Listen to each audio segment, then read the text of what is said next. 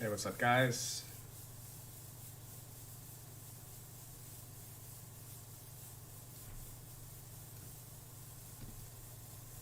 Okay, let me just share my live.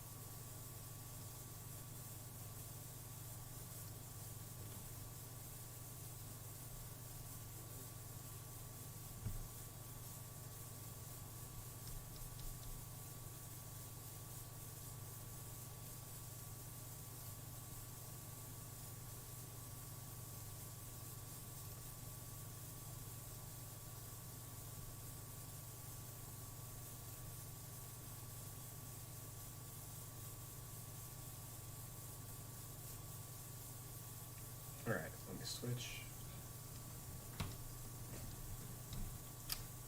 Alrighty.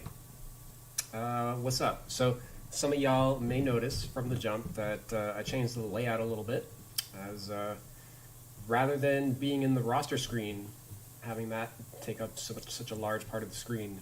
I figure really what we're working on for the most part is this document anyway. So I figured that's we're gonna make that the priority for the purposes of the stream. Makes it easier for people to parse, etc. So that's what we're doing here. And if people can't see like if you need me to make the roster screen like a little bigger, like so, just let me know. I didn't want it to take up too much of the screen. We'll leave it right there. But yeah, so pretty interesting day today for the NBA. Before we dive in on the Rockets,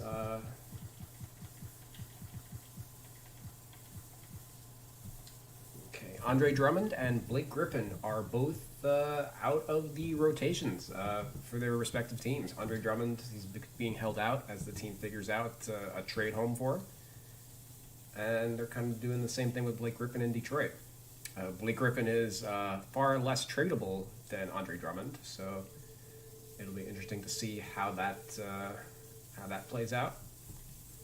But Blake Griffin's also been awful in his minutes, so like this just might be the team prioritizing. Listen, we had our shot. Time for Sadiq Bey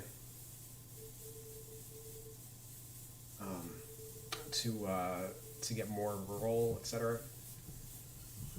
Prioritize development.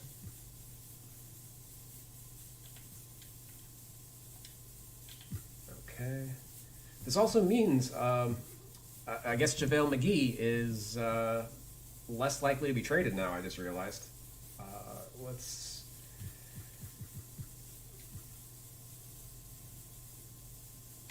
turn off that for Allen. Man, this program is so fucking laggy once I start streaming.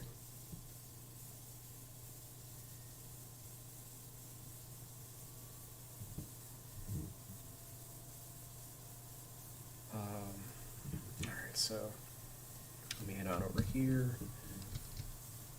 And the Cavs they collapsed since the last 2K roster update. I think they're like 1-8 or something like that. So they fell off pretty hard. They were defending before, but I guess a lot of that was tied into Larry Nance Jr. He's been sidelined.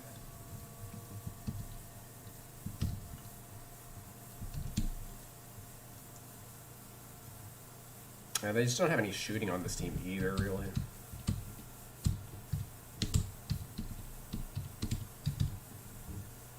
Hey, what's up, Bray? Damn, you said it as I hit send.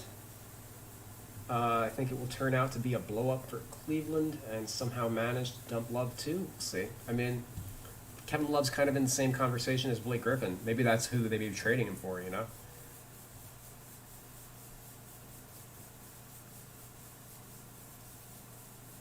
Although that doesn't solve a problem for either team. It just shuffles the deck a little bit. Let's actually just check in on Cleveland real quick. Yeah, their defense collapsed. It was top like 5 at the start of the year, and offensively, they just don't have the talent. And Colin Sexton also not really shooting threes. So like they're not. There's just no shooting on this team. Only Chetty Osman's really taking them, and nobody's really shooting it like at a pretty high percentage. 3.5 threes a game for Colin Sexton on 17 shots a game. That number needs to like double, realistically. Yeah, Coro not really doing much. Jared Allen's been fine, but yeah, Sexton's numbers have been tailing off pretty hard, it looks like.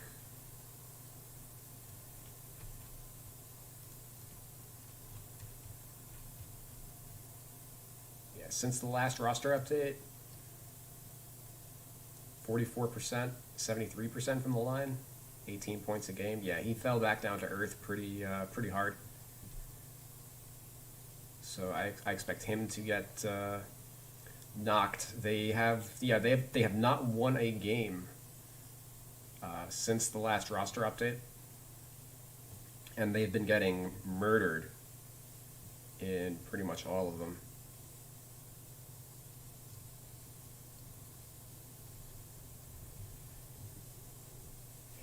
Hagan's gone in Minnesota, and Tristan Randall in for Frank Mason in Orlando. Yeah, I saw that they were looking to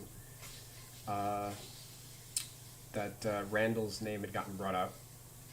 Hagan, who got cut for Hagan? Or who are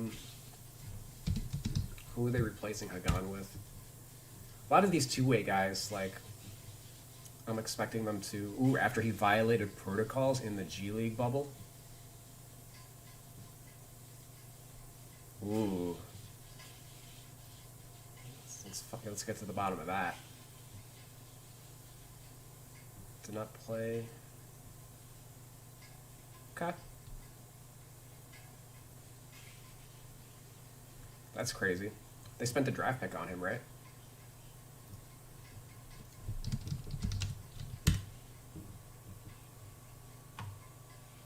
Or if he was undrafted, they're not going to care, I guess. Yeah, it doesn't look like he was drafted. But oh well. Higgins.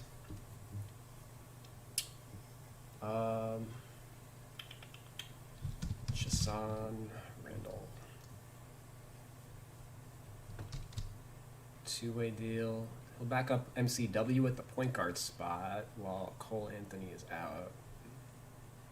Oh, Michael Carter Williams came back. Okay, cool.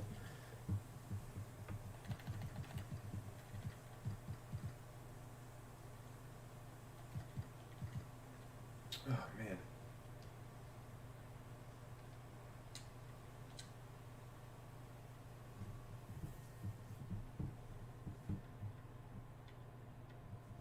I don't know if I need to upgrade my internet or computer, but this was working until this was working lag free until I hit the stream button. Obviously, streaming takes up a lot of resources, but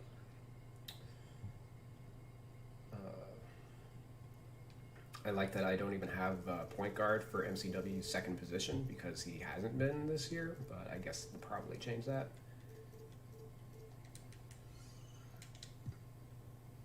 Alright, MCW's back. And we gotta cut Frank Mason.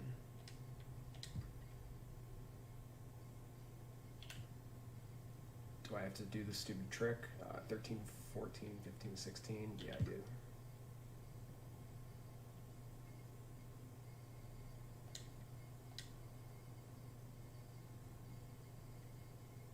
Are they 500 though? Contract.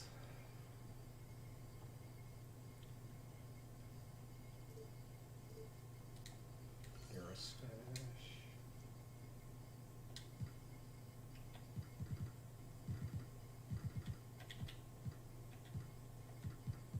Oh my god.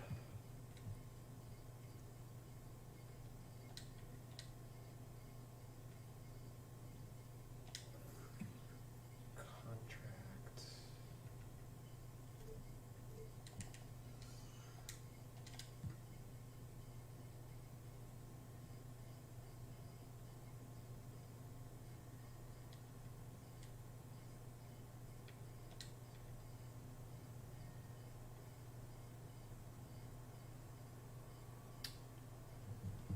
If you take Randall and change his age and years pro, you can add his two-way.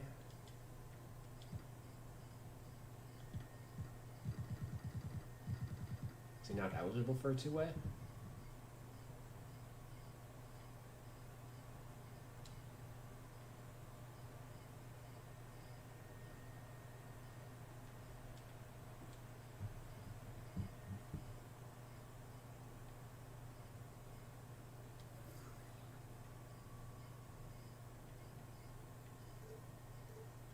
No, he's fine. Anybody can have a two-way.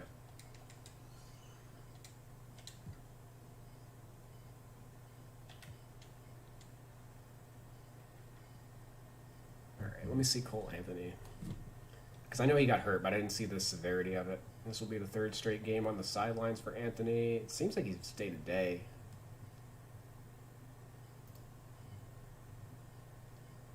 Yeah, right shoulder strain.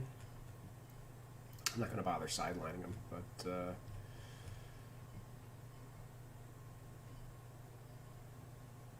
what am I looking over? Let's just do that. Orlando. They're another team that fell. Oh my god. Yeah. That's the game that Fultz got hurt. And since then...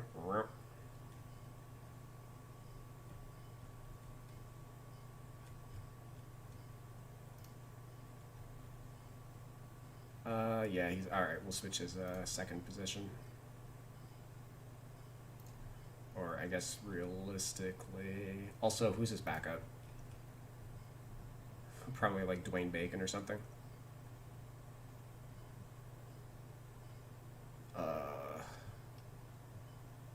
Birch in for Clark. Okay, in for MCW. Yeah, so Dwayne Bacon's get like the backup point guard right now, it looks like. Or like, I guess Terrence Ross is it here? Or are we considering Chuma Okeke, Michael Carter's backup? Nah. Yeah, just like an all hands. Like, that's not like changing secondary position type stuff.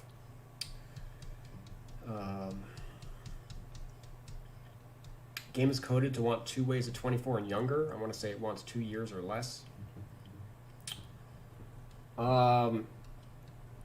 Yeah. Well, what is it in the NBA? I know there is an actual cutoff. I think you're not allowed to have a two-way if you've played 4 years in the NBA.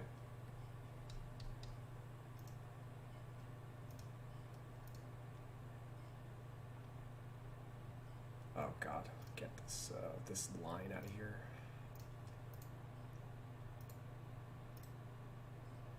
Okay, 6, 7, 8, 9, 10. Let me just finish off Cleveland.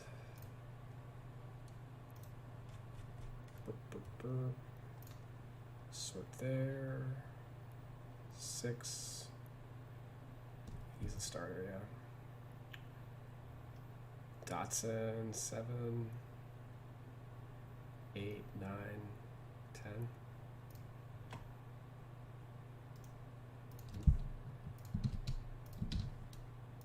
Also, where's Dean Wade? Oh yeah, 8 minutes, 22 games, but only 8 minutes a game. That's a weird split. 11, 10, we have Windler over McGee? Windler on, yeah, Windler over McGee. Okay. All right, that's their IRL DC.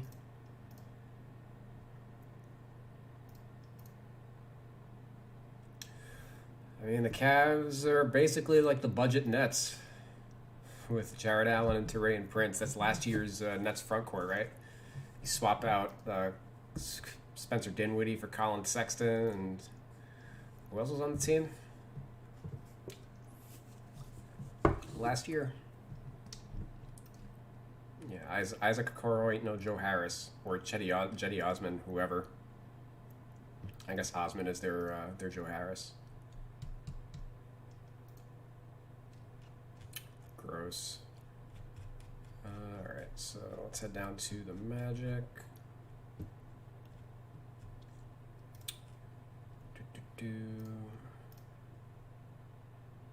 And has Fournier been playing? I didn't see if he was back yet, or I wasn't paying attention to it. I don't think he's back.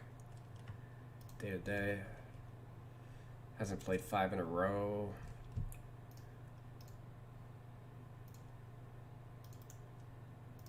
Yeah, we'll sideline him. And we're gonna add him back in. And we're taking him all the way down to Purgatory.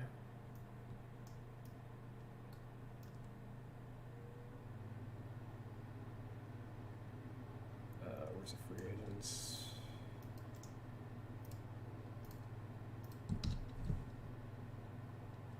And where's Chasson?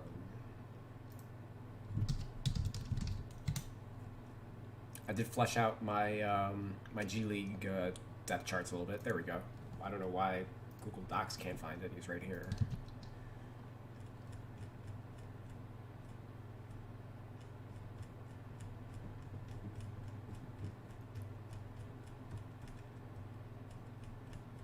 Damn, this document's fucking massive. All right, let's just slot him in there. Put Dwayne Bacon, I guess, as the starter. And, I mean...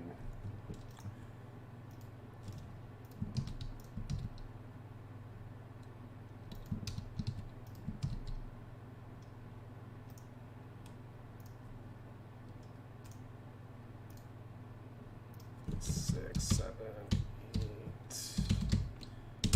10. All right.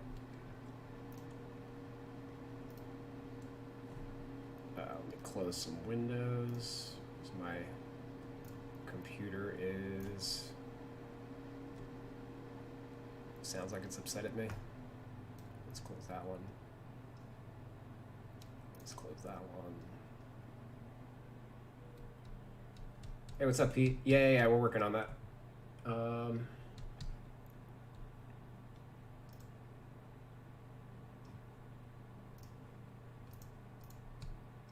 Chasson. Oh, looks like I didn't do his ratings. Since they are not highlighted in green. I don't know if I care to do a Chasson Randall edit at the present moment, but let's sideline Fournier.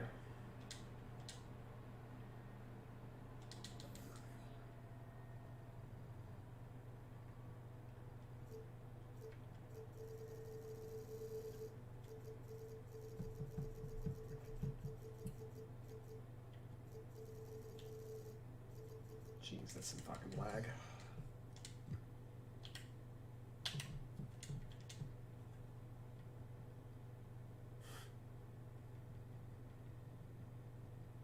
Yeah, they are all hurt, and I guess second position for this Joker.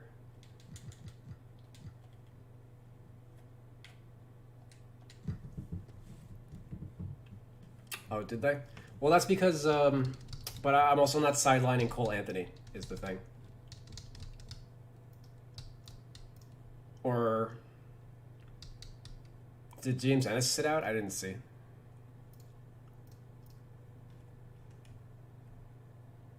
James Ennis is day to day. Yeah, I'm not too worried about their exact. Yeah, Cole Anthony and James Ennis are day to day. Fournier is like technically day to day, but he's missed 5 games in a row, which is why I'm taking him out. Like Ennis has only missed 1 game. I generally don't. This I'm not going to worry so much about. Philosophically. And then Detroit, we got to take Blake Griffin out of the rotation.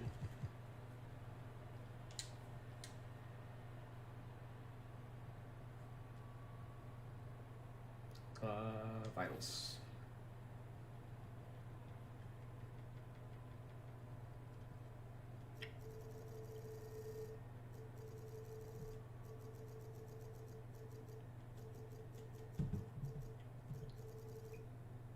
I don't even know what to. Sure, 30. Ray Spalding of Rockets may have an Achilles tear. I saw that he left the game. Was it on a non-contact thing? I didn't watch it. That's annoying. That sucks for him. Ray Spalding.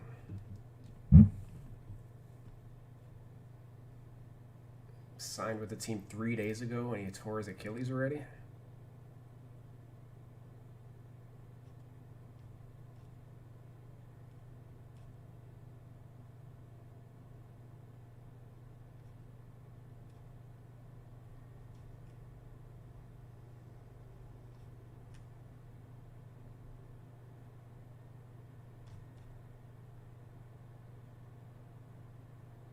Damn, that's their second one this year.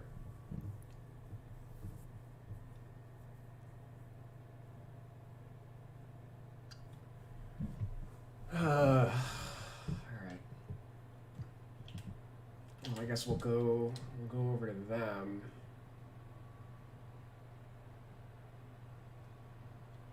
Since we are going to work down the Rockets, who are like my last bastion of once we get over the Rockets hump. It's all going to be downhill after that. So I'll showcase what I mean. Injured reserve. I guess he's the starter. Delete and then 7, 8, 9. Oh man, they really want to find out what they got in Cinco Domboya. 12, 13, 14, 15.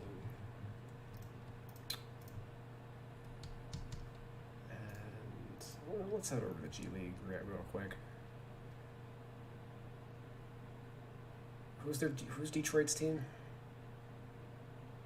Or are they loaning out a bunch of players? I can't remember.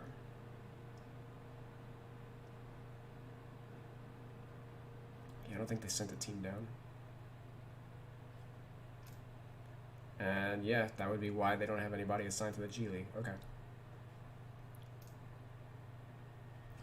If it's not a tear, it's a bad sprain. He was crying on the bench. I mean, anytime you hurt your Achilles, like NBA, I've never torn my Achilles, so I don't know about the pain threshold or anything like that. But in terms of like his professional career, like, you know, you get to this level and you want to make life-changing money, and he just never really got the opportunity, unfortunately. Like, he probably hasn't made $1 million in his career. Probably like less than $500K, if anything, actually. Exactly $1 million from his rookie contract.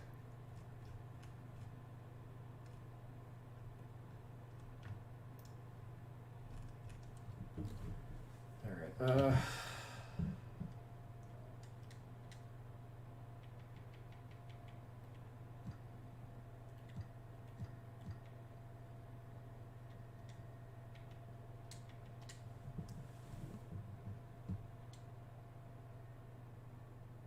Grand Rapids Drive is no longer a new team next year. Motor City.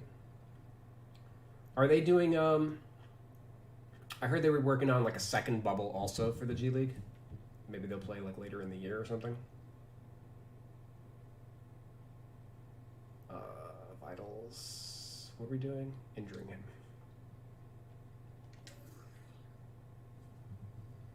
Although, so if he got hurt on the two-way, they're probably going to cut him. And you can't release injured players for whatever fucking reason in this game. So, well, 15 days. Like, I might as well just leave it at 1 day.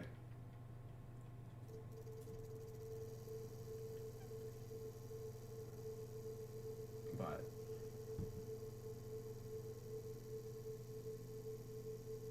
yeah, let's rock there.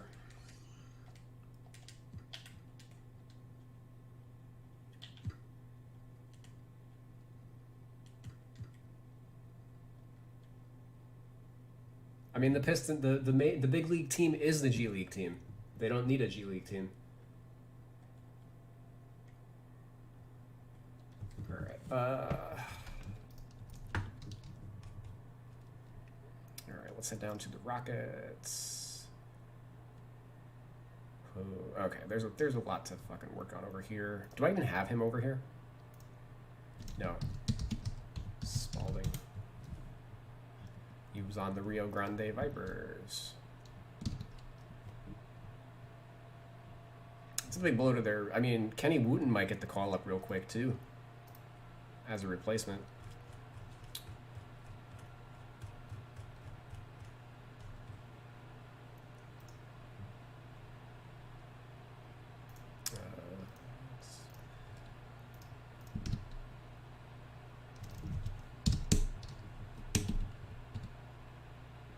Oh, wait.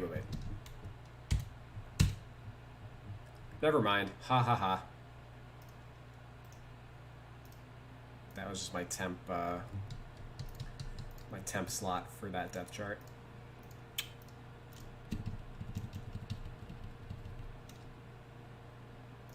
Okay, so you're injured reserve.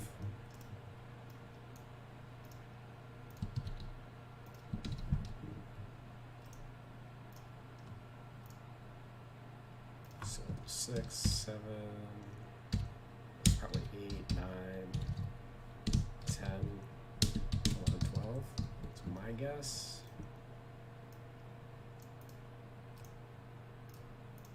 All right, we got something to work on over here. All right, let's head on over to the Rockets. Let's see how accurate that was.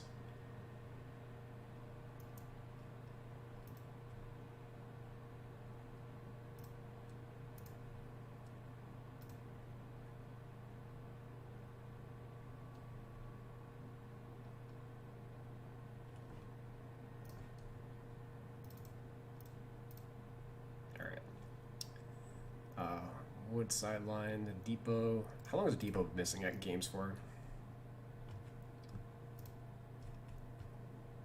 He's been like on and off. Okay. Wall. Let me just check Wall. Wall's playing, right? Yeah, he's just not doing back-to-backs. Yeah, first game of back-to-backs, he's sitting out. Okay.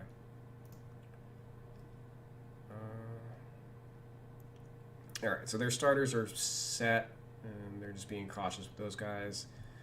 Gordon is the sixth man, but racking up starts because these guys were in and out. Daniel House, I think we're moving him to power forward based on what I saw from the rotation. And man, he's trash this year.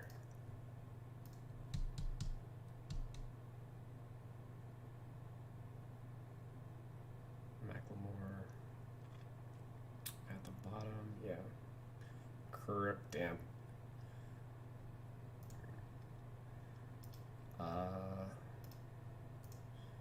Nwaba Brown, did I have that right? Oh no, Nwaba plays, well, technically off the bench.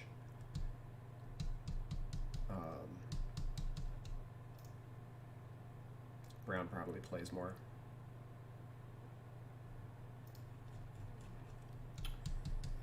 seems every game the Rockets are missing someone. They've been playing Nwaba a ton at shooting guard. Tate alternating at small power forward. I feel like Tate's actually the backup point guard whenever I look at the lineups for them. How many games in a row did they lose? 5? 5 in a row, 6 of the last 7.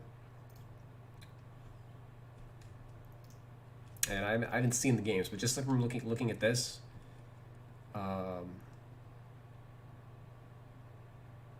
or is it this game or is it the game before?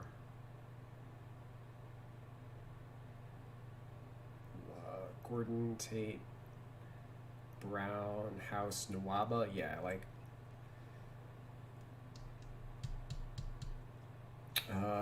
Well, this is actually, he's probably the 5 in this. What's the game before? I think so.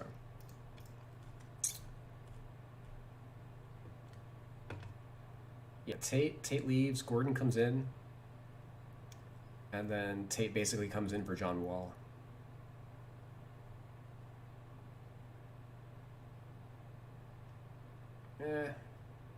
I don't know. There's a lot of moving parts here. I know there have been some games where he has.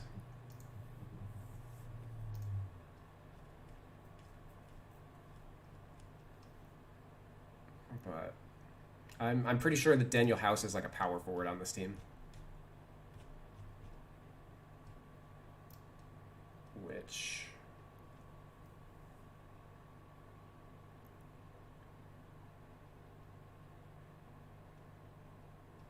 yeah, Nwaba. These numbers right here would reflect that these guys are playing the 2. This would kind of reflect that he's playing the 3, but he just crashes the boards hard, so not a ton to read in there.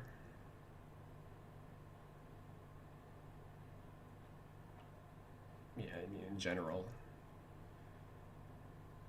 they don't get a lot of rebounds. God, I hope Sterling Brown's not like the backup 4, actually. He could be. He's rebounding better than PJ Tucker. And yeah, that's another thing, is like, because the injuries also for this team,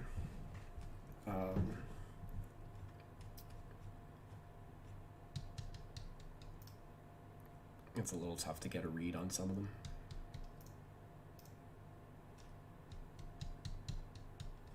All right, let's... Yeah, because he ain't playing, so like...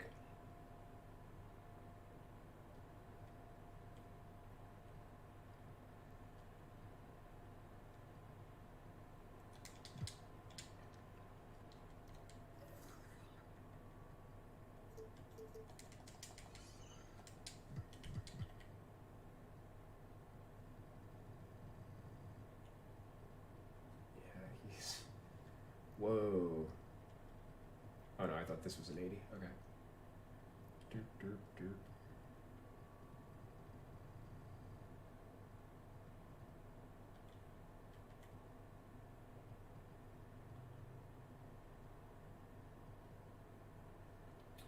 Yeah, I don't want to put Nwaba at the 2 because, like, the only way we're putting Nwaba at the 2 is if we're putting Eric Gordon at the 1. Which maybe we are doing. We'll see.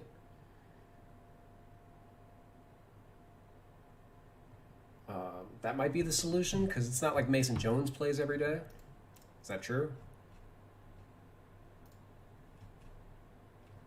Yeah, no, he's not in the rotation.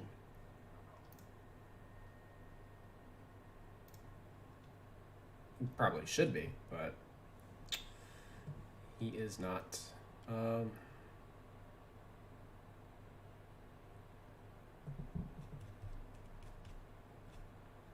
Play-by-play.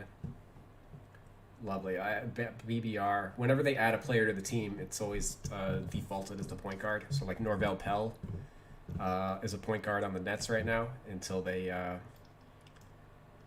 basically until they notice and clean it up. And I just can't stand how because they use heights to determine this, like Ben McLemore is 6'3", so he gets classified as a point guard in his lineups. It's like, As long as you're aware of that when you look at this, like I've seen some roster editors who they just use, and some like some of the bigger roster editors who just use this page as like gospel, like they have no idea how to interpret it.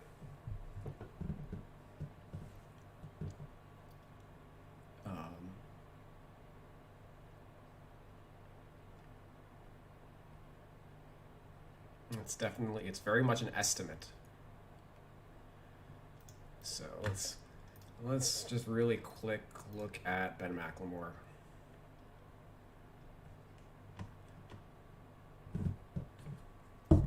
Yeah, Mason. This is why I have Mason Jones at a point guard, even though he's like a natural too, because of this lineup. Although you could argue that maybe Tate is the point guard in this lineup because he's a good ball handler.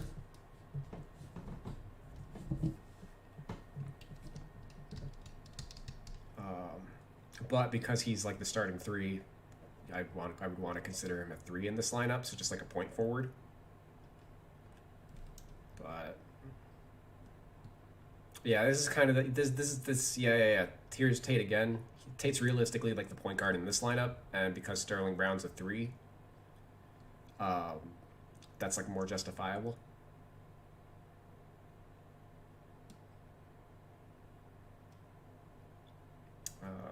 What are we looking for? We're in McLemore's positions. Jones, Mac, Brown, House, Kurus. Jeez, I wonder if I'm putting Kurus at the five on this team.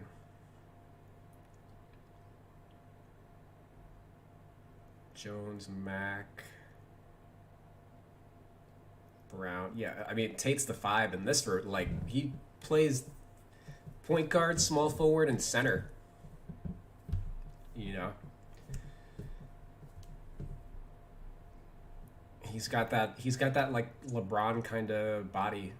He's a little shorter, I think, but if you've got a good base of strength and can handle the ball, you basically can play 1 through 5 in today's league.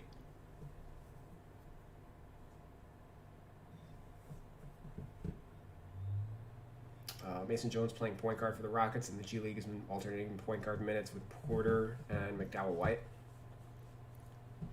Brown alternates at 3 and 4, even though it had spot minutes at point guard earlier in the year. House plays power forward and small forward. Tate plays small forward and power forward and spot minutes at center. Nwaba plays shooting guard small forward because Gordon slides to backup point guard a bunch. Yeah. I mean, Kurix also was 5 for the Nets in the bubble, because they didn't have any other options. He's definitely not a 5 by any stretch, but you know the Rockets are more or less in like any port in a storm mode, and PJ Tucker is the league's it's very difficult for him to get hurt, I would imagine, because he's not athletic at all. He just runs to the corner on every play.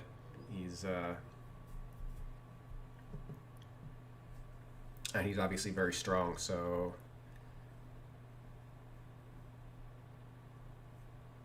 They're going to have they have 30 minutes at the power forward position already locked up, no matter what, for every game, at least until they trade him.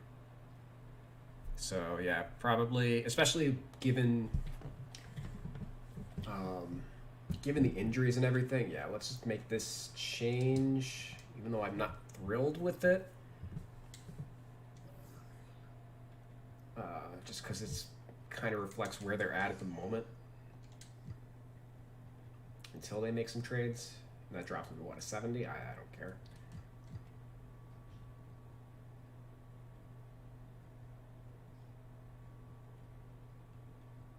Brown. We're going to move to small forward, power forward.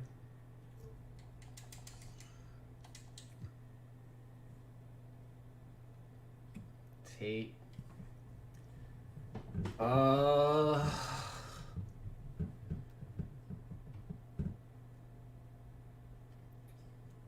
I'm leaning towards 3 and point guard, but I'm going to leave this for now until we get maybe a little more concrete data. Let me just finish McLemore.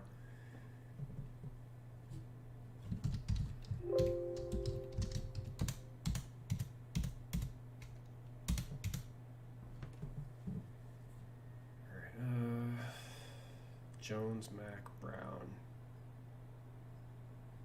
Jones, Mack, Brown. Of course, yeah. Tate's a power forward here. Cousins 5. Jones, Mack, Nwaba.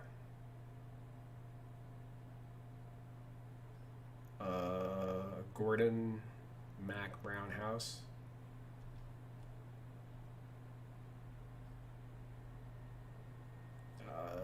Oladipo, Mack, Tate.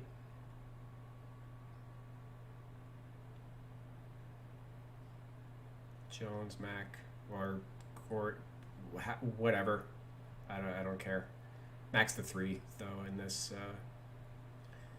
configuration, and Tate's a 4.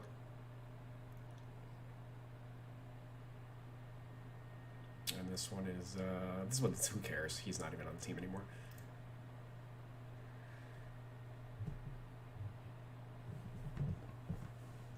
Yeah, I mean that's what their roster is, right? 2 through 4. Like their point guard is that size too. How do we get to fucking height? Oh my god.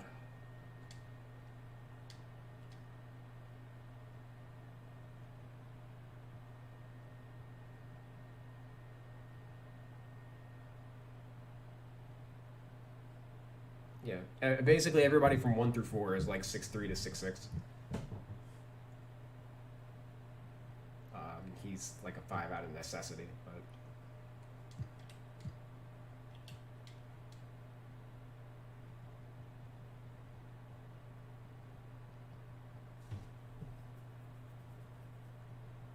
definitely not ideal. All right, I definitely need to bring up Mason Jones's rating. 2K brought him up before I did, which is not a great look for me. But I don't even know where to begin with this team. All right, let me just clean up over here. All right, so power forward, 2020 shooting guard, small forward, default.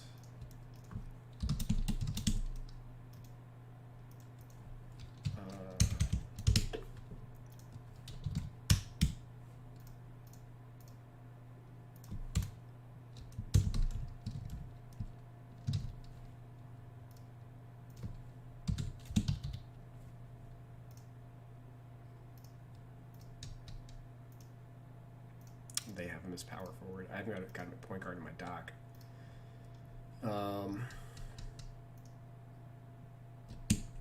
guess let's get to the bottom of Eric Gordon.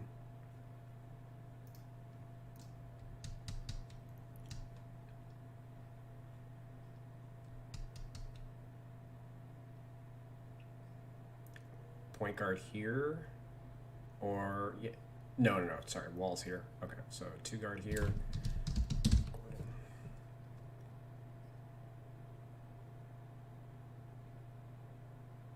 He's the 1 here. Or, okay, let's make this easier. Wall, okay, so Wall lineups. Harden lineup. Gordon Depot. Gordon Brown, or Gordon Nwaba, okay.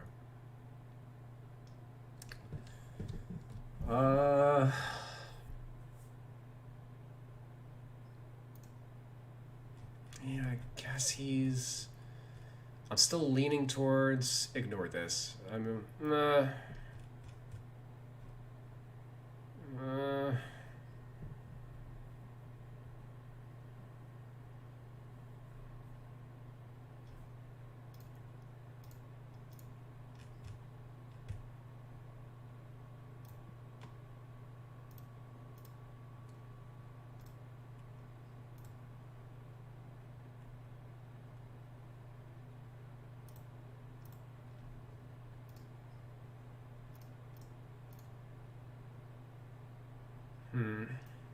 yeah, all right, so I guess we're considering Depot the point guard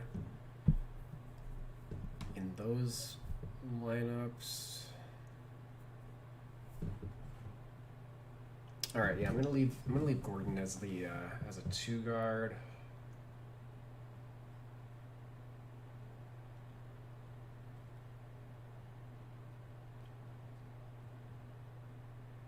And this won't matter because he's not in the rotation, so yeah, Eric Gordon's the point guard off the bench for this team with a little bit of Depot.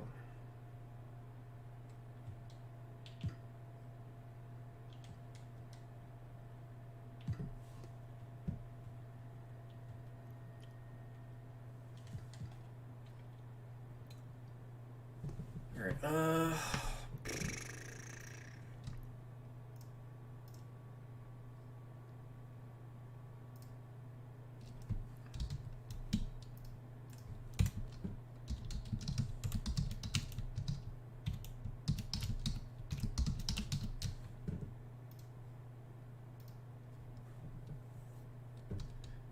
Tucker is not a 5, right? Or I get. Well, never mind. He's getting 5 minutes now that Wood is hurt. But when Wood is healthy, I don't think he's going to see much time at all. That's right. We changed to this guy.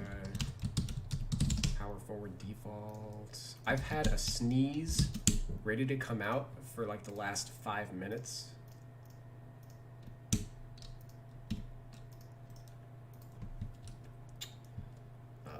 2020 power forward. Yeah, we'll do like that.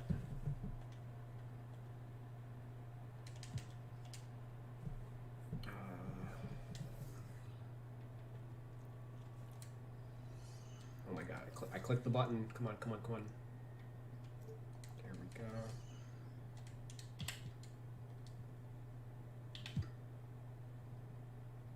Oh, and so once the Rockets team is done, it's smooth sailing. Because what do we got after that? We got the Spurs, we got the Suns, we got the Thunder. Thunder are going to be dumb quick because they have a short rotation and half the team is either in the G League or hurt. The Timberwolves, same thing. Like half the team is not really playing much. Oh, that's right. Hagans. We got a cut. Golden State, half their team is hurt. Kind of the same conversation with Washington. So realistically, on like all the teams after the Rockets, we're only editing like 10 guys on the team.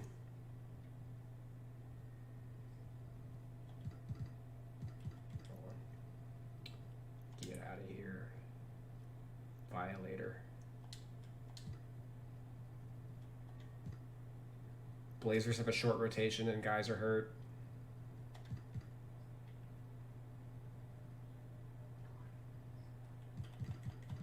Yeah.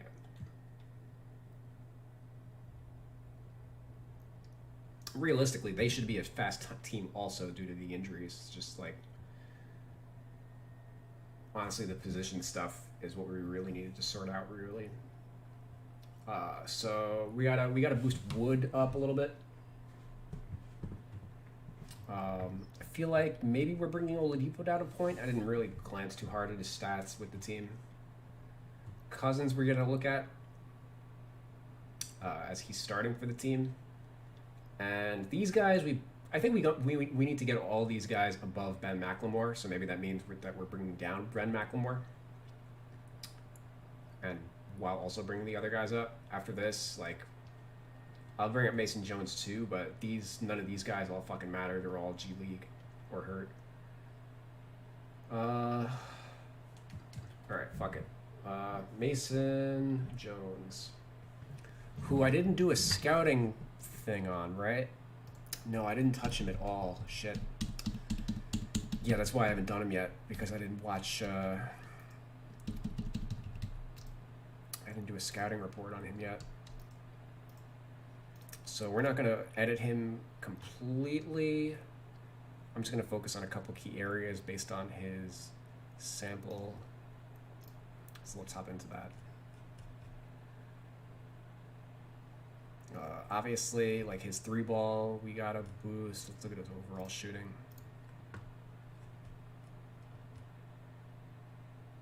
He's efficient from here, 7 to 14. So 50%, 50%, 47%, 63%. Yeah, like shooting very well to start his career. So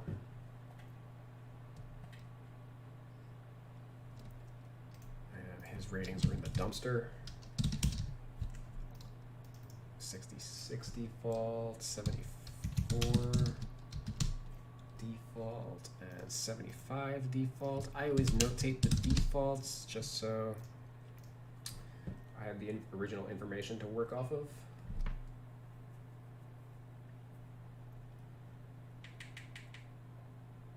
And in the case of rookie,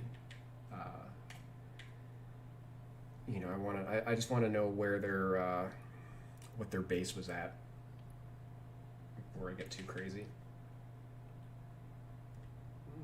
Let's do 80. Obviously, a very small sample with him. It's mid-range.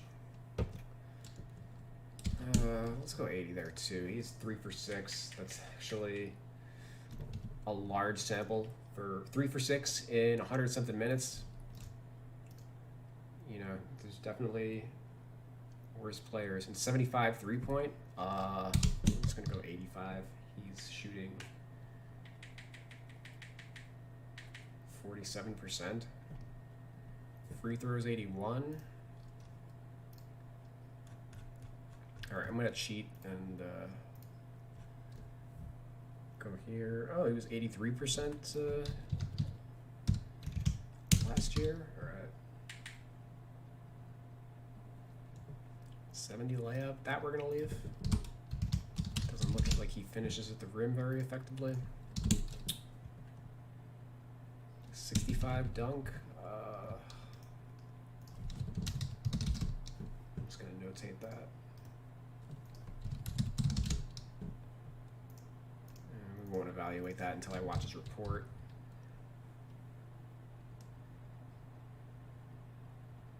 Draw foul.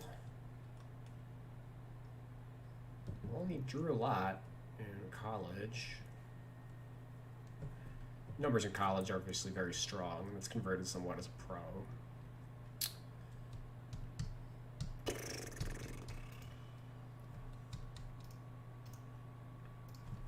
Just notate that real quick. Post control is at 40.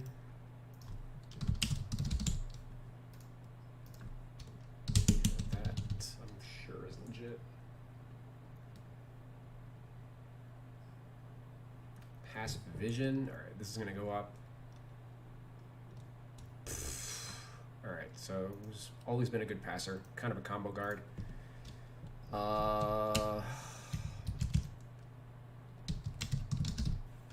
They basically underrated him by 10 points based on his college production. I don't know if 2K actually did any of these or if they just copy pasted from that draft class that was uploaded.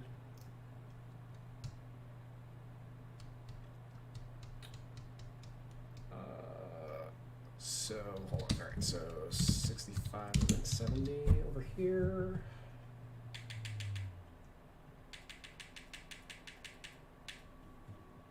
Shot IQ.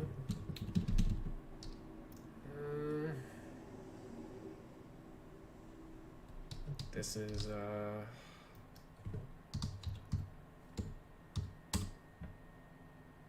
damn it. Times 3 plus minus 20.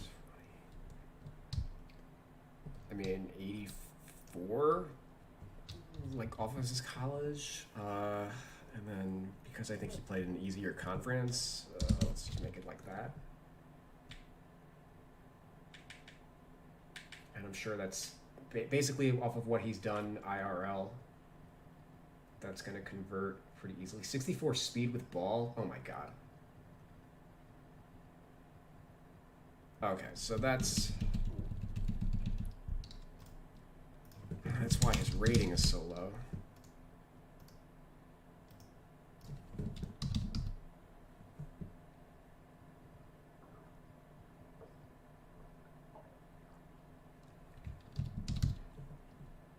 See it over there. And quickness, they have 10 points higher. For God knows how they come up with this.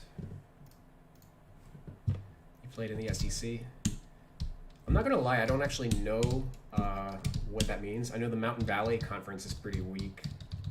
Generally, when I see a second round pick or an undrafted guy with like ridiculous stats, that you just have to assume that the quality of their competition wasn't there. Like Dylan Windler, for example, posted like his college stats are ridiculous.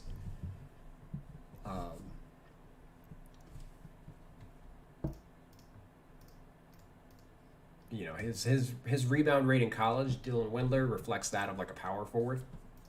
Meanwhile, he's like a 2 guard in the NBA. All right, so tentatively, we're gonna 75 all of these without watching like any tape on him. Could very realistically be faster than this.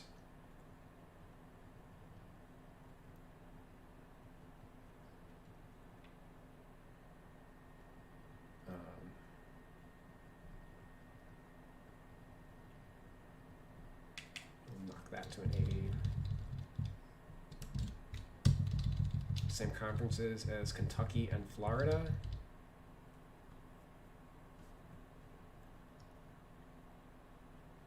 Are they a good team?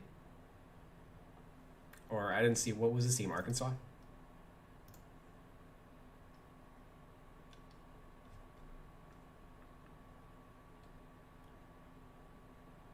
Oh, well, that's probably why he was an undrafted junior, but only 2 years, so he got hurt in what, his rookie year? Or freshman year?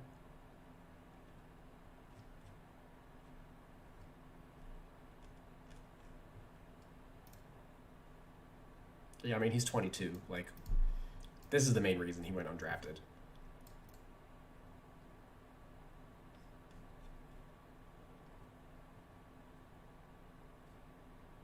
But I like him. All right, offensive consistency. I'm sure this is gonna go up 50 falls. Let's just call it 65 for now. Nope, I lied. We're gonna go 70. I'm not gonna beat around the bush here. Defensive consistency 45. Yeah, that's probably an issue for him. Without watching any tape, his steal rate his steal rate was high this year. It's high. It's low in his NBA minutes. High last year, like much higher than it was in his first year. Pretty high usage rate. We're here.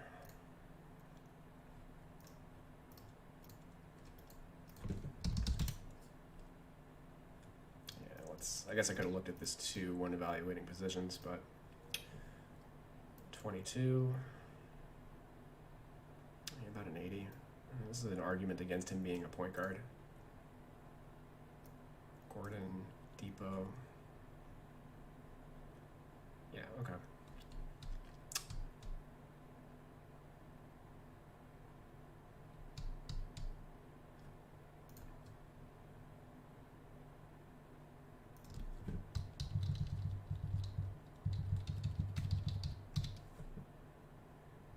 So steals, I had 2.7 in college. How do I convert that again?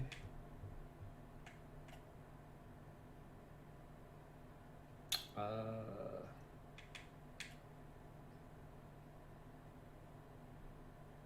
88, 86, 5, yeah, 83, and then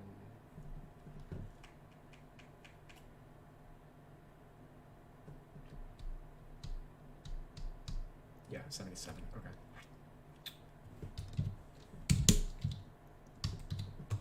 And then blocks in college was not great, so we're going to call that a 38.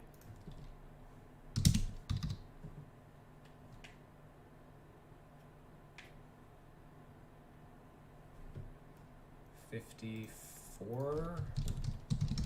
It's kind of an odd one. Normally they're pretty low on those. Rebounding.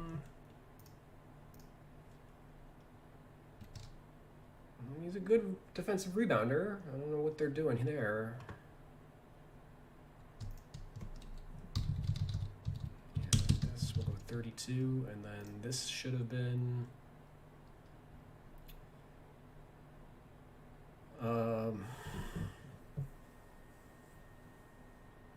66 converted to the pros. 61. I don't know. They definitely docked him there for some reason.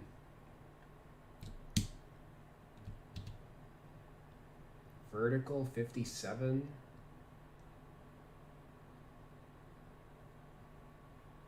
Oh my god. I mean, this 55.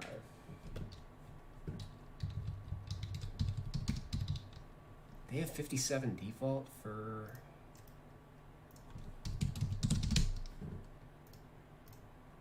Mason Jones. I'm gonna have to watch some of him later. That doesn't pass the laugh test for me. And then stamina. He played 34 minutes a game last year.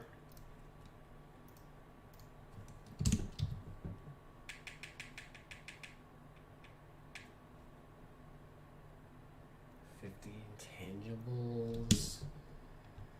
He is on the two-way. I mean, he's already kind of outplayed the two-way.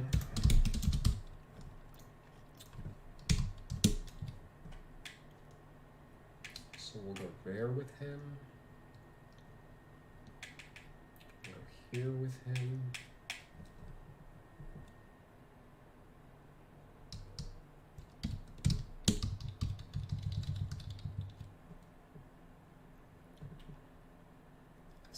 For help. Yeah.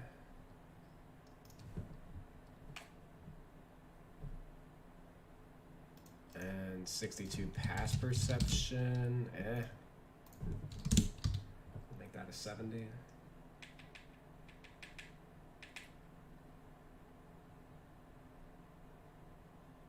Where's his decon? 45? I'm gonna go 50.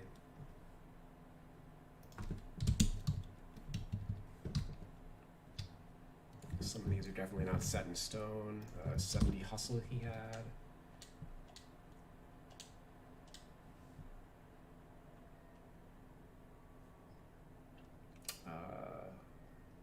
And badges, will probably, when I watch tape, I'll throw some badges on him and that'll bump him up to like a 74 or something probably. But attributes.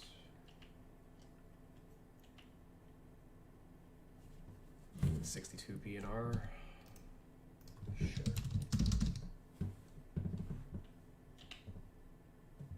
$80s for durability. I think all players that get added should just have a flat, like, these attributes are so fucking stupid. Like, adding them to the game 10 years ago or however long ago it was like one of the worst decisions they ever made because they never had the infrastructure to like actually follow through on any of this.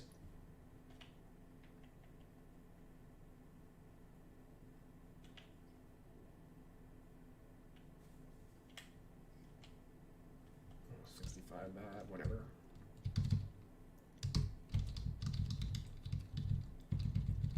Okay, pretty much everything that we're leaving blank. We need to get a better handle on. This is actually, I'm going to raise his draw foul.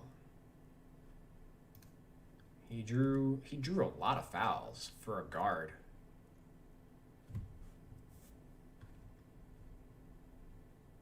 Like 10.5 free throws per 40 in college? That's That's legit.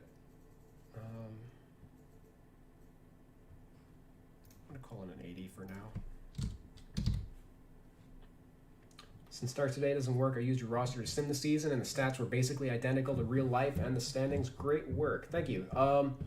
They're not entirely done. They're done for the first 21 teams. And when I say done, I mean, like, you know, they're never done. They're just up to date-ish.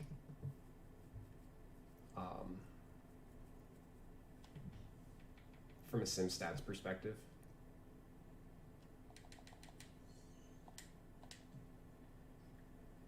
It's not just the reason my stats come out better than 2K's. I think it has nothing to do with like the tendencies themselves, but because I put more control on the rotations and stuff, like with forcing certain players to not start, etc. They're getting the correct amount of like lower use. Whoever's the sixth man in real life is going to continue to be the sixth man in the game because I have like forced non-starter applied to them, so they're getting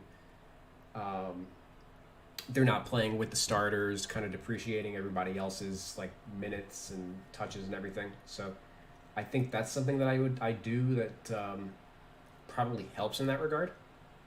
It's not something that like I ever set out to do like intentionally. It's just like a residual effect of the work that I already put in.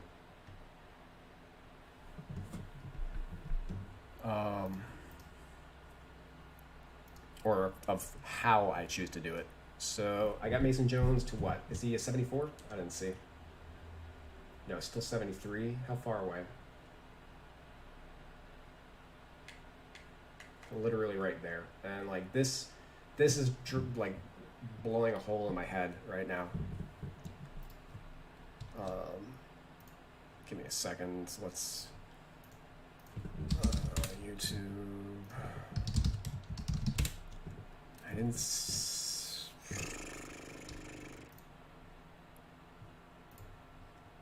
I didn't want to watch the tape, but here we go. And why is this? This is gonna get hit by the copyright claim, but whatever.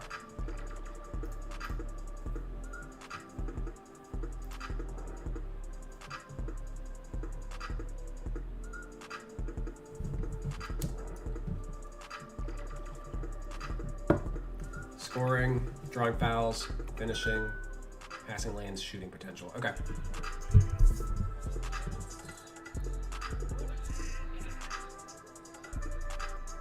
Or let me actually just mute it. We don't need the music. Put a ton of pressure on defense as a driver. Deceptive, uses his body and off arm to create an advantage.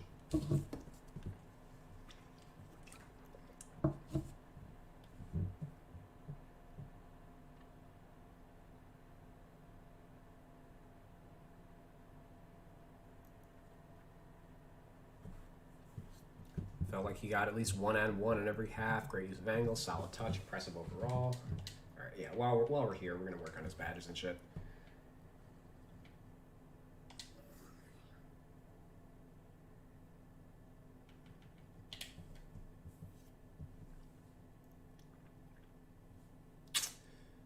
Loves to size up the defense with between the legs. He uses hang dribbles, hezzies, pullbacks. Nothing much more than that. Okay. You go acrobat.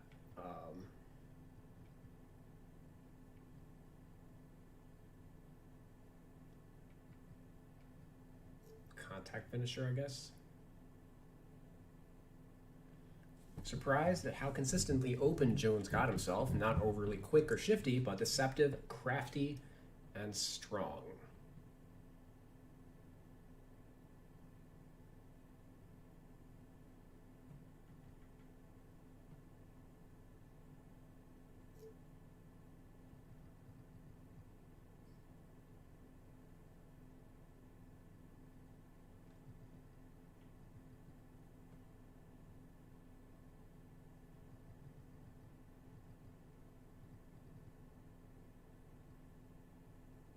Gave it to some of the best players in the SEC. Might have been the best performer on a game-to-game basis.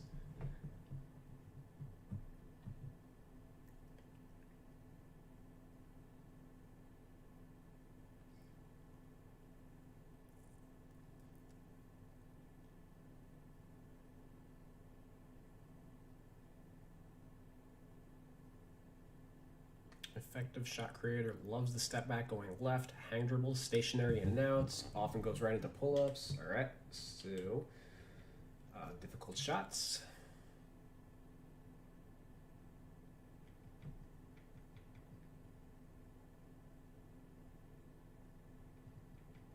Probably space creator.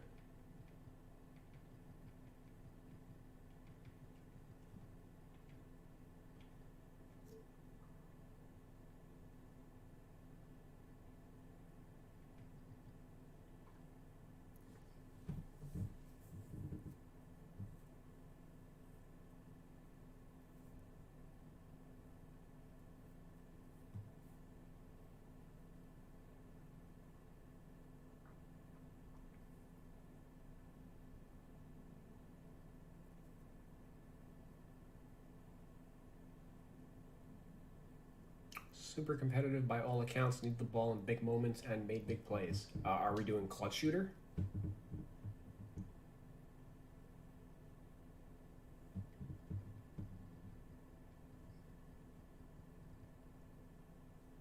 NBA range, shot 48% off of screens, has some work to do as a spot up shooter and off ball player. Potential is there.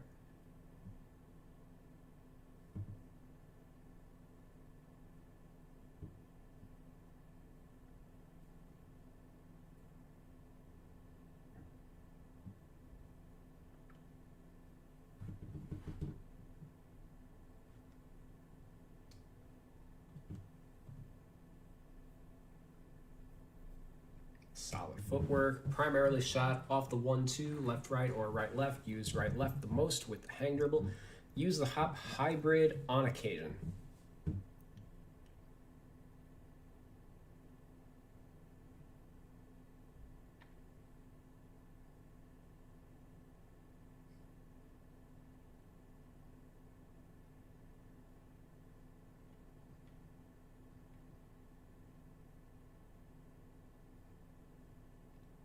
Solid jab series, composed shooter, plays at his own pace. Weight is often distributed to his toes. Tatum-like in that way. By the way, this scouting report is by Hoop Intellect. I've been using all of their videos for my rating scouting, etc. Would highly recommend you subscribe to them, etc.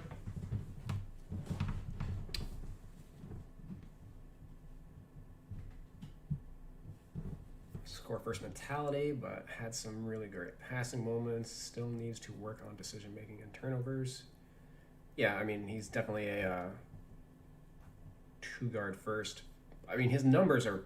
He was like the James Harden of college. Statistically, it looks like.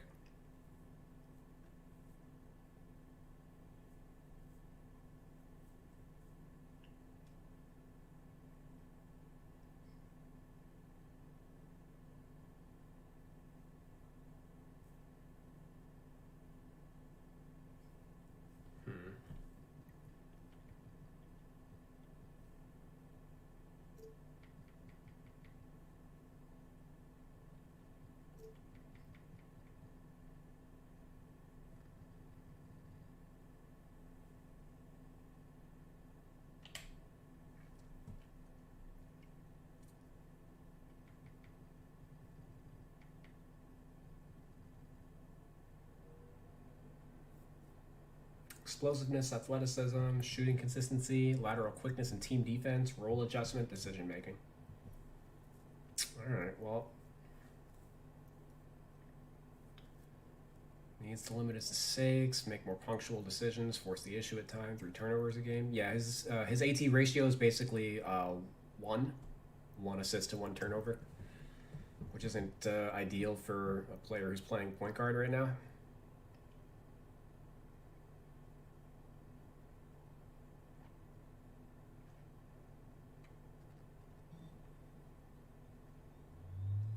I don't know, I'm like struggling to see how he went undrafted, whereas like Skylar Mays got drafted.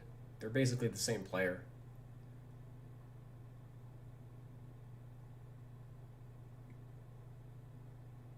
Lax as an athlete, rumored to have increased his vertical 6 inches, but it's left to be seen if that'll translate to the court.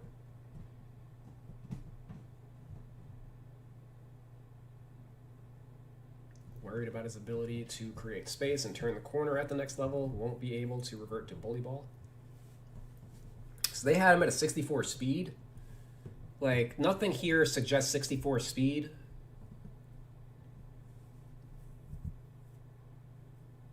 You know what I mean? Like, this is it's like 70, the 75 I gave him, I think, is fine.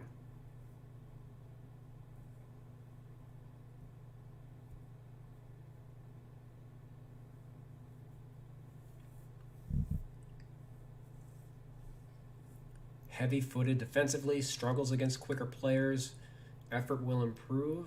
I don't know if he's capable of being a plus defender. That might be why he also slipped out of the draft. Because if he's only like if he's an offense only player, you know, that that doesn't make him a high end prospect or anything, you know. That makes him ideal for like China. Would likely guard 2s and 3s, guarded some 4s, had some glaringly bad moments on this end. All right, so he's like if James Harden and Jimmer Fredette had a baby. I guess he's not the shooter that Jimmer is, but bright spot. I like his anticipation, playing passing lanes when engaged. All right, so I'll give him interceptor.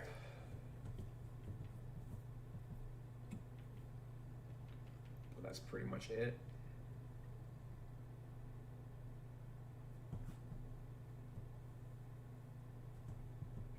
Allowed opponents to shoot just 29% on him, partly due to his matchup. Eye test clearly tells you differently.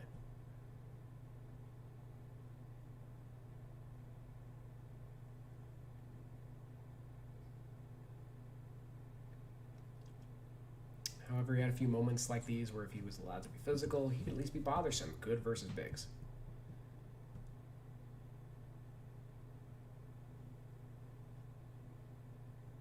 So he's like a long-term 3 in the NBA.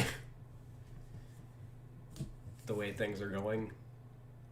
He's as much a 3 as Langston Galloway is, right? Second round undrafted.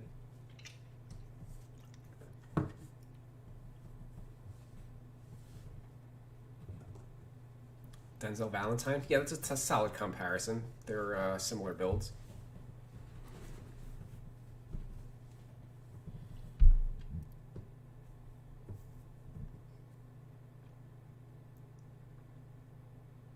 Both limited athletically.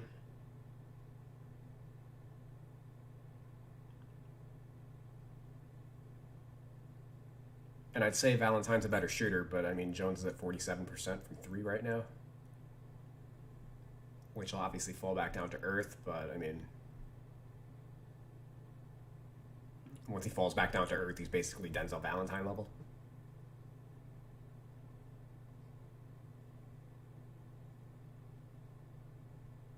Yeah, okay.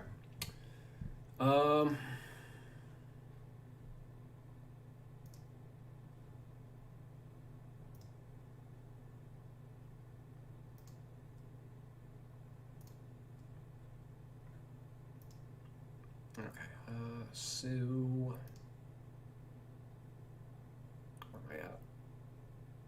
Mason Jones. Let me get out of the Madden and we'll just finish him off. Attributes 45 and 45, let's say. 70 layup. That should be higher. We'll go 75.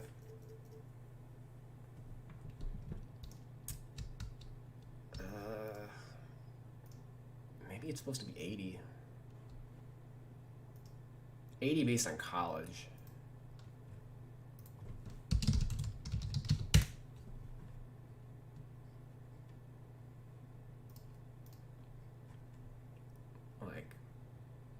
This is a small sample. The 71 assisted percentage is kind of gives me a little pause. He's not getting to the rim. And I mean, 7 of 14 from here definitely means he's like stopping short a little bit. So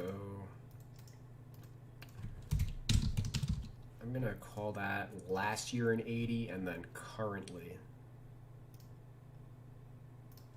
a 75. All right, so let's finalize everything to here.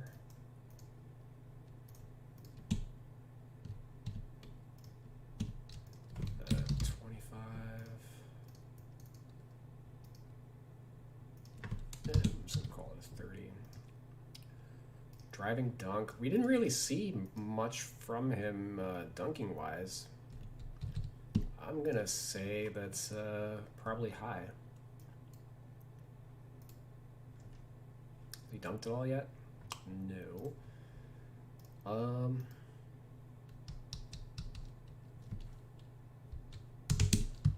We're gonna go 50.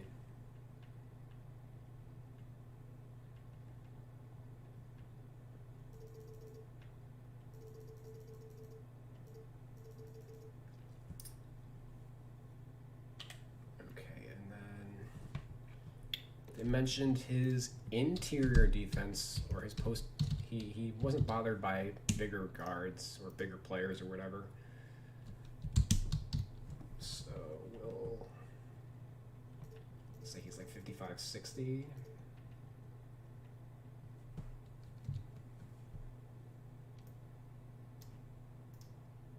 Okay, and then vertical, we're gonna call him 60, which is pretty low for a guard.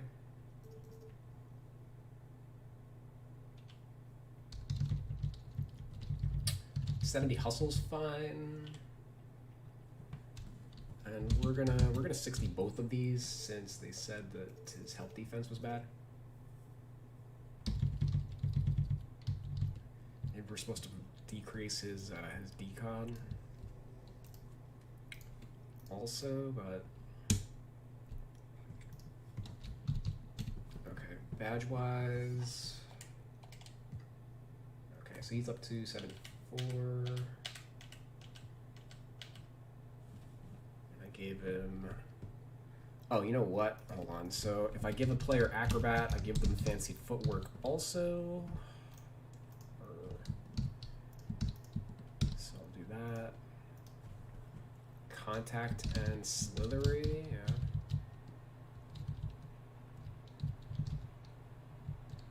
I don't think he needs any of this.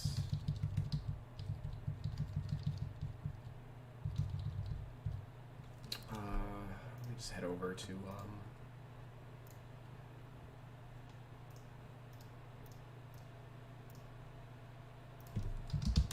I doubt he would have the possessions yet to pop up here, but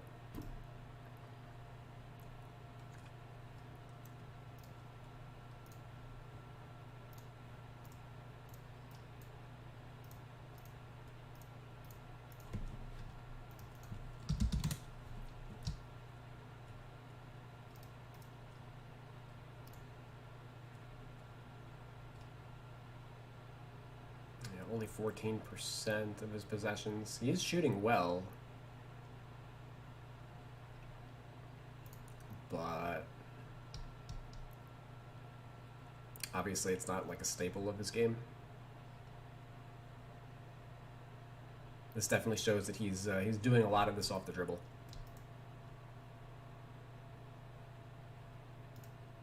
So we'll pass on some of those. Give him difficult shots. Let me just slide over. That's the only one I gave him.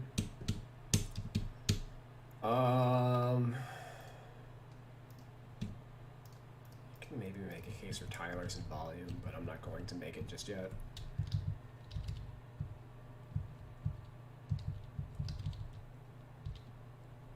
I'll give him pump fake, maestro, or whatever the fuck it's called.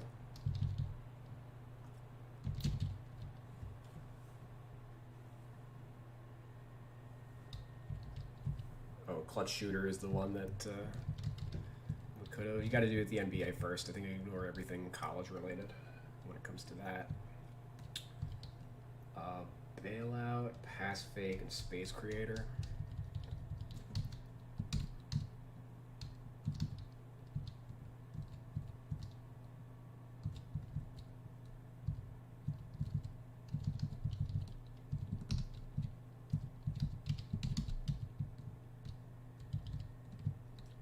and defense is just like interceptor.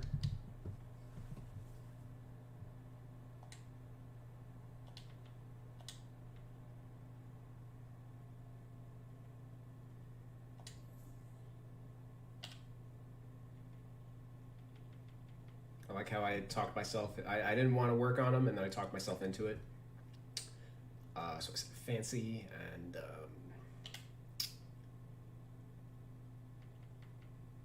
hump.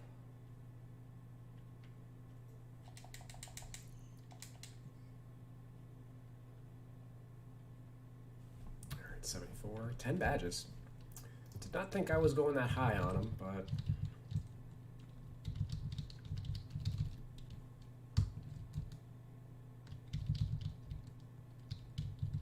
I guess as a 22-year-old, he's a little bit more of a finished product than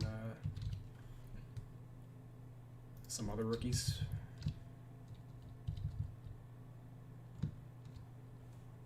Oh, also, what did he shoot last year? Because this 85 that I gave him is,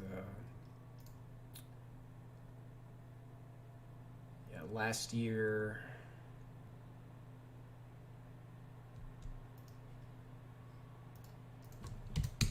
Say last year is like a 77.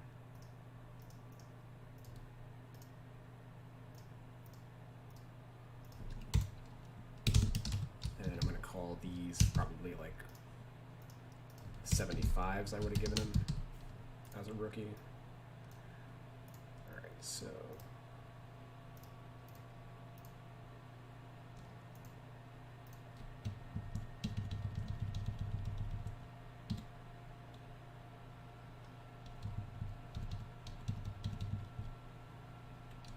looks good.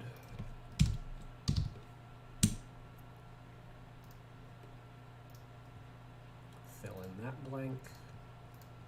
Kenny Martin Jr. I'm not going to bother with because he's played 69 minutes.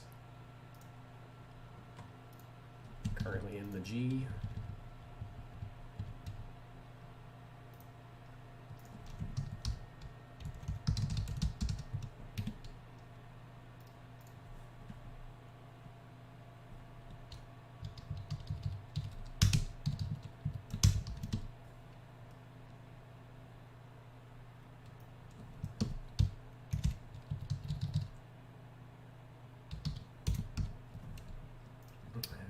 He got cut already.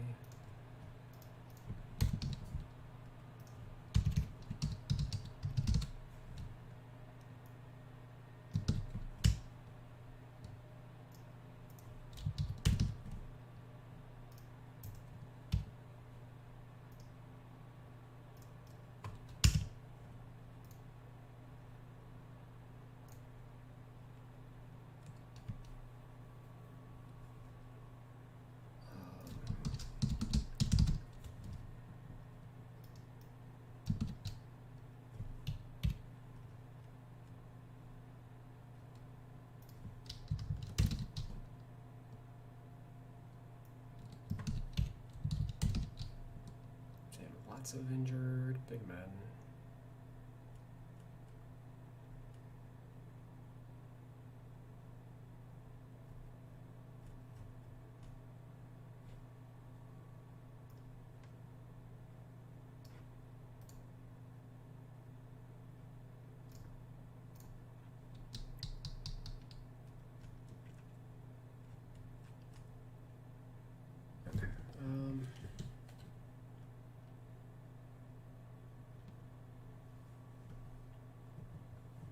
Let's see John Ball.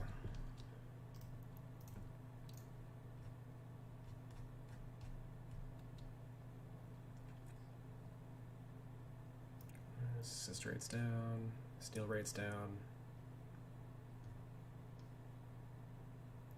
foul rates a little down. Threes up, free throws up.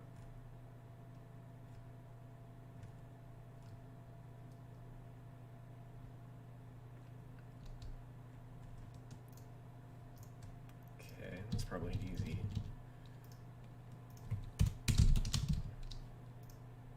Or technically 2019.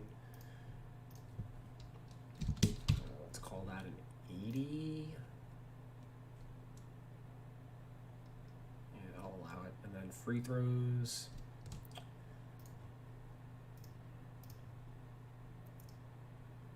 Oh, that dropped off from being started off much higher.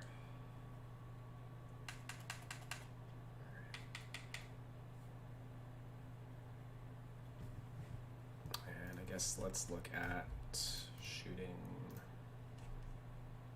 mid-range 71. Yep, that's perfect. 14 of 39. Yeah, that's perfect. Is he dunking at all? 4 dunks. It's probably enough to keep a 65. I'm gonna drop him to 60, I think.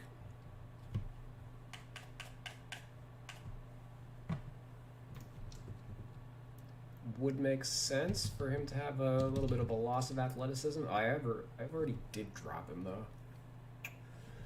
Alright, I'm gonna leave him at 65.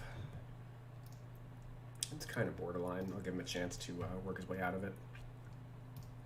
Layups, I wasn't actually paying attention to. Layups, yeah, 90's fine. Draw foul, I already dropped that.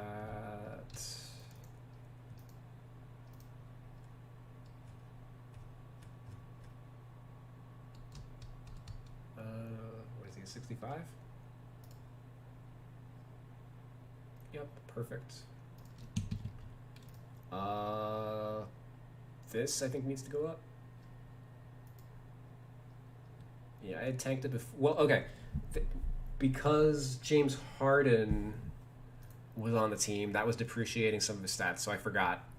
Kind of a tale of 2 seasons for him. So this is the Harden era. 45, 32, 85. 19 and 5. And here is the post-Harden era. 40%. Fell back down here, but his assists are up. So 20 and 7. 20 and 7 in 28 minutes. What is this? 34, yeah, 19 and 5 in 34 minutes. So it's a lot more productive now than he was previously. So we're gonna just boost his pass rating up by like 5 again.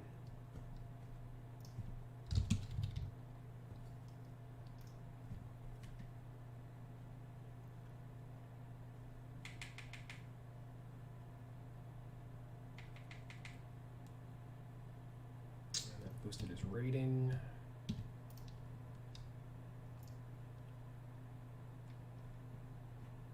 Bring his steal down at all? I did not. 74. So I'll do that now. Let's say this is a 70.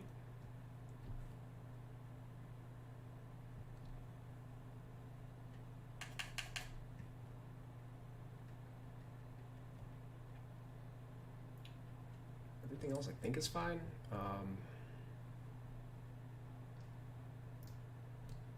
He's got a ton of badges which pump up his rating, so I guess, I mean, he really only had the one good year. Like, probably a bunch of these golds need to become silvers, is my guess. If I think like his rating is too high, which I think I do. And he's what, a 2-way inside-out playmaker now.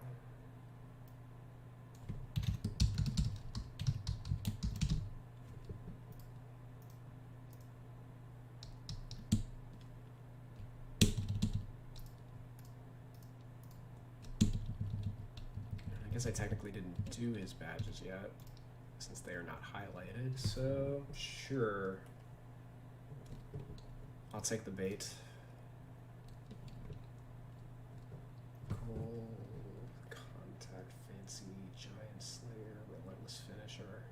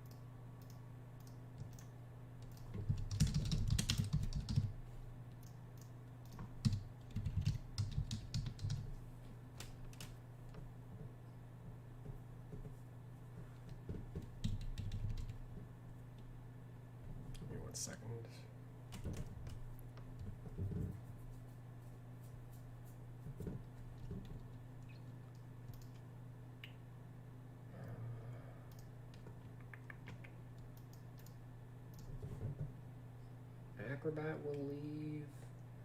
Giant Slayer.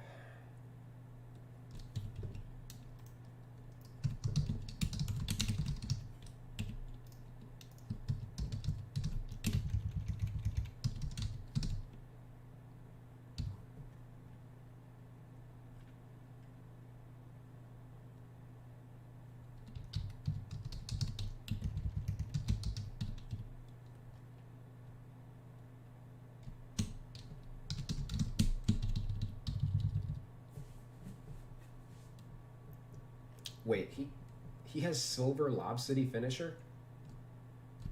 Dude, they fucking give this badge to like everybody. I guarantee you. Oh my god. Alright, tendency time.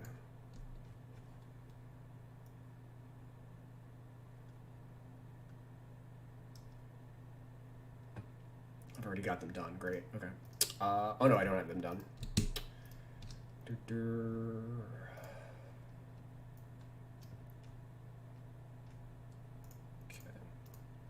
Splits shooting. Okay. No alley-oops this year. Yup.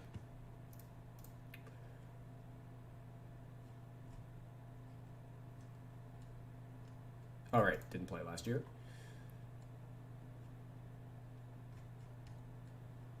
One alley-oop in 2019. 4 alley-oops the year before that.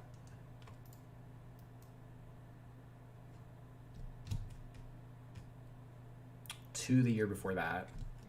You know, this is a guy that they gave a silver. You know, they're 3 the year before that. Yep, doesn't deserve it. Not even fucking close.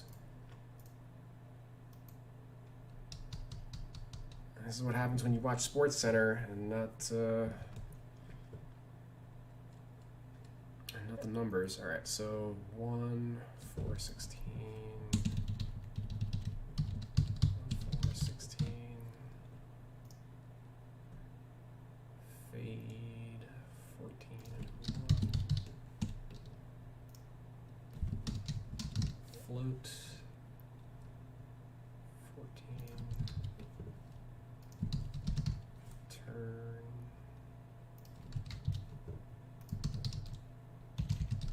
Step.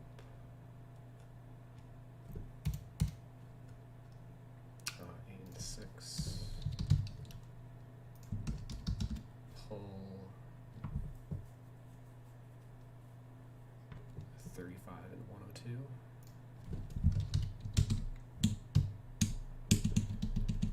Okay. So what do we got?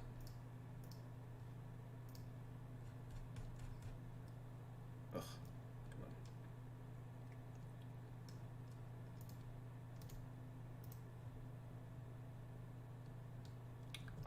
Pull-ups, quite a bit. Quite a bit. What do they have for him for, yeah, just a silver? Step backs. You don't do step backs, but tons of pull-ups. Tons of pull-ups. Where does a 3311 rank comparatively?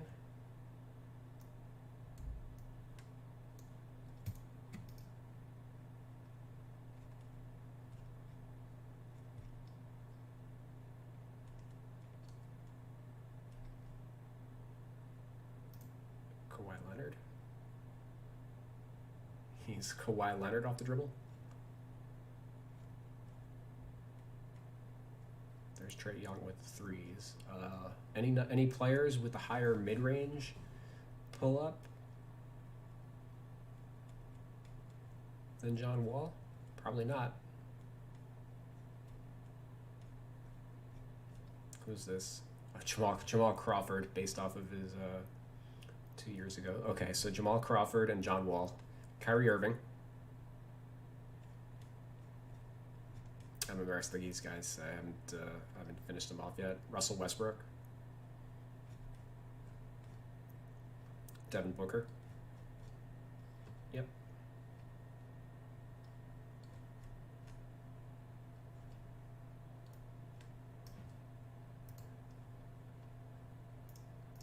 All right, so silver default equals silver. Goodbye. How do you define the post control rating? I use I've got it tiered off by position. So point guards that can post up are basically, if you look at it like this, like Hakeem Olajuwon, if Hakeem was at point guard, he would rate like 30 points lower or something like that in his post control. So like they probably peak at like a 70.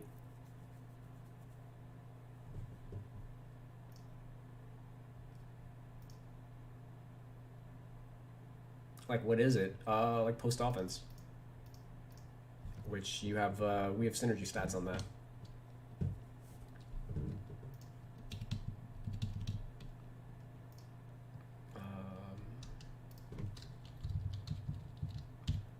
Fast break finisher, or hold on, did I finish this for inside? Oh, teardrops, I guess I did those too, right? Where is this Joker? Floaters, he don't do teardrops. It's one of his drawbacks. He's definitely reliant on pull up. So we're taking away teardropper.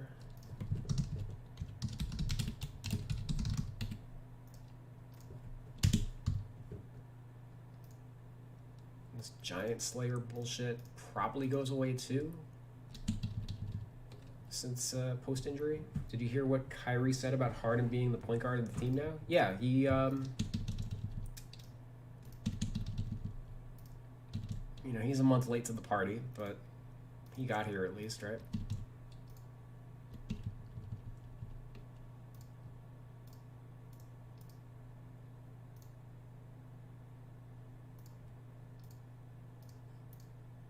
You know, I'm sure most of that conversation was just like smile and nod. Yeah, oh yeah. Yeah, you're the two guard. You're the two guard, bro.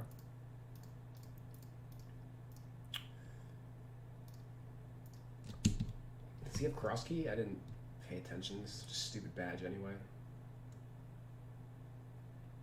Yeah. Let me just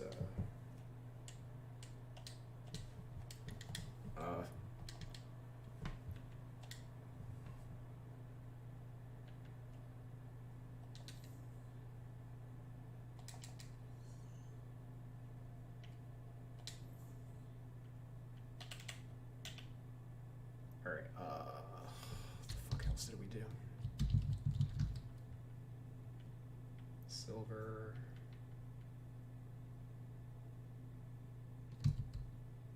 Oh, this is just already a bronze. Okay. Good. They decreased the quality of this badge for a lot of players for some reason. It's probably OP. Contact we drop. Relentless we drop. This we drop. Slithery is fine. Where the fuck is Relentless?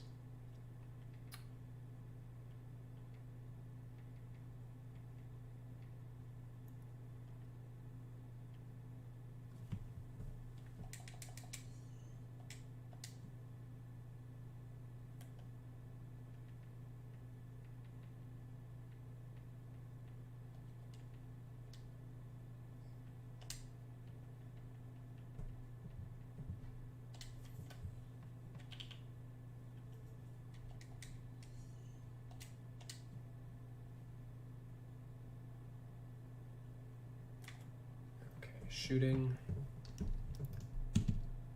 It's all bronze.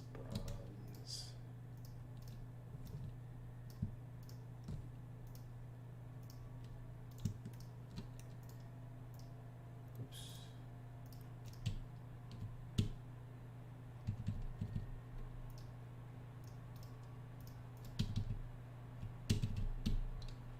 Okay, shooting silver, yeah. he should maybe even be a gold. Tireless in volume, yeah. Green.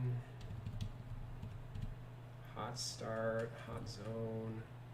Alright, pick and popper can go the fuck away. I don't know why they give that out to players this year.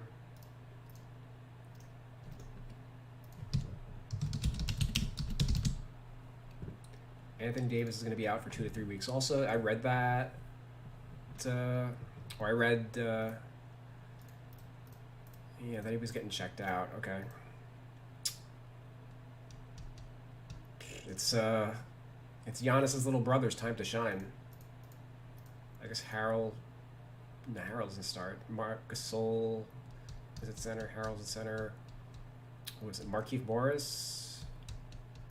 And I guess Kuzma probably moves into the starting lineup, even though he's like the backup 3. So Taylor Horton Tucker probably gets minutes at the 3.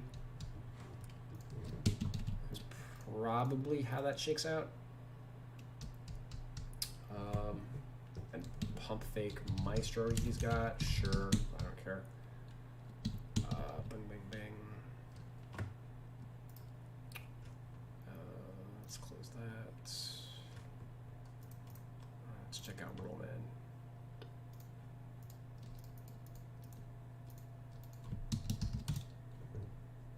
Or, hold on. Let's look at the whole squad.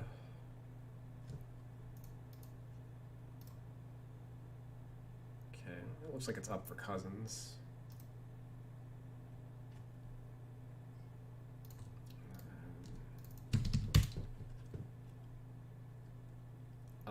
Yep, okay. We're taking that off of John Wall.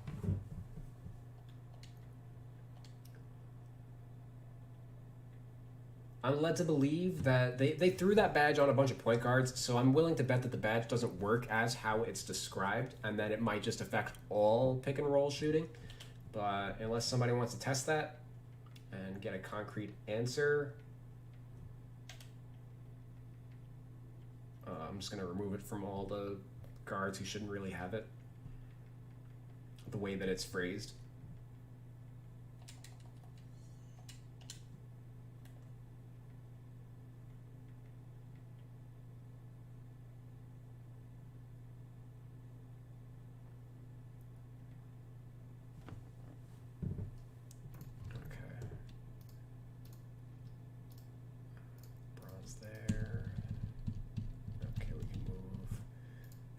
Playmaking, I'm just going to be mostly golds, and I'm not going to argue too much of it. Gold, gold, gold.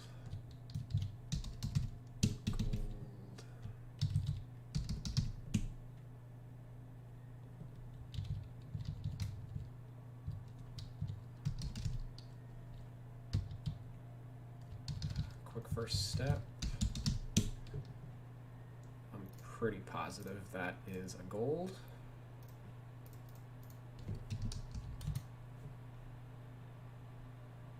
Yep.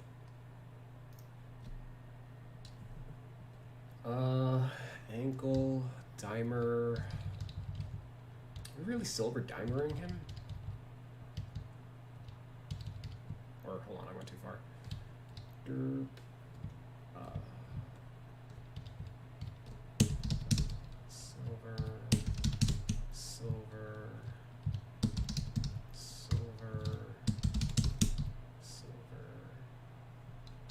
Space creator.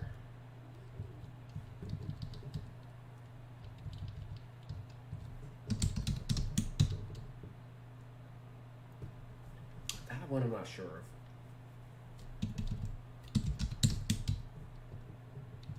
Lob City passer. Yeah, sure.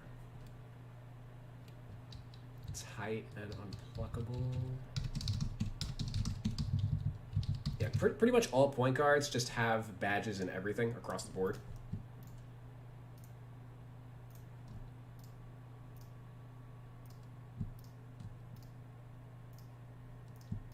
In this category, and then everybody else is, you either have everything or you have nothing.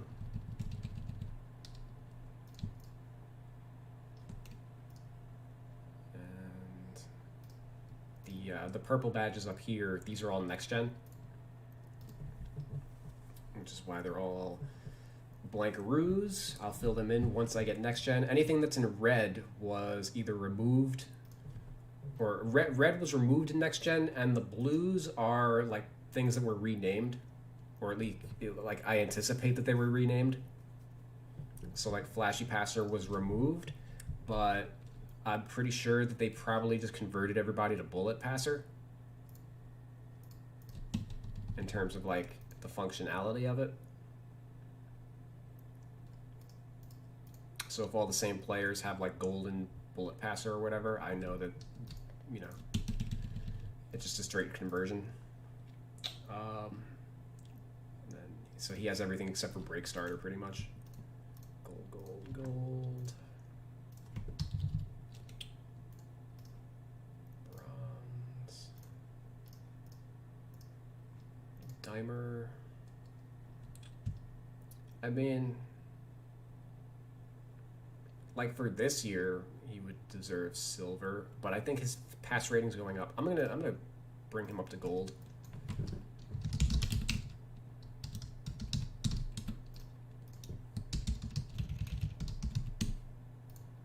It's like a weird one to not go all out on. Space Creator, I think I'm gonna bronze.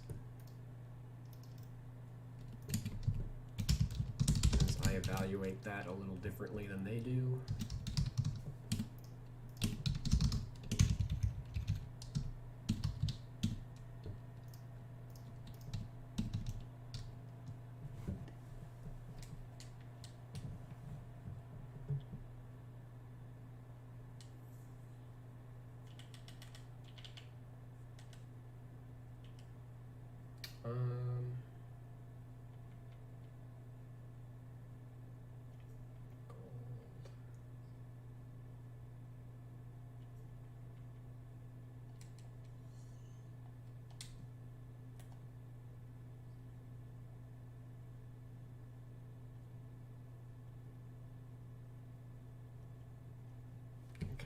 Defense.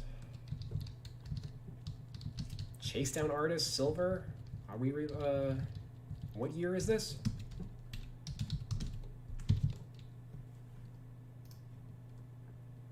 I guess. Yeah, he does have a good block rate. Alright, I stand corrected.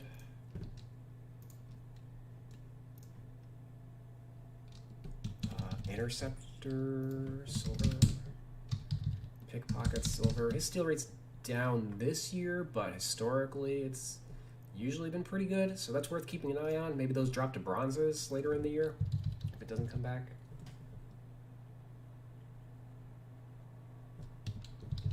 By the way, the reason I voice everything is for memory recall purposes. You guys are helping me be better at this. I might remember that a month later when I revisit it. Who knows? We'll see. Clamps, reflexes, off-ball tests.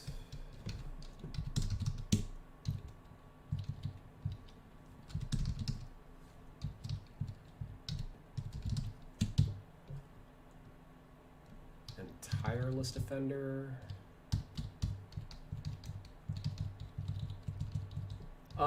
That's actually an interesting question. Where the fuck is Trapper? Oh, right there. Dirt. So he doesn't have Pick Dodger? That's probably not right.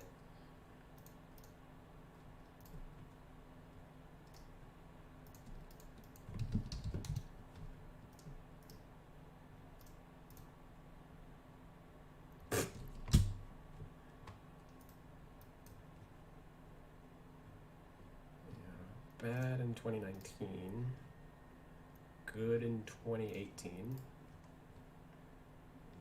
good in 2017. Yeah, so only bad in like one of the last 5 years. So, yeah, we'll bronze him.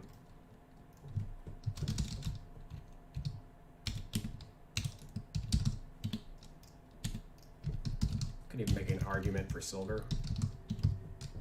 In fact, I made the argument in my head. Or I finished the argument.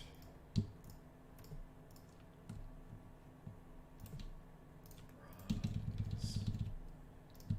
Silver. Mainly because of his what his numbers look like so far this year.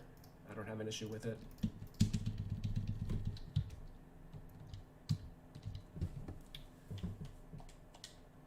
Okay, so the only thing we did was add pick dodger.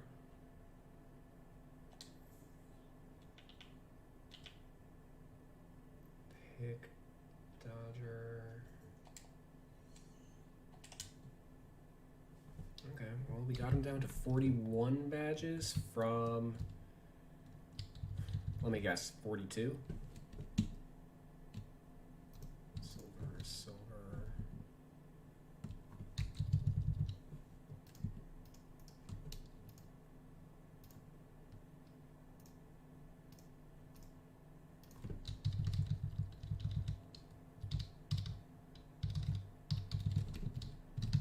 We took a badge off him.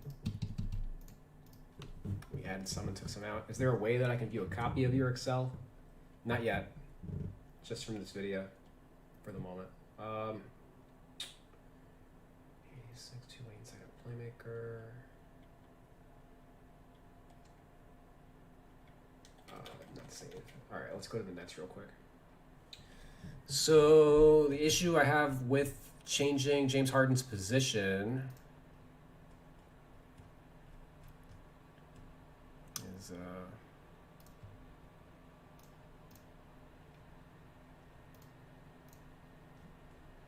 like he's only a point guard in terms of like role and not actual position. Because we can see here's Kyrie. Tyler Johnson is his backup for the majority of the time. Anytime Kyrie comes out, Tyler Johnson's coming in. Shamet, conversely, as we can see from here, is subbing in for Harden and like Joe Harris. It looks like over here. Shamet, yep, Shamet in for Harden. So, like, it's kind of relatively minor, you would think. But that's my my reasoning for leaving Kyrie at the 1 and Harden at the 2.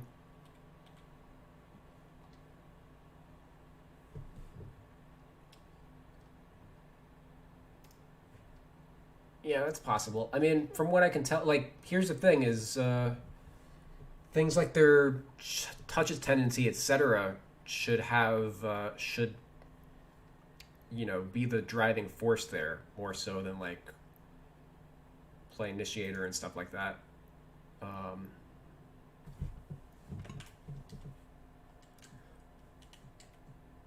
Interestingly enough, actually, so for shooting ratings or shooting tendencies, James Harden with the Nets is actually like the point guard.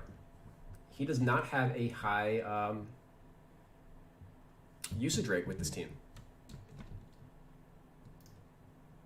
Like, functionally, he's the point guard.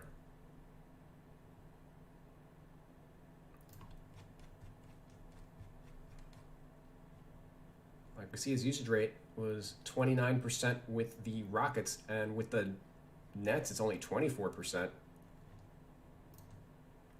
And that's 24% versus the 41% it was 2 years ago, even 36%. Like, his it's not like whoever's the 1 and 2 is kind of like irrelevant. It's that James Harden's usage rate dropping so much is the really big story. Like,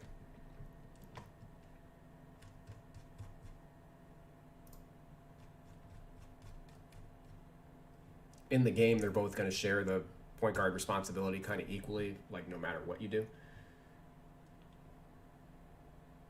I have initiator on for both, and they both handle the ball. No need to remove from Kyrie. Yeah, like it's not like Kyrie is, when people when that's part of like the positions being like dumbed down a little bit. Like there's a big difference between like Seth Curry as a shooting guard and Kyrie Irving as a shooting guard.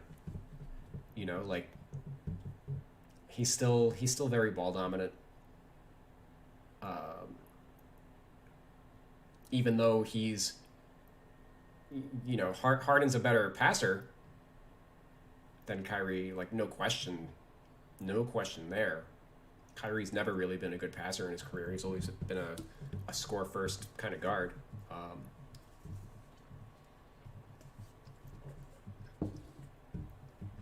But like, it's not like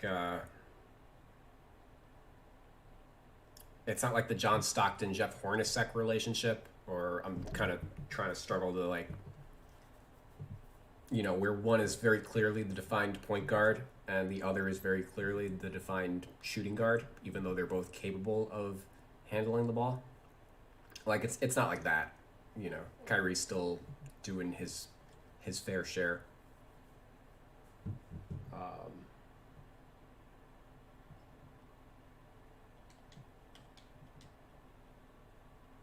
But the main reason why I haven't switched it is because of the lineup thing. Like it's these two guys, as silly as it sounds.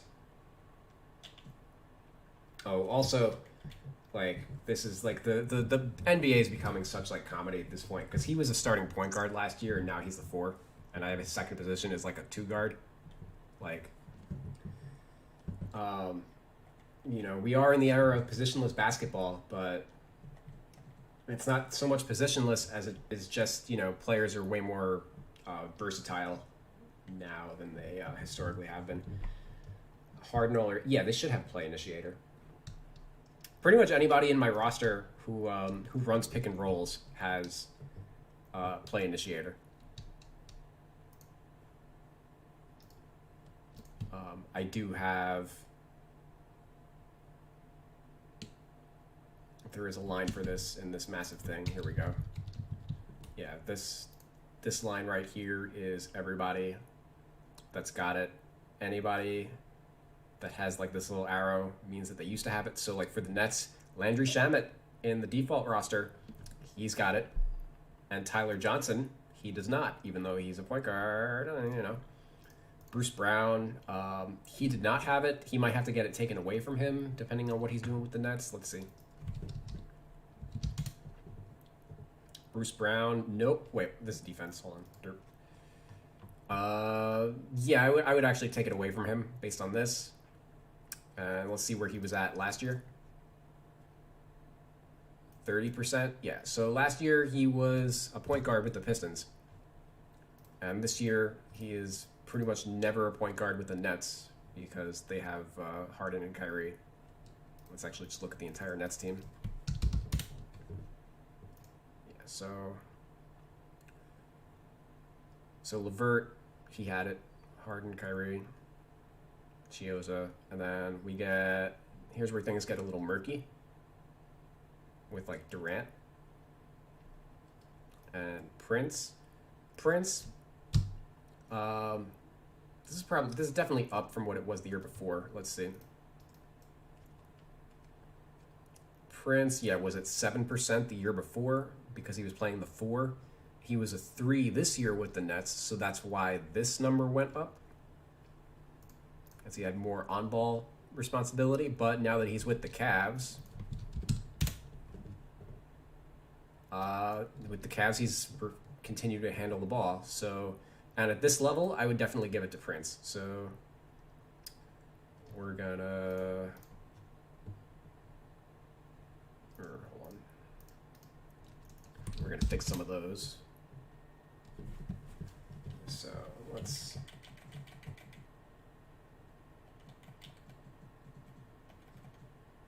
Harden took a page out of Bron's book after last year and became a full-time playmaker. Well, I mean, him being the full-time, like, him setting like scoring records, etc., didn't, it wasn't leading to dubs. Some of that was a little bit out of necessity and how the team was built. Like if you're going to build a team completely around him, then yeah, he's going to be the full-time scorer, but he doesn't need to be that with other guys around. So,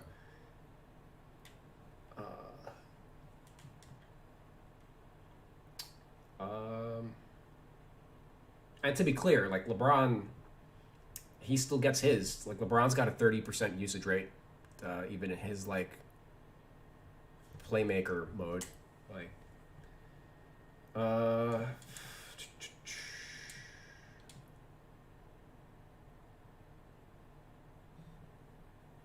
not initiators. Okay.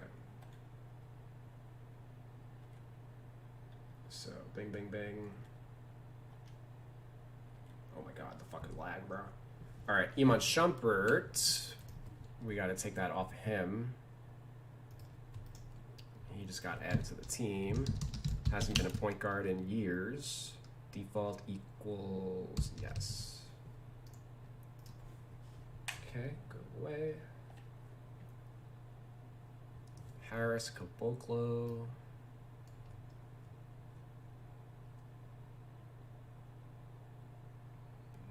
Or not Caboclo, TLC.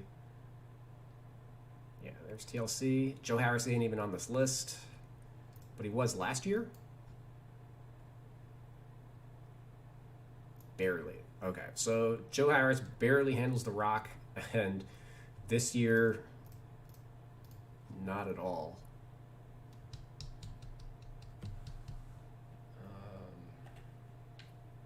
So we're taking this off of Bruce Brown. Durant's borderline. Like for a 4, this is a high number, which is why we're gonna stick with it. Like if we sorted, it's too bad that there's not a position sort that you can do with this data, but 19% for a power forward is basically like top 3 in the league. Like I guess we could search, I'll just search Julius Randle real quick. Yeah, 5% for Julius Randle. Blake Griffin, 14%, and that's been higher like the previous couple of years. 20% the year before.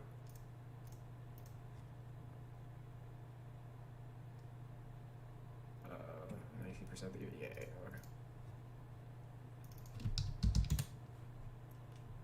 So yeah, we're gonna leave that on Durant. And then everybody else is a no. All right, cool. So Bruce Brown, 2020 was a yes.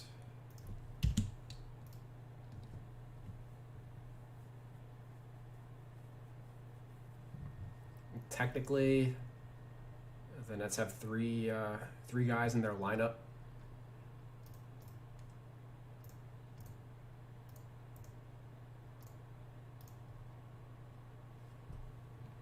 Let's head on down to the Rockets. Make sure they're all clean, I guess, while we're doing this.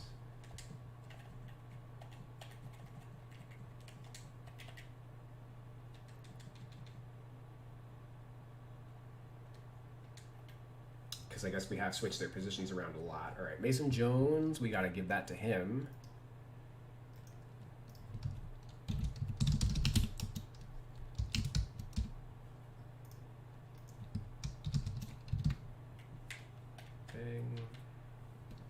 Eric Gordon, yep. Depot, yep.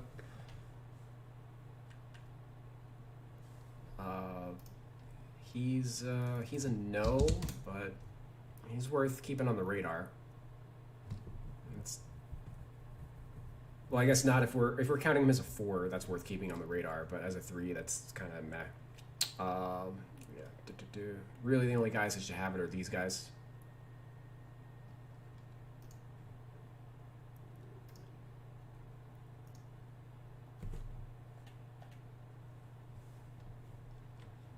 You might want to work on Levine a bit. He's doing Sims now, and he's only averaging 23. Well, part of his production right now is because half the team's hurt.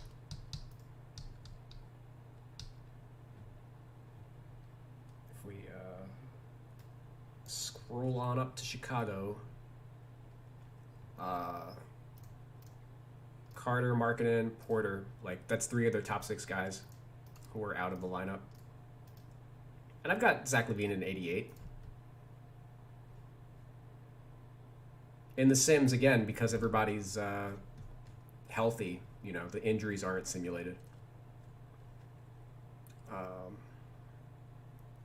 Maybe he goes up to 89.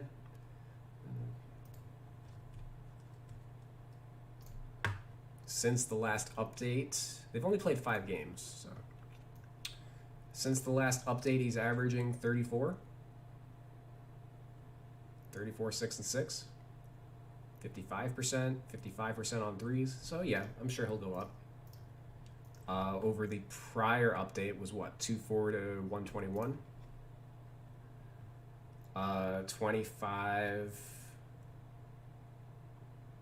You know, he was already exploding at that point, so he's taken another level beyond that. And let's look at the 2 weeks before that. Was 1-7.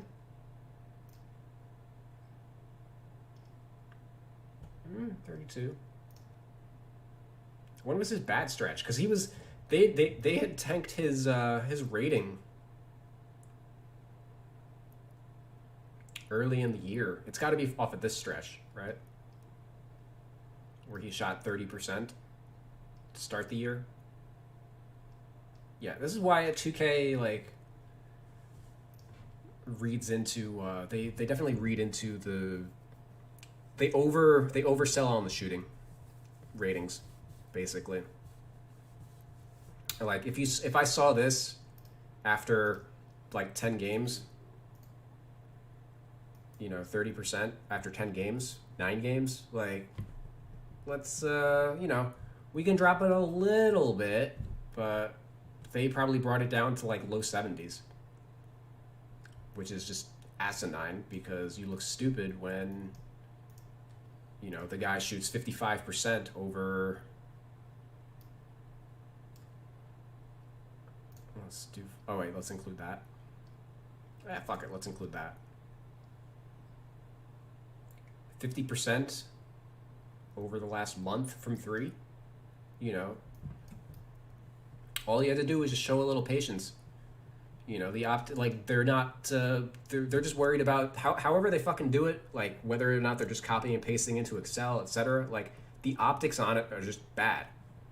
You know, it's like they're streamlining it to not think about it, which is less work, but like they're not thinking about it intelligently, in that they could be really marketing like the players are the stars in this league, and like if you just did like a little like highlight showcase for Zach LaVine is fucking dope, like with each of these things, like you'd be generating excitement with the game, etc. You know, they have the resources to do things like this,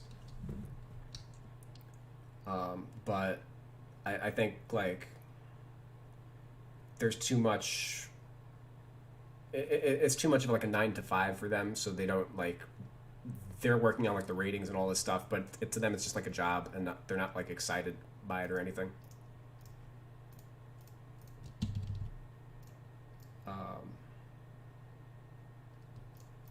I don't know if you can like it looks like I'm just doing this as a job, but I'm genuinely excited about it. Like I'm just not a hype man, you know, or at least I have to be in the correct mindset when I'm working with somebody else. You guys have seen me on like the Sim Hangouts and stuff. Like once I get into wacky mode, things are, you know, it's tough to stop me. But did my controller die?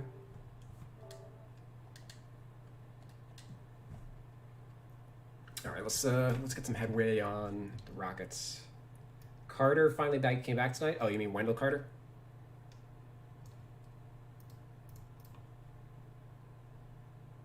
Earlier than expected return. You say finally. He's back early.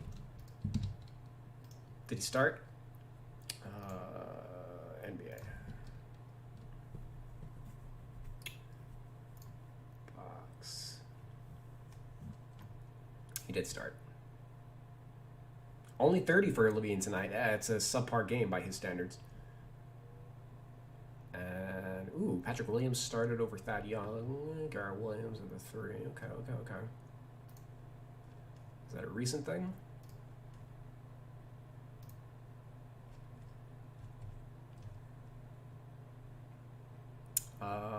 They probably just prefer Thad Young off the bench, which makes sense. Yeah, I guess I just assumed that Thad Young would start. Yeah, I just assumed that Thad Young would start. Okay. But they prefer him in the 6-man role. All right, so I said we were going back to the Rockets. Let's...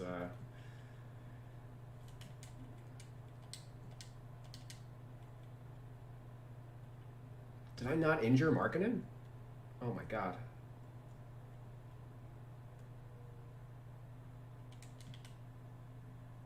Whoops.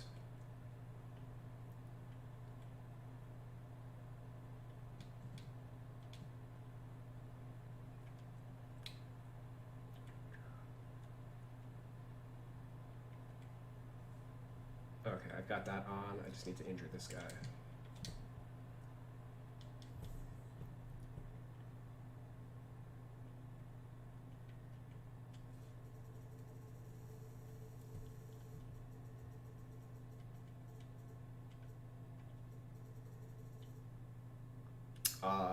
How long is he out for? Like 4 to 6?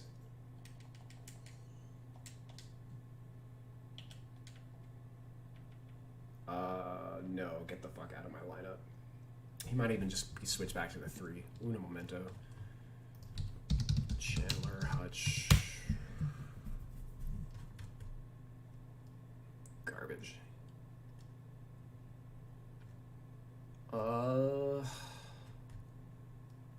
I mean...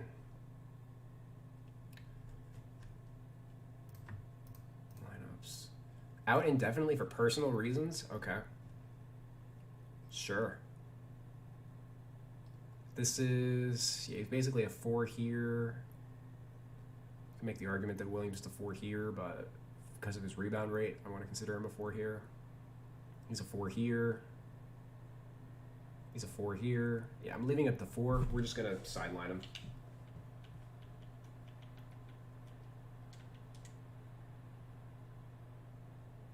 $2K still hasn't injured Myers Leonard. Ugh.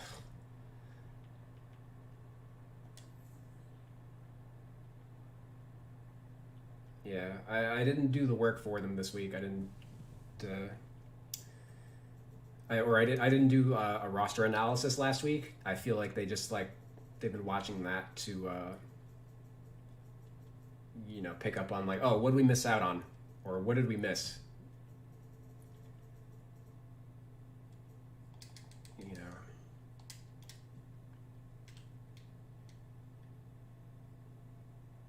Dang it.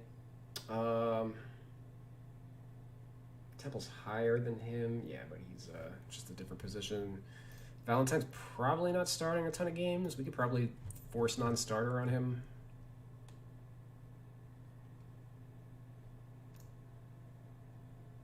Started 3 games. And I mean, okay, so the Temple thing is kind of not even a set in stone thing. Oh, I didn't realize that. Yo, I can go to the game log right from clicking here. They definitely added this in, right? Ooh, maximum efficiency. All right, Temple. Yeah, I just started the last 2 games, I guess.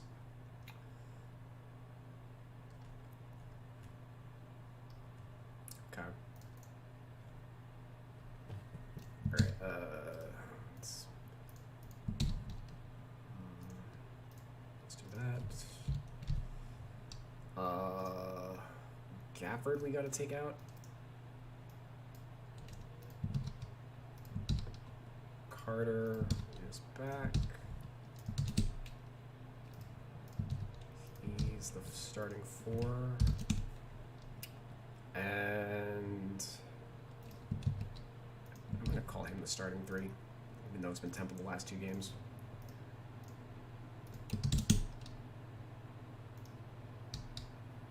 Bing, bing, bing, bing, bing.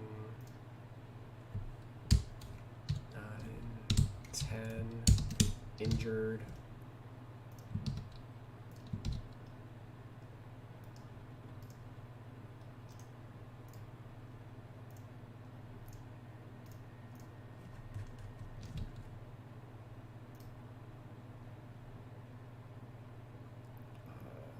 Temple, Young, Porter,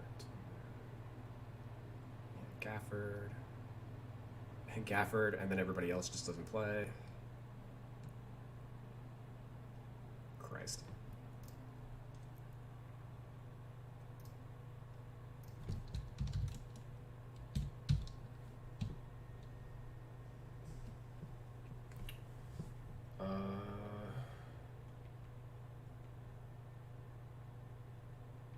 So we gotta reduce them down to bench depth 11. No, bench depth 9.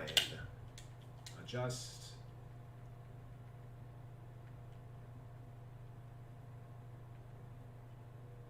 Oh shit, I didn't injure him either. Oh my god. Sometimes I forget to save, or the game, or I get disconnected and over, like, you know how things go. How good is it 2K got the rights to Smush Parker? Is that a meme? Gotta be his first 2K since like 2K9 or something? Is that because he's gonna be on like a Kobe team? Or is he on my team? Valentine started at 3 at small forward next to Williams at power forward, but didn't look good. Temple swapped in at small forward last two. Bulls, only Levine ever looks good. Yeah, I mean, also Temple's, we might make Temple's actual position the 3. I gotta kind of crunch them down a little bit. And who knows, like, they're another team where, there's so many injuries that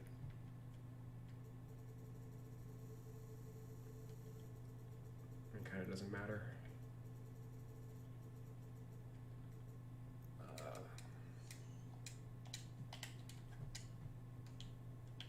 Yeah, like, this is, if you're wondering why Levine's putting up numbers, that's why.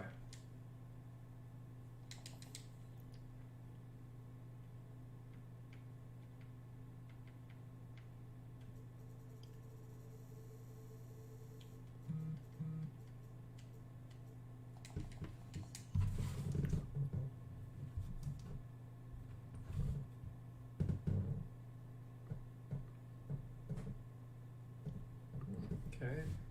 Thanks for following me on Twitter, whoever clicked that button.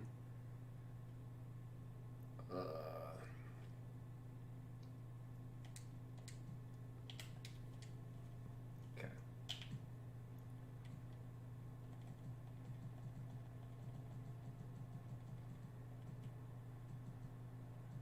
Yeah, the title, this is appropriate title for the stream: Rockets plus cleanup.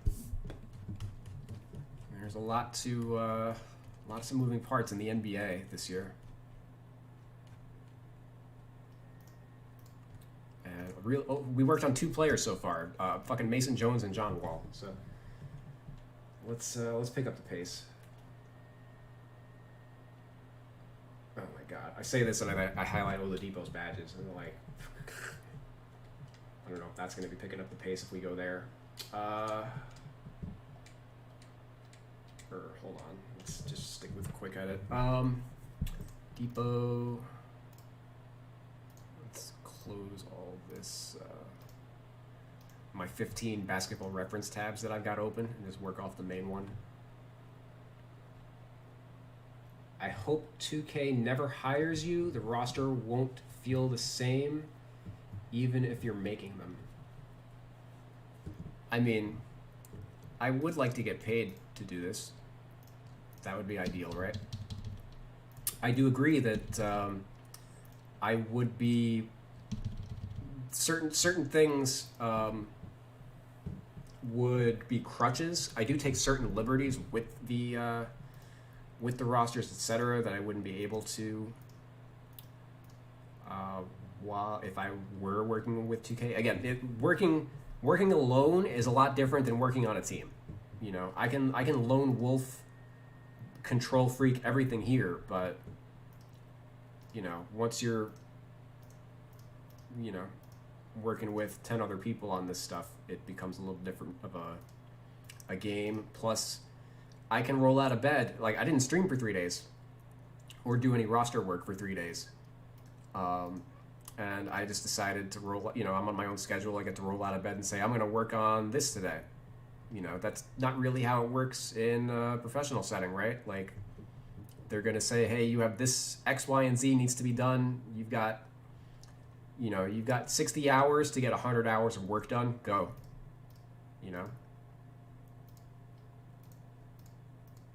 There's definitely more of a crunch involved than, here I'm just chilling, I'm chatting you up. We do what we want. Definitely a lower stress environment, I'm sure.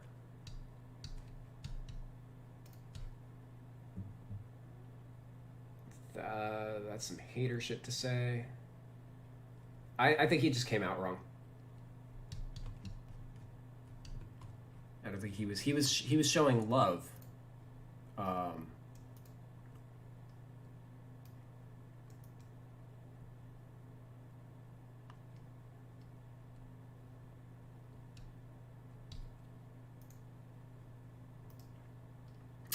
Depot. Sorry, I'm a little scatterbrained. Okay. He kind of fell back down to earth. He put up better numbers with the Pacers. Or just, per game. Yeah, 20 PPG with the Pacers on 42% shooting, and then 18 with the Rockets on 39% shooting. 30% three. His efficiency basically fell down to earth. 16 PER with the Pacers, 13 with the Rockets. Basically just comes down to his shooting. Looks like he's got a larger playmaking responsibility with this team, which makes sense since they don't have a point guard. Usage rate is up, but efficiency is down. And just popped up at the wrong time. Yeah, I'm not. I ain't worried about nothing. Alright, so what are we even fucking changing on him?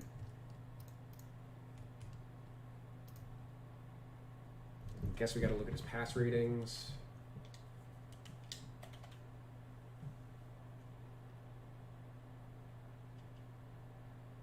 Yeah, 62 is a little low.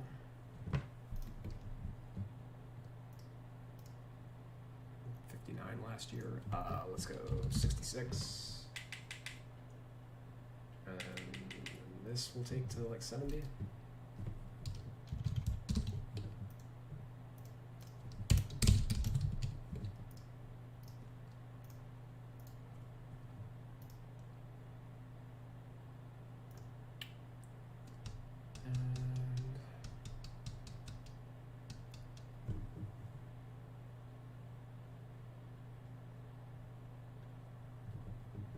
Was all love just meant we see all the hard work and detail you put into your roster. With the 2K roster, it feels like there was no effort.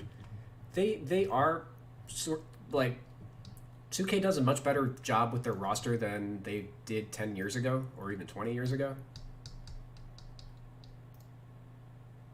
20 years ago was basically no effort, which is how I came into roster editing in the first place, because like I basically put in maximum effort at a time when they were putting in no effort. And here, they're definitely putting in effort. It's just, like, not that extra effort. Like, I would say that their rosters are 90% fine. It's just, like, some people fixate on the 10% a little more than, anybody that tells you that the fucking 2K rosters are trash doesn't know what they're talking about. Their rosters are in a pretty good spot. Like, you can nitpick various attributes and shit, but like, there's just so much to go through that something's always going to be out of date no matter what, unless you had like 6 people working on this at the same time. And I don't think that's a realistic way of doing it.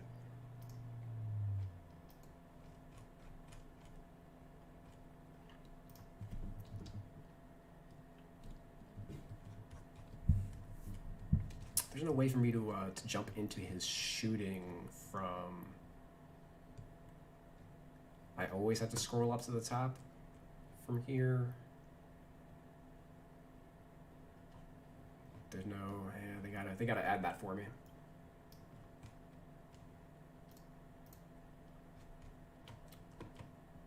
Okay.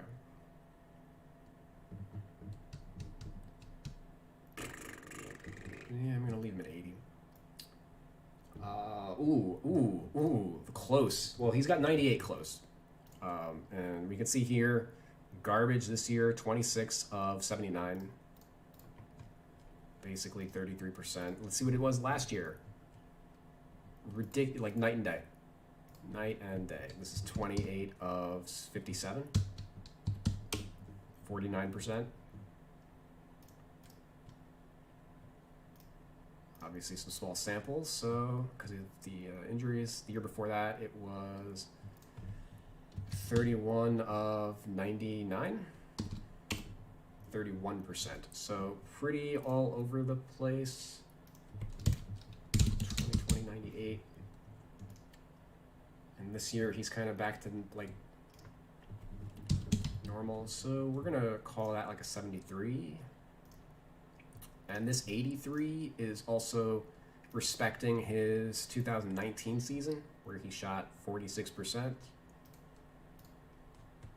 And last year, small sample, fell back down to earth a little bit, 37%, but it looks like that has continued along for this year. So, oh my God, come on. There we go. I'm just gonna 41.5% for his career. Let me see what the last three were. 42.5%.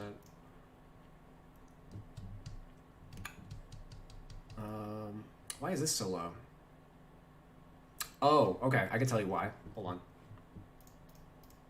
on. Because regular season and playoffs, Basketball Reference. This page right here counts season and playoffs, whereas the main page that we were on before does not. It separates season and playoffs. So this 14 of 38. Let's see what he did in the playoffs.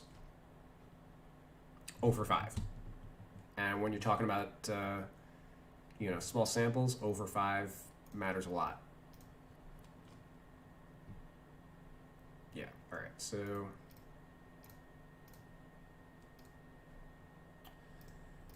So I'm gonna leave that at an 83, and this should just probably, hopefully, account for a decent chunk. I don't think anything with the shot IQ is changing. I'm not like implicitly looking to like lower his rating. I just kind of anticipate that he's gonna drop to an 84.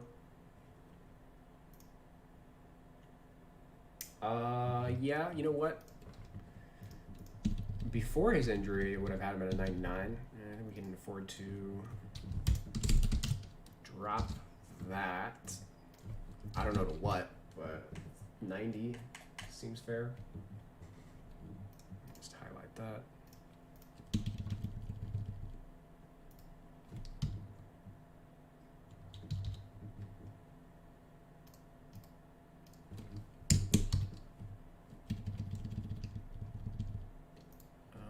Everything else seems fine.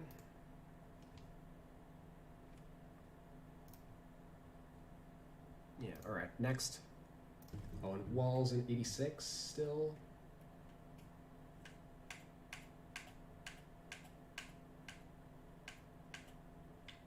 Damn. Practically an 87.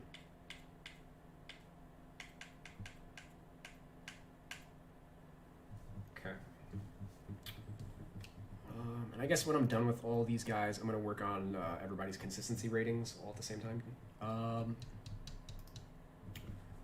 Okay, so let's now look at Eric Gordon.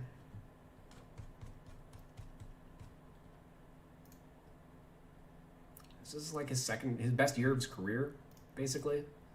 Since this one doesn't really count, the year he had with the Clippers. Yeah, total bounce back year for him.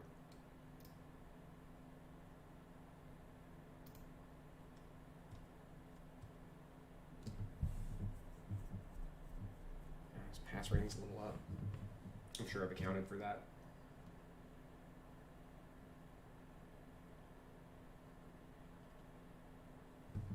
Looks like I can account for it more. Let's go there. And let's go there. Foul draw rates up. Yeah, okay, cool. 60. I'm gonna call that a 70.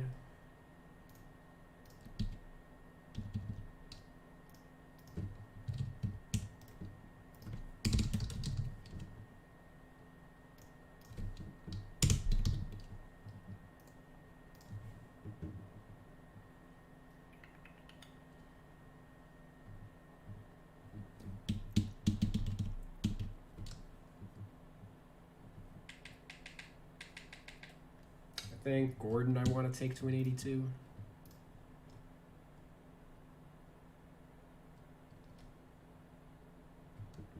Three ball is better this year. Yeah, already counted that for that. Free throws are better, 84%. We'll bring that up. Let's just go with this career rate of 81.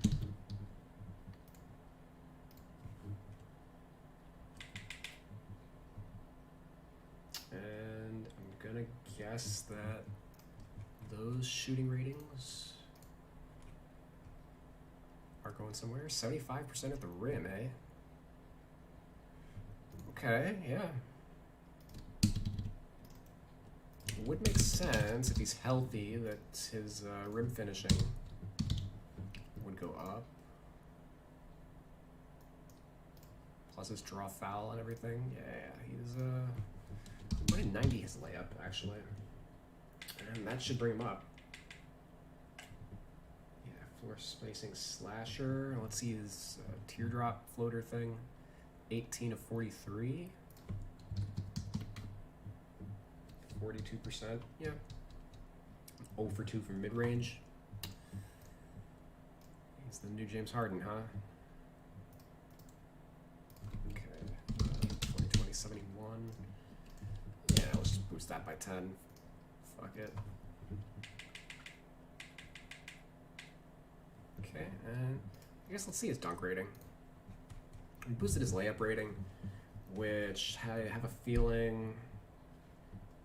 Yeah, 60. Nah, not a 60. Yeah, 60. Really shouldn't have even had 60 last year. I'm gonna say this is a 50.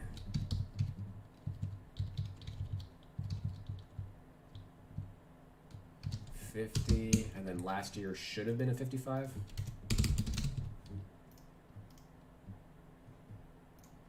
Let's read that.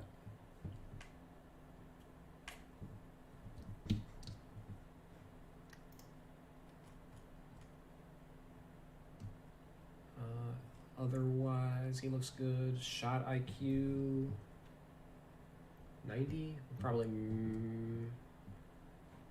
Not quite maxing it, but we'll bring it up to 95.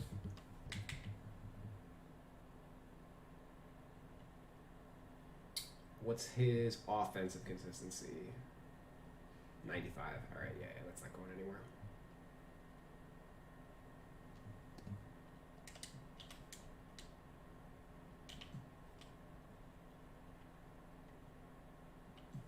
Okay, I'm okay with him at 82. What's his archetype? Changed to, it was floor spacing slasher.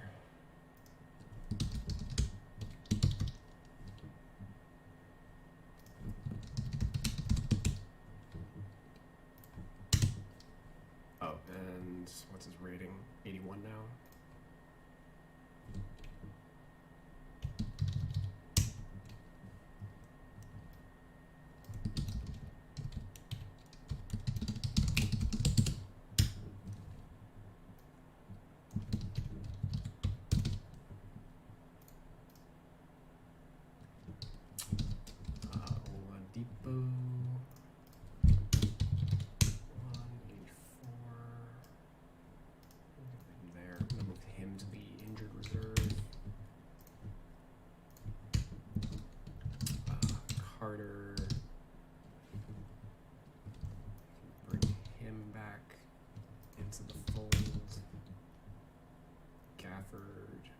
back to the bench.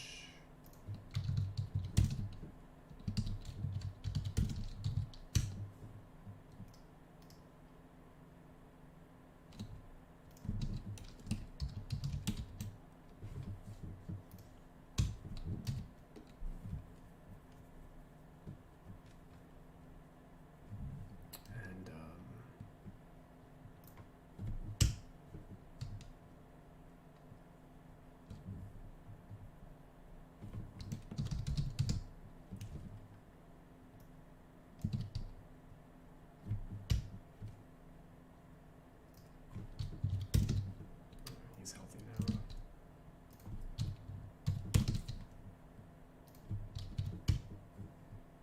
I think he's healthy too.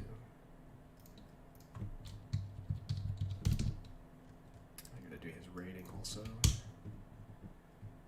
These guys are all out. Yep. And Thaddeus Young, we're just putting on the bench.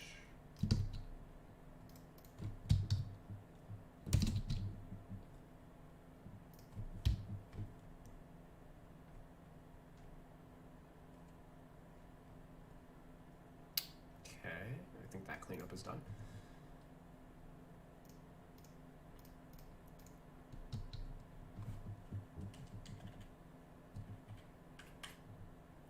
Macklemore, let's see what's going on with him. I don't think he should be a 77. Yeah, he was 62 true shooting last year. Made basically his big comeback because he wasn't really an NBA player for the first 6 years of his career. He kind of fell back down to earth here. He just didn't have training camp, so it doesn't look like his role has shifted very much. His shot isn't falling as much as it was the year before. And we see here 37% across the board. Otherwise pretty stable. So we're probably just dropping like his 3-point rating. Not much else. 1 of 7 on mid-range. I bet he didn't even take a mid-range shot last year. I am correct.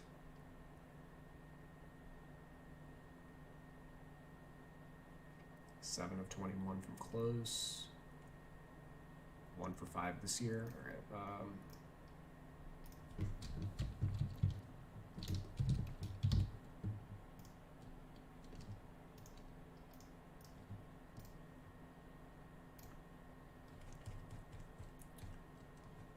Mid-range. Yuck.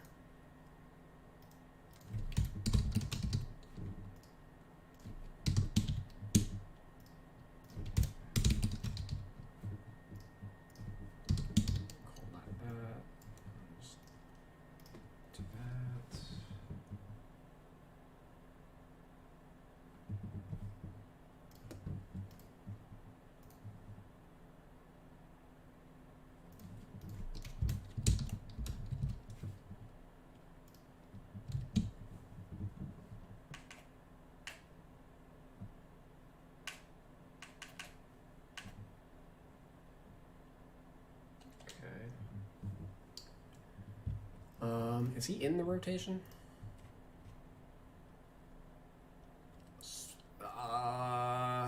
Difficult to say. Difficult to say.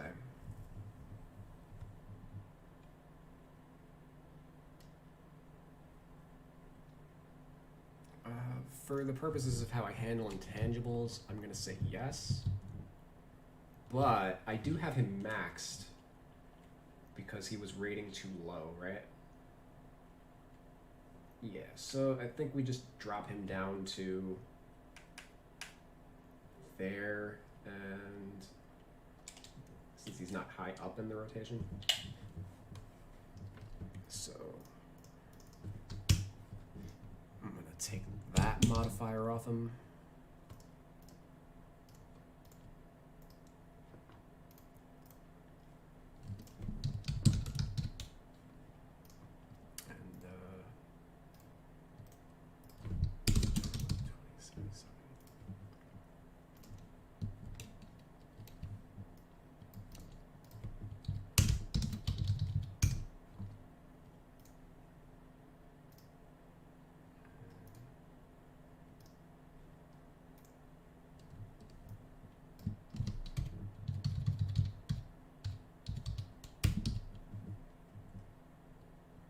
with Landry Shamet, yeah.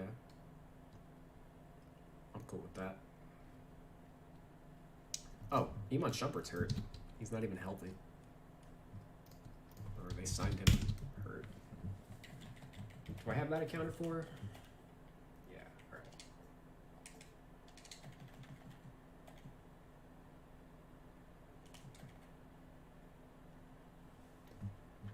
Porter's in the G League. Okay, Nwaba.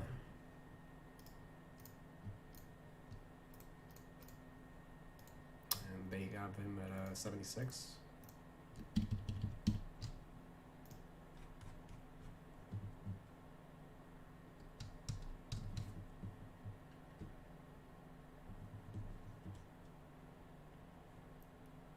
And no mid-range game to speak of.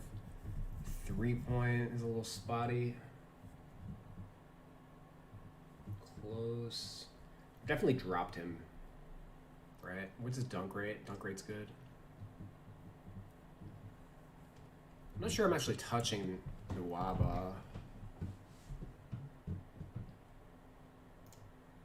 Yeah, his rating isn't the problem. Like, it's okay to use him as like the barometer. And I've already worked on him previously. Yeah. If anything, it's just his badges that need work. There's no way you should only have like 3. Tate we'll get to in a second. I want to work on Sterling Brown first.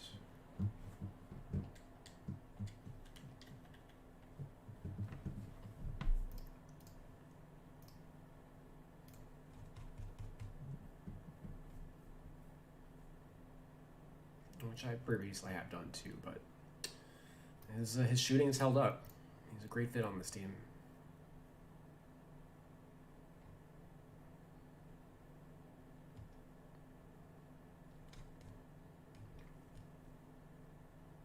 Likewise, no mid-range game.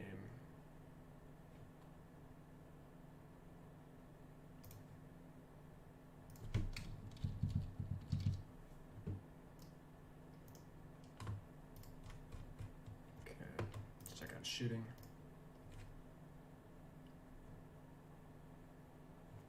We're gonna boost his layup rating. Last year he was a shitty finisher, which is why he ended up losing his job with the Bucks.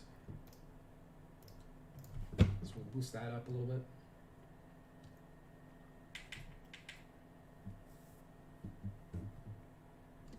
And, draw a foul. That fell off. But mostly just his 3-ball. So we'll boost that a couple points. And that brought him to an 76. Cool with that.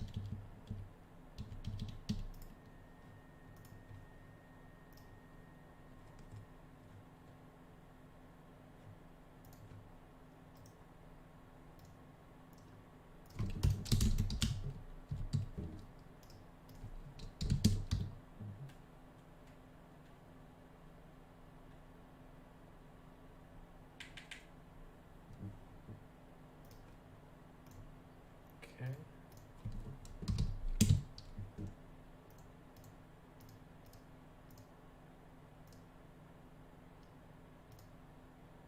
Okay, cool, yeah. Alright, let's see Tate.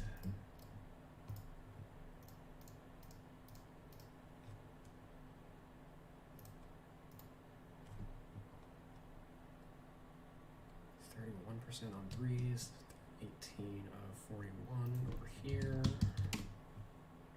It's 44%. 9 dunks, pretty good layup.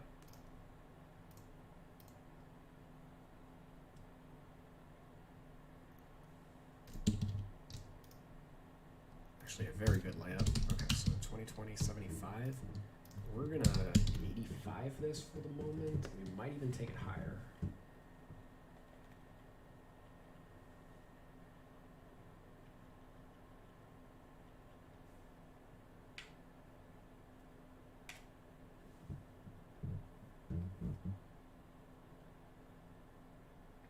Standing dunk. I fucking hate.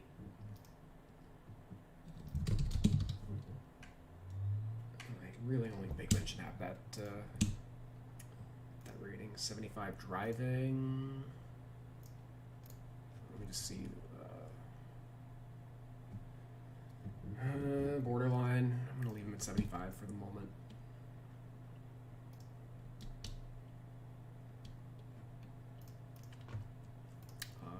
That's close. Okay. 60 mid.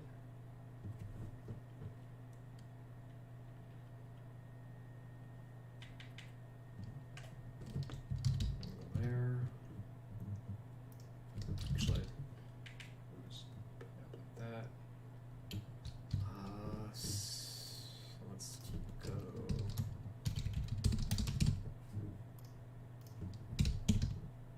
Let's go with that, and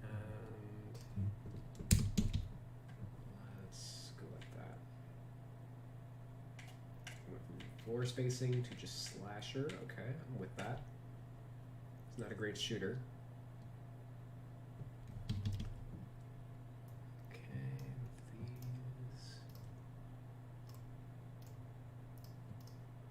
Draw foul. That we can tank.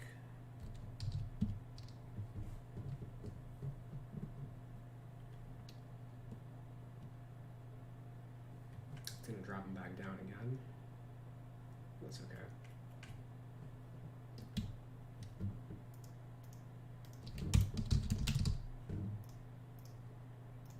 I think that 85 might have just been off of what he did earlier in the year. All right, passing. Yeah, passing probably fell off a little bit. He's fine there. I'm gonna boost his accuracy.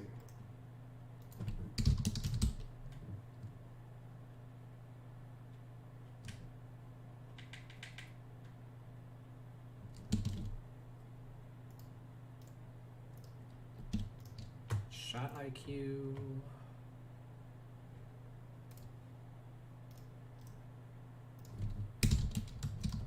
Bring that down a little bit.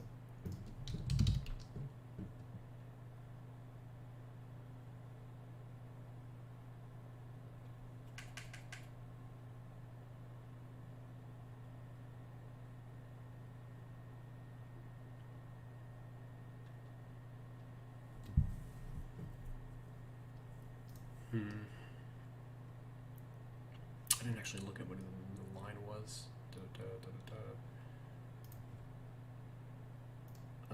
Oof. Alright, yeah, we're bringing his rebounding down.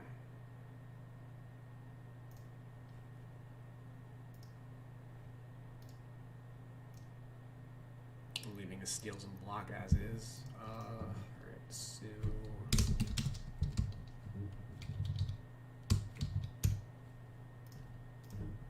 let's go there.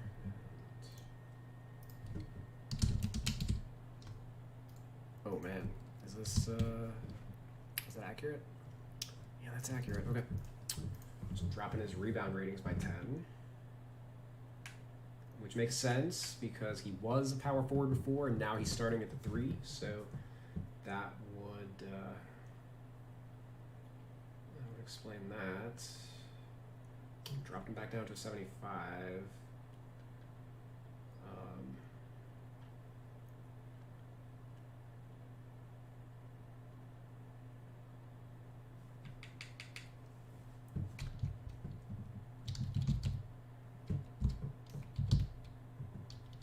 What the fuck?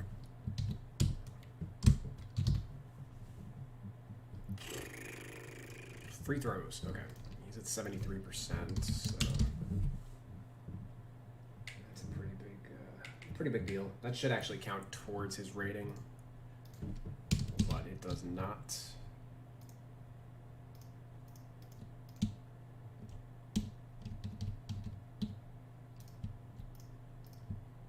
Rebounds we changed.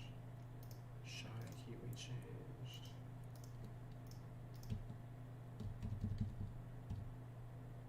Doesn't have any badges on him. Yeah, now's a good time to start checking out RPMs, I think. Houston.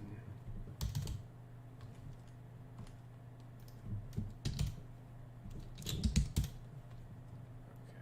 They just don't have anybody at power forward. PJ Tucker.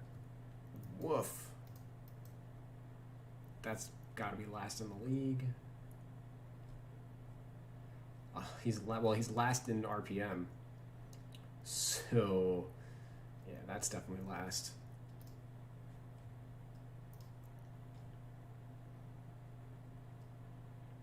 Yeah, okay. Houston. Oh my God. Yeah, that fixed it. Okay.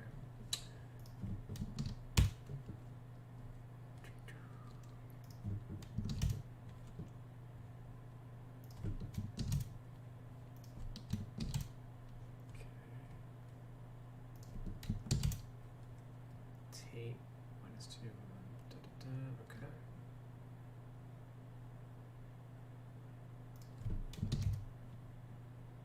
Oh my God, he's so bad all the time.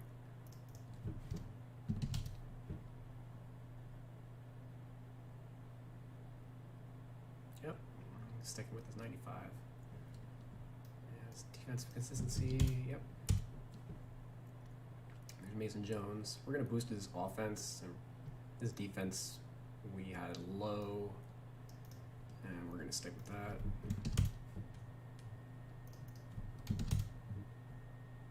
Oh God damn it! Why does it? Anytime I highlight something, it, like overwrites what I had before. John Wall. We're gonna take a look at him real quick.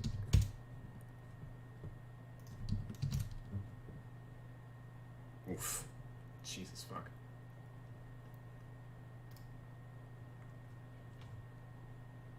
Okay. John Wall, 85 Ocon. I dropped that from 90. And defense is a 50. We're probably raising this and dropping the other one. Let me just see.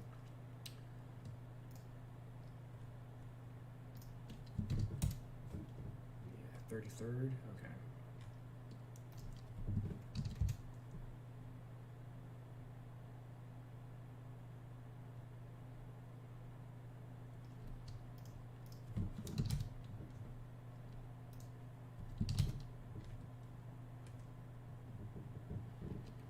Yeah, all right. Just go 80 there, and then 60 here.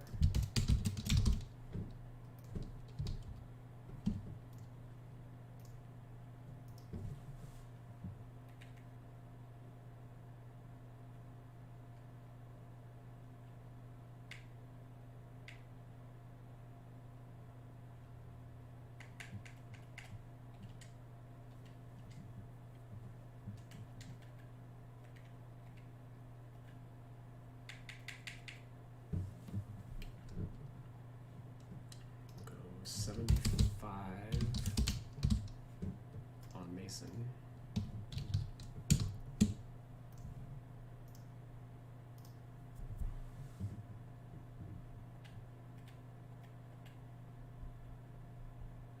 Ooh, Macklemore probably dropping. Almost assuredly, right? Ooh, there's no Waba. Okay. Let's find Macklemore. Nowhere to be seen. I'm sure they have him at the 3 or some stupid. Yeah, they have him at the 3. Okay, fine.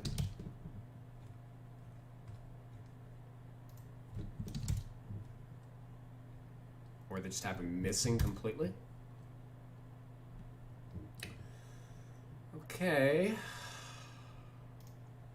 2K be doing that sometimes.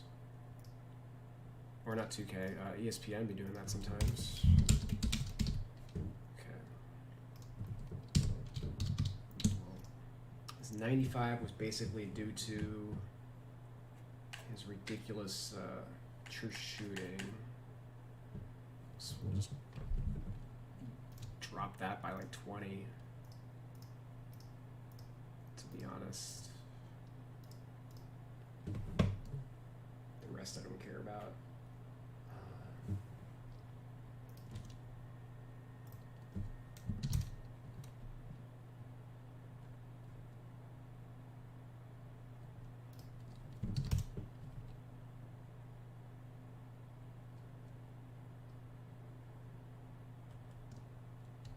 Yeah, those guys are fine. All right, let's see tape.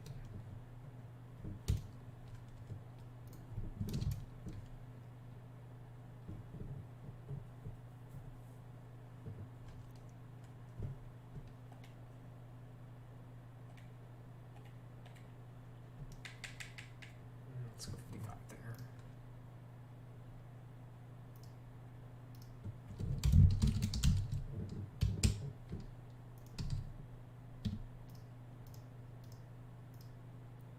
And then 0.69.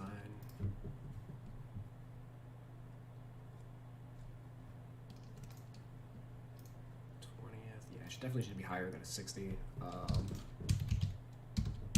gonna call it an 80. We need to get his rating up too.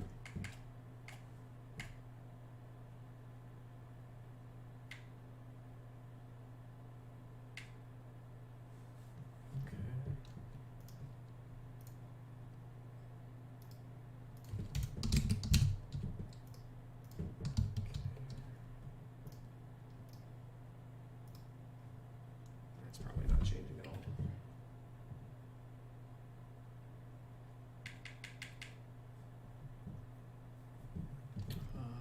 Kenny Martin Jr.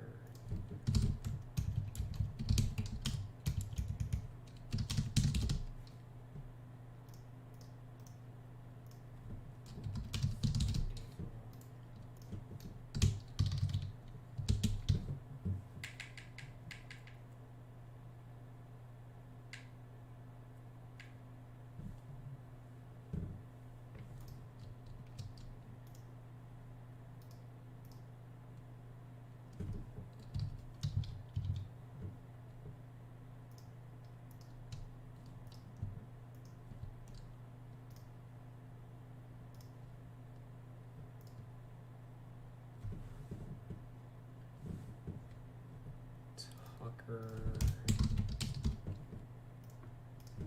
Can bottom that out.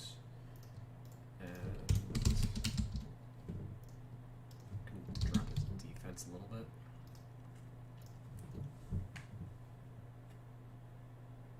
Please change his rating. Nope. Nope.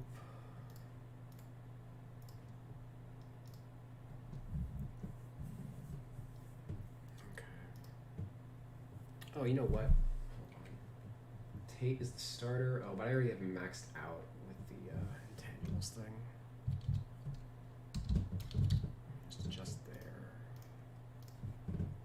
Adjust here.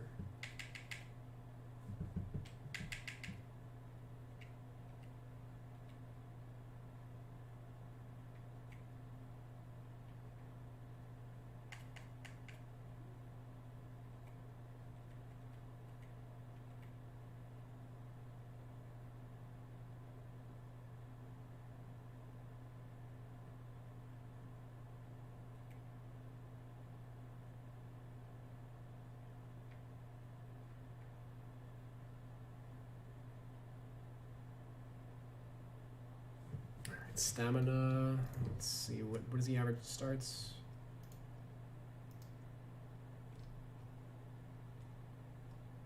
All right.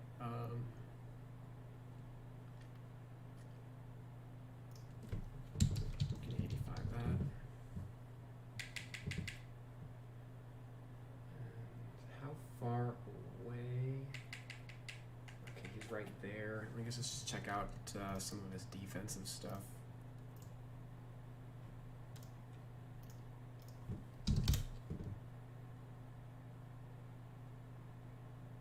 Okay, notable. Does have a post game.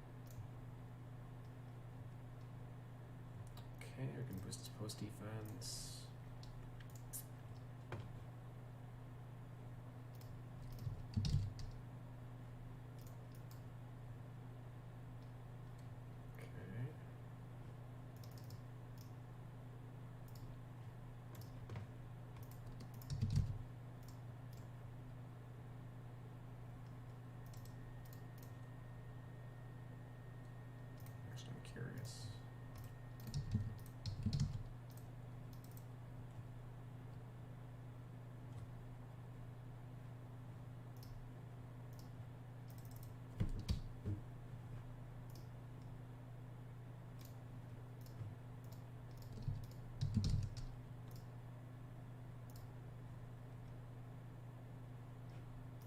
Yeah, okay.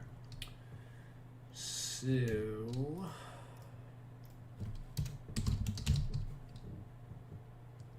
or maybe no. Yeah, fine.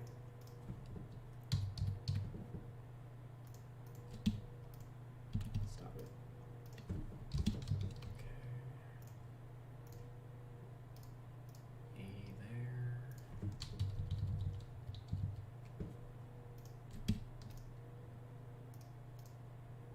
Oh, we actually have his post defense good already. Actually, that's probably fine. Let's just see.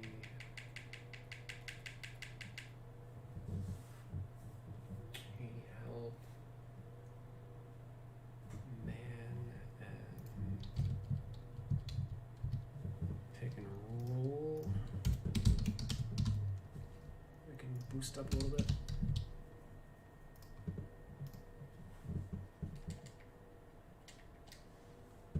That gets me to a 77, which is at least the highest rated small forward on the team.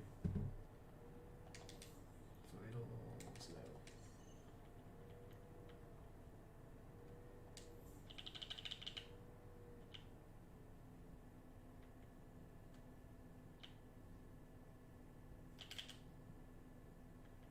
no. I'm going mental. I don't remember where anything is.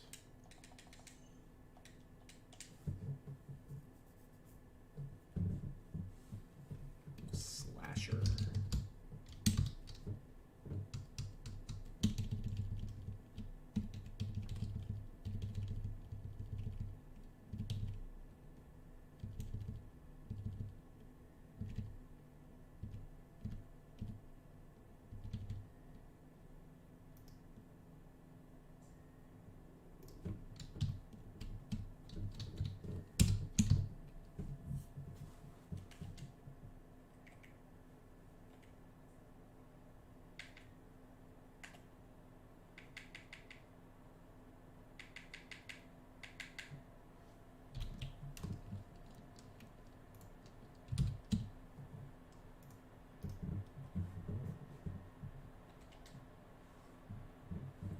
He's got no badges.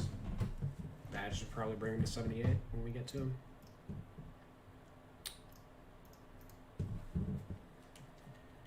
Okay.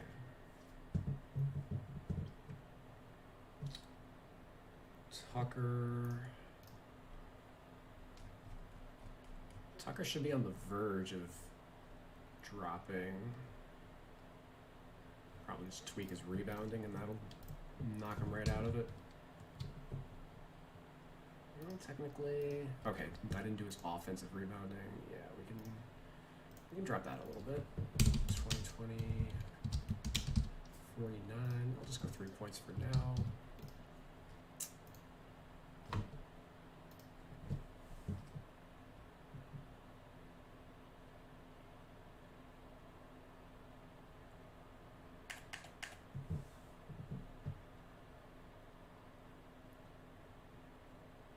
Shot IQ is probably... He's got the lowest scoring average or points per 36, I think, since Joel Anthony, I think I read.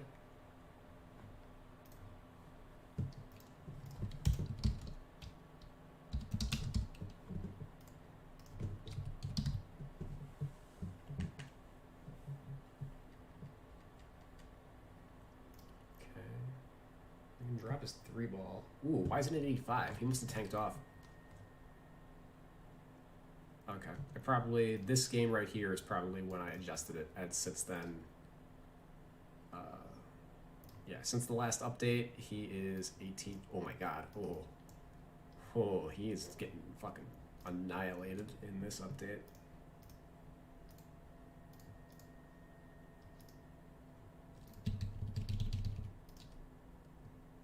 His 3-point rating completely fell off. Alright, so 79, let's say. Drops into paint defender, okay. And then this close shot has probably got to go.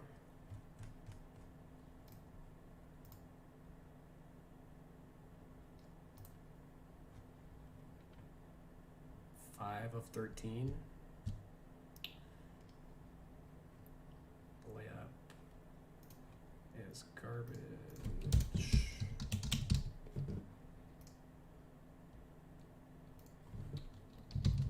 Yeah, this gets tanked by 10. This gets tanked by, let's say, 5.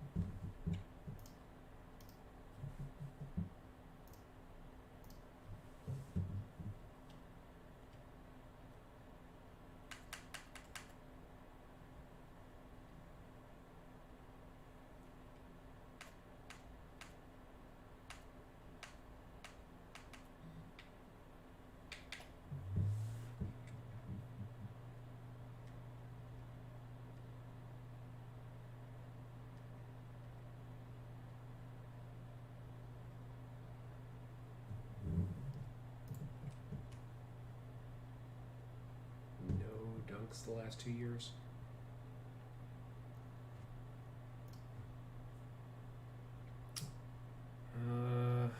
No dunks last year in a lot of minutes, also worth noting. Yeah, we're gonna remove that. We're gonna 40 in here.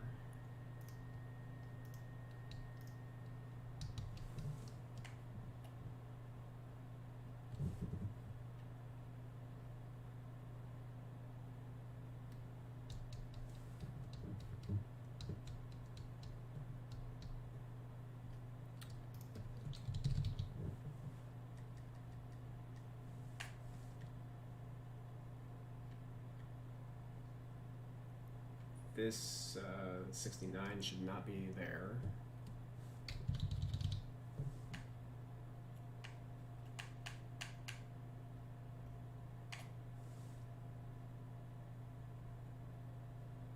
Okay, how far? Oh my god, the lag.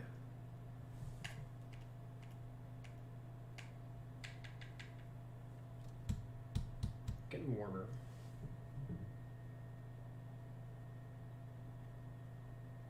Yeah, let's see how long it stays there.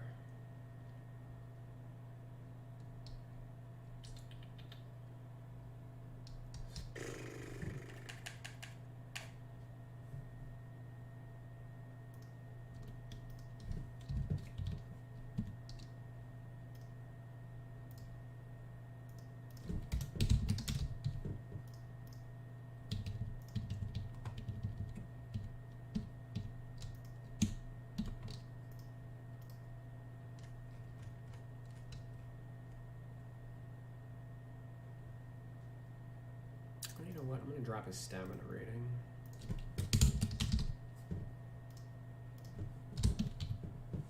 He's an old boy.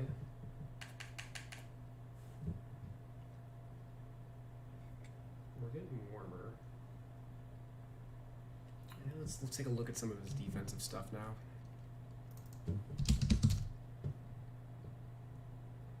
Roberson, signed Roberson and waived Pell. Are you fucking kidding me? They needed another former Thunder player? Wild. PJ Tucker. We're definitely not dropping this. Let's just see his post.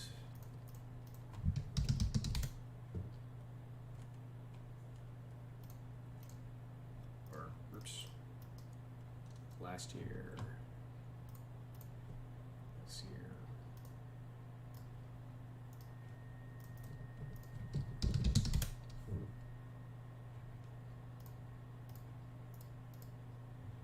Last year,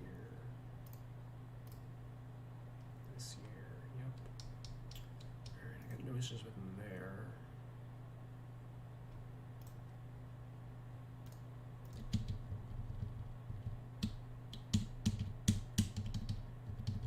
Brooklyn Thunder, yep. It's like the peak Thunder though, because they just got rid of Westbrook. Like, take the entire team minus Westbrook and they're great, right? This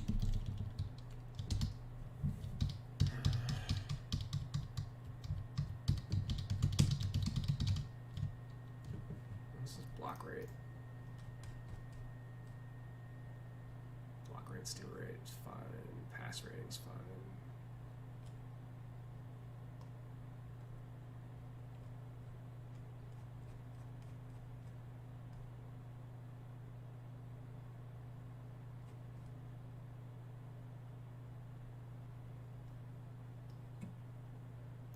At this point, it's basically just down to like his badge quality.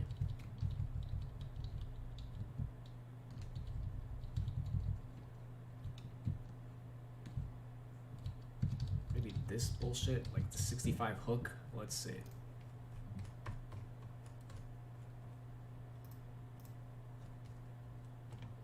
One for one, okay.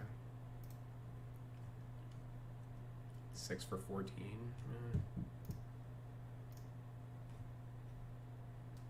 9 of 18. Yeah, 65 hook is fine.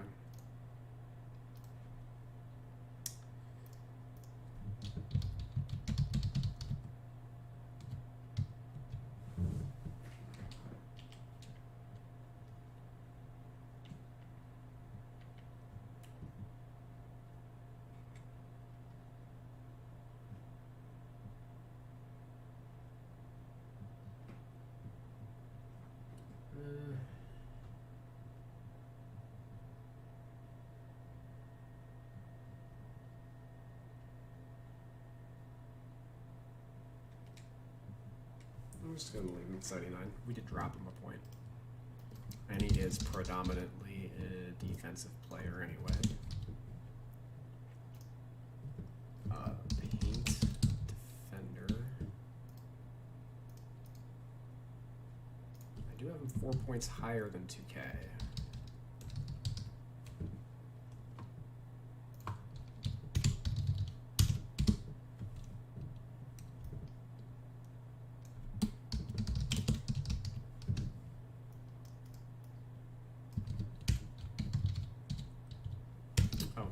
We got a sideline, Blake Griffin.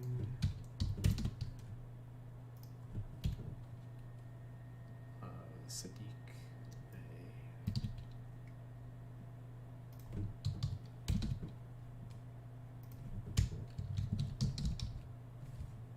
And then knockout Drummond. Bring Jarrett Allen up.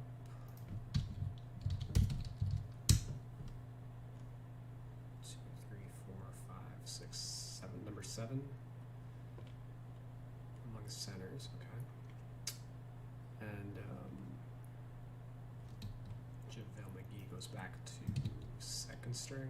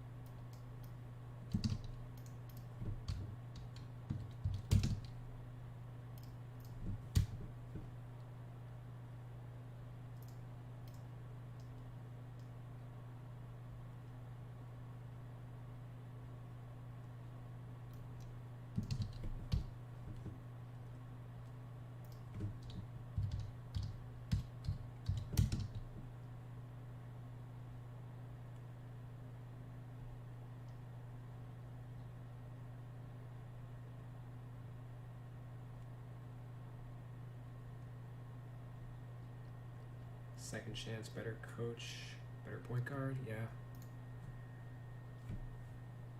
I mean, I think the jury's still out on whether or not Nash is a better coach than Scott Brooks. I don't think Scott Brooks is like a good coacher by any stretch, but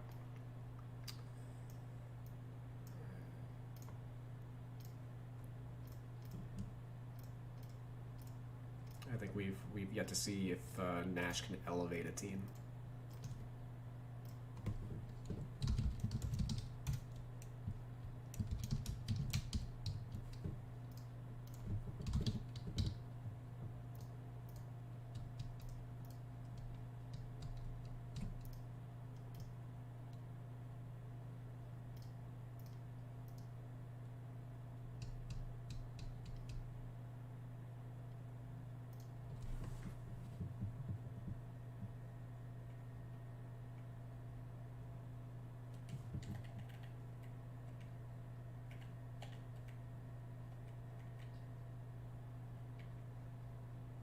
Alright, yeah, I guess it's time to give a look-see at Daniel House.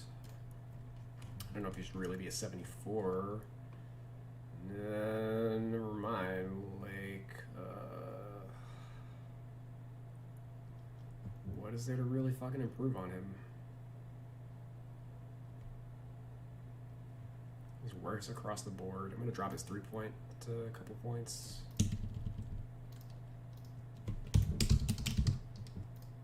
Mark that as like an 80.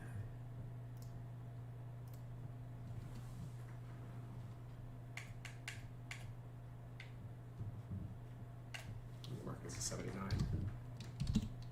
Let's get that archetype change. Floor spacing slasher.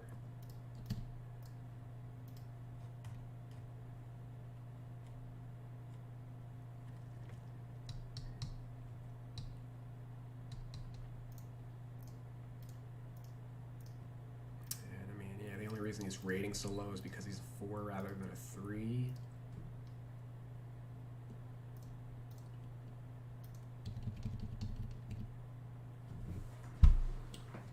Let's see. As long as Ben McLemore's not playing over. Oh shit. Okay. Oh, and Mason Jones is playing over him too. All right. Yeah, we need to get House to a 75 somehow. I don't fucking know how.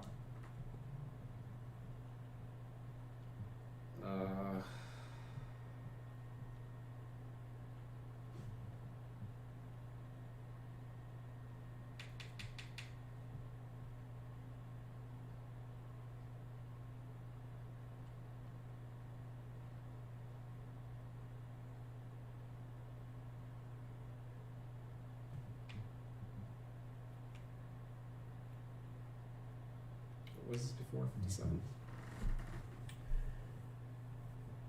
Alright.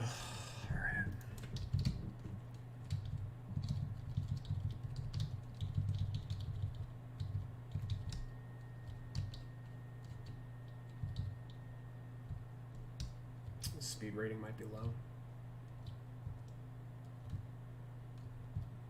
Let's look at this mid-range stuff.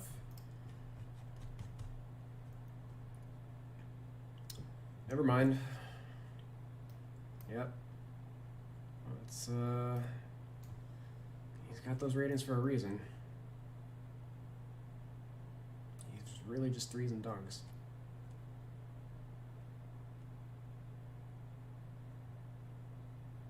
I guess I can boost his his free throw rate.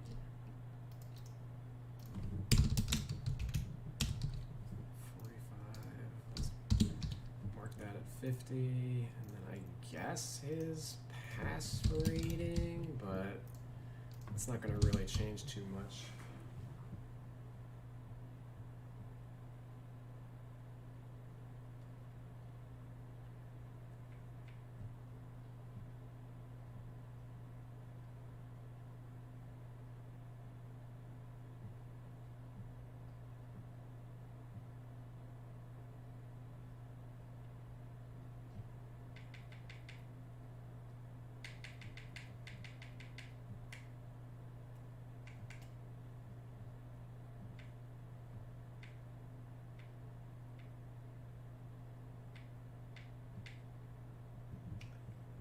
actually pretty far away.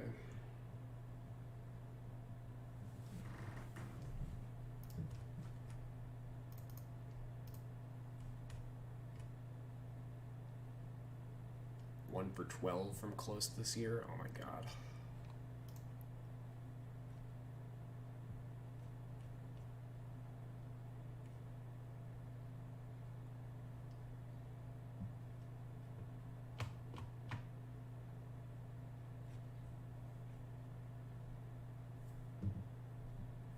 I'm giving him 13 badges already too. Why does the rating have to care about stupid shit so much?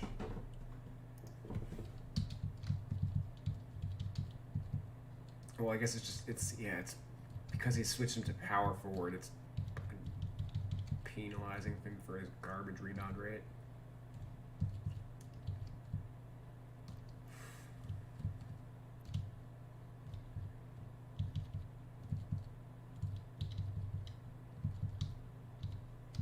I think I'm gonna 80 his speed.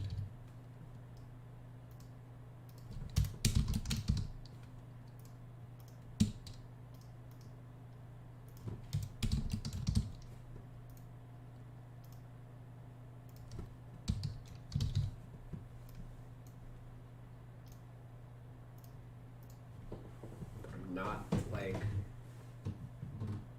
super confident on that.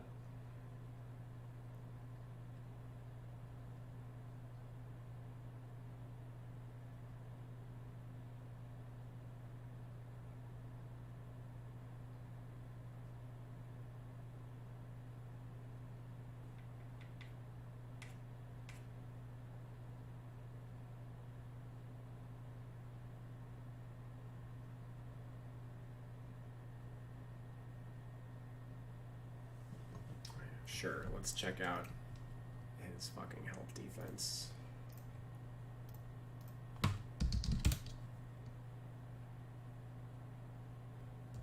Oh, that's offense, never mind. Well, that explains why.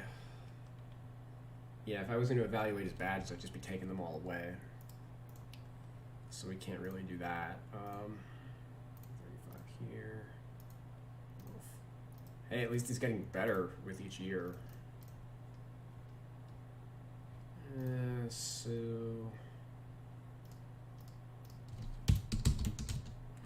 I will ignore small sample. Please go up. Please go up.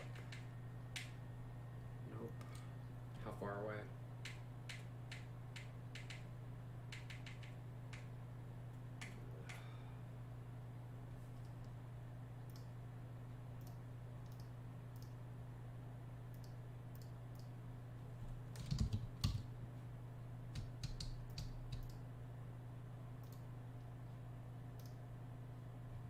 Let me see his RPM again.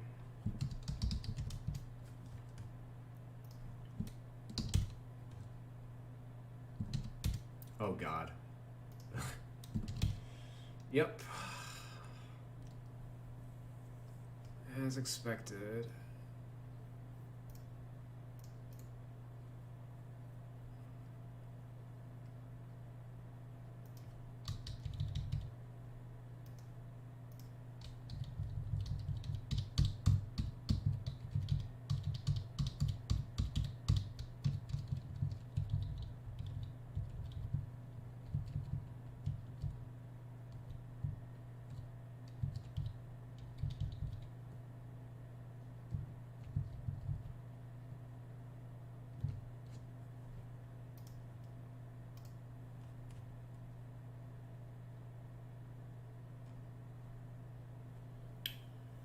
He's generally in the rotation.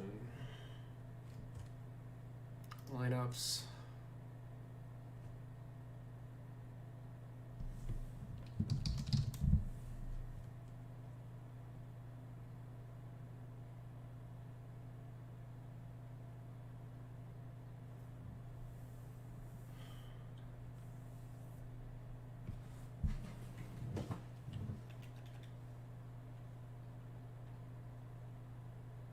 Okay.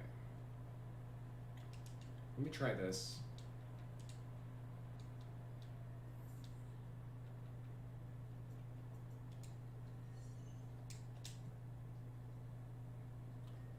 Yeah, I think that's going to be our solution to the problem.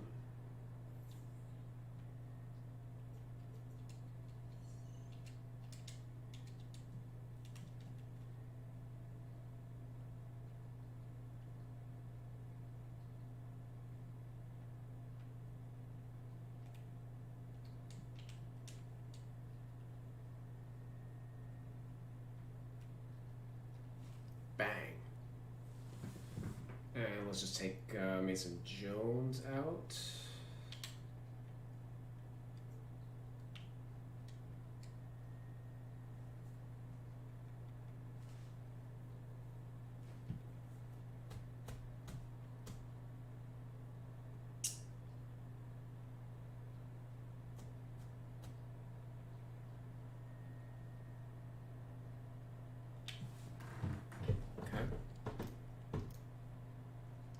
So what did I just do to them all? Sterling Brown is now a stretch 4.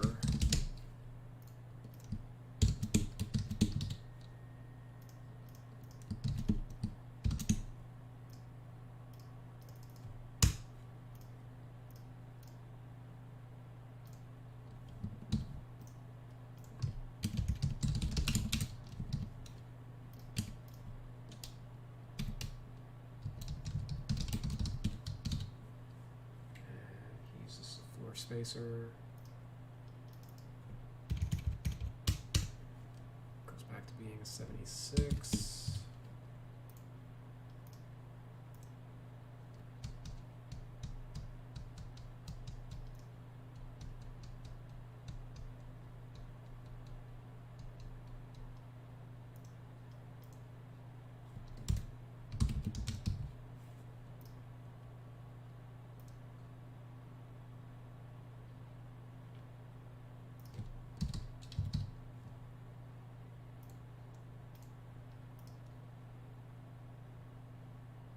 Pretty solid, actually. Hold on, let me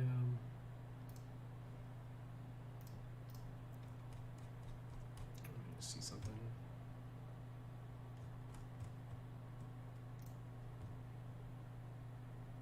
Lob over Brown. Yep.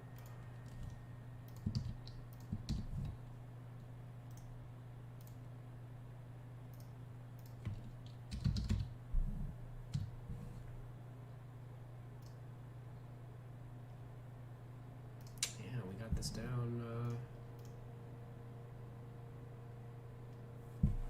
We got this down.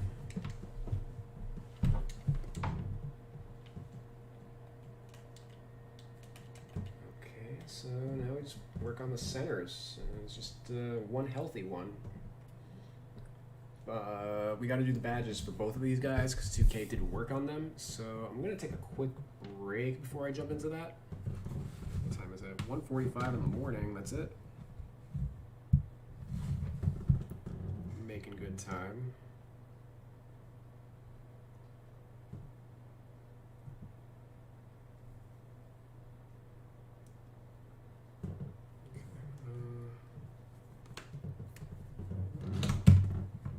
I'm gonna grab a snack.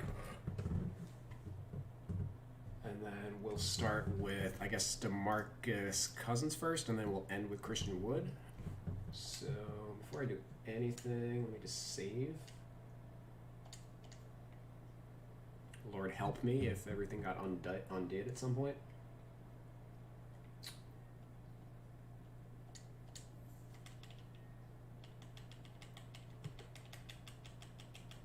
We're gonna head into the 2K roster because I got to see what they did with their badges for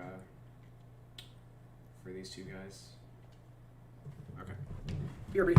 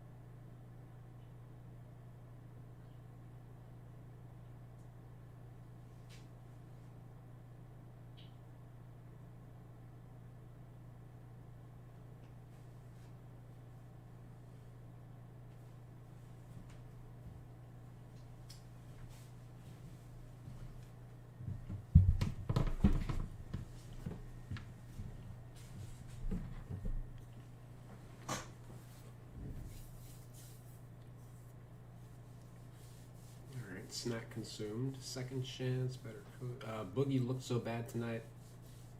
Man, he lost all his mobility and missing shots in point blank range. Yep. He's got very little. I mean, he never really had much left before, but.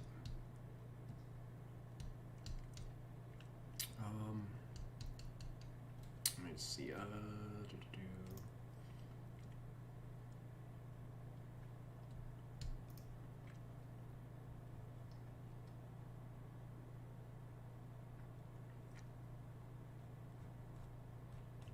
Why did they cut Pell? Is he hurt or something?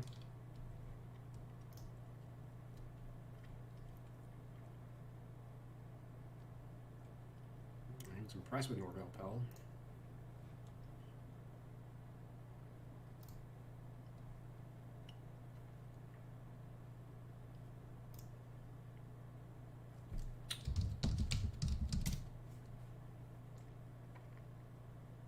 Okay.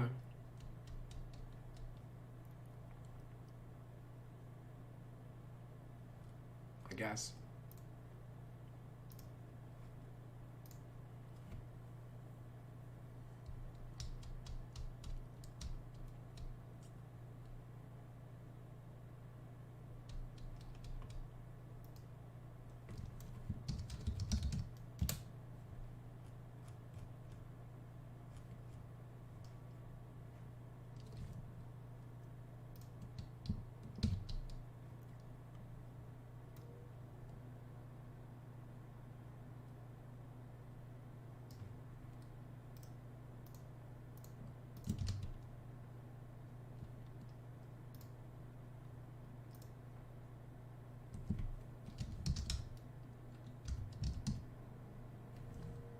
I had fucking Andre Roberson retired.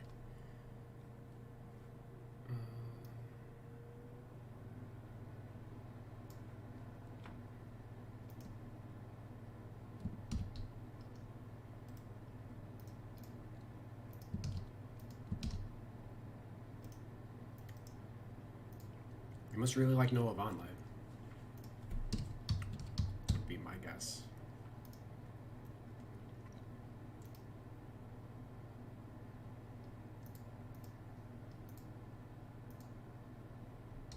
I guess we'll look at Roberson a little later.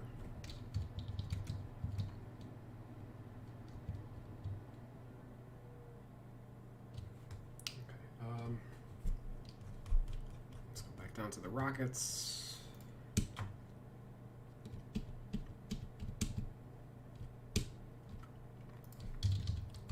And do Boogie. Oh, I didn't do Boogie's badges apparently. So, or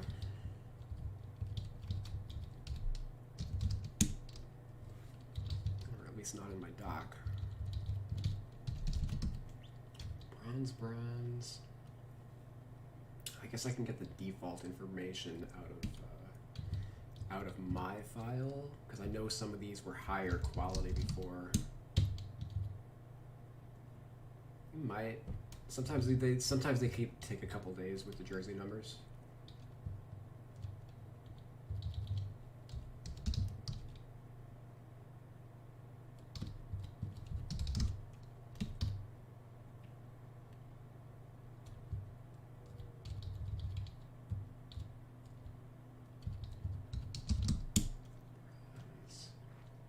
Okay, well, 2K did listen to me in my analysis video. They did drop all of these down to bronze.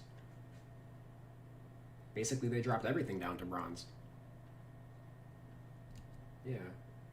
Way to take my advice. Send the check to at Real2K Insider.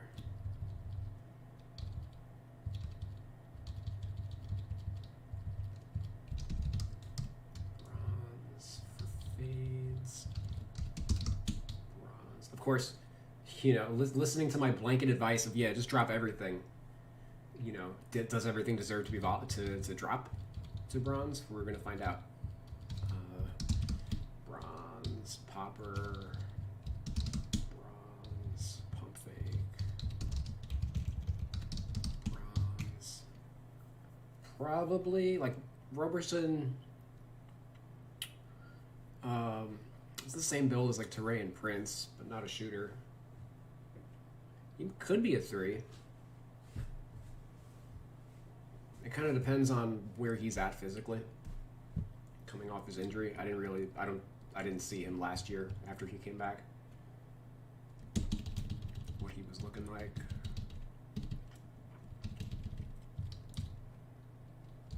Bronze break starter, bronze flashy passer. See, these are the badges that like you probably could have left alone.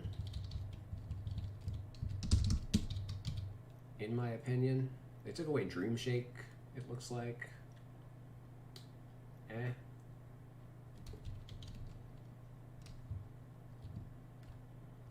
right, gold brick wall. Gold moving truck. Silver box. Bronze interceptor. Okay.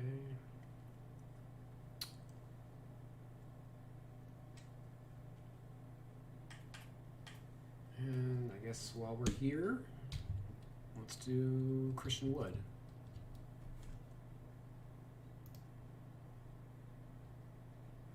Oh, for the purposes of this, let's actually just slot him up here. So we're doing a side-by-side with Cousins.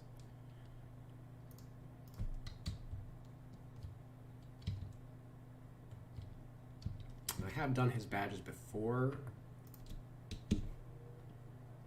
but they likewise took my advice and upgraded some of them beyond what I did. So let's see what they got.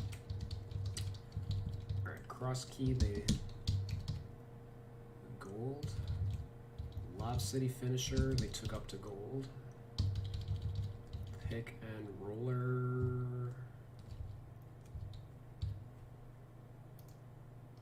Okay, I had that at silver and they took it to gold. Put back boss, same conversation. They put that to gold. Back down Punisher, that was a weird one because like, is he really? He's fucking 215 pounds.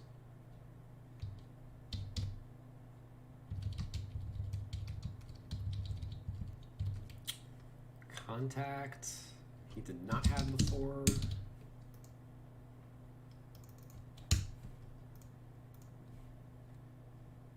Drop stepper, he did not have before. All right, yeah, so they added some stuff for his post.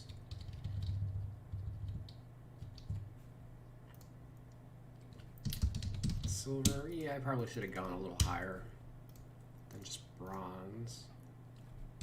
So I'm gonna take that another step forward. Boost him there. Okay. Yeah, finishing looks good.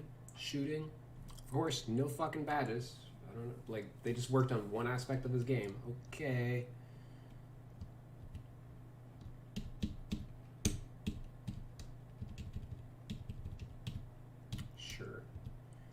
Dribble playmaking, they gave him silver post spin, and that's it. And then defense, okay, gold brick wall for the guy that is 215 pounds soaking wet. Oh, gold moving truck, yeah, that also makes sense for, like, makes sense for him to be rated equally to Boogie in terms of physicality, right? Silver box, which is the same as what they gave him. Rebound chaser. Y'all don't know how to grade rebounding badges. Silver. I'm not giving him that. And worm equals silver. Pogo stick bronze. Yeah, alright. So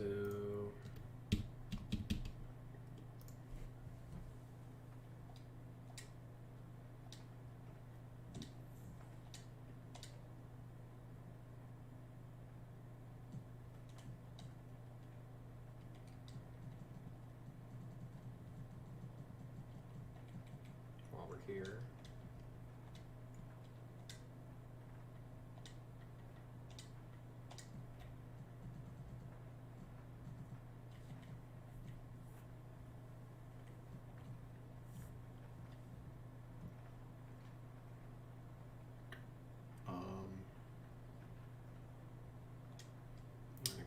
position he'd be at.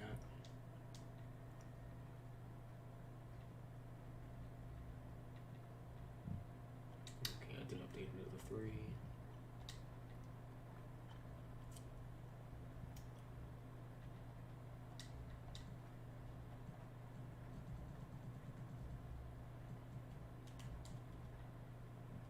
Okay, this 76 has got to kick rocks. Based on 2 years ago, 90 dunk rating for sure. Based on the present day, probably not, is my first guess.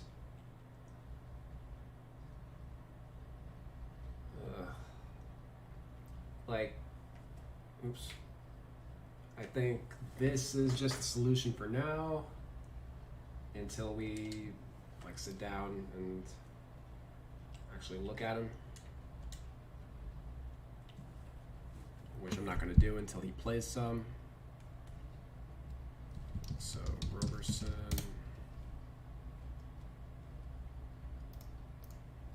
Oh my god, Google Docs sometimes lets me down. Okay, 74, 20, 76.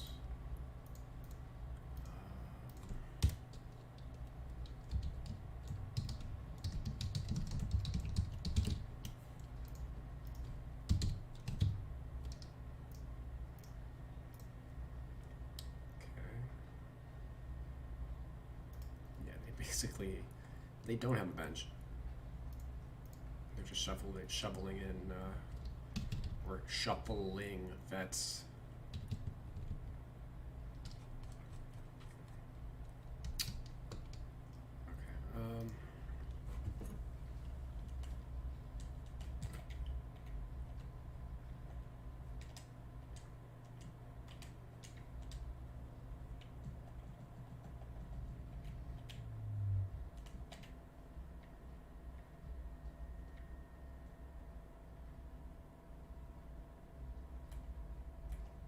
Okay. Okay.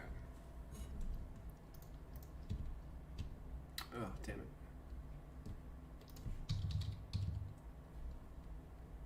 Okay, back down. They originally had gold.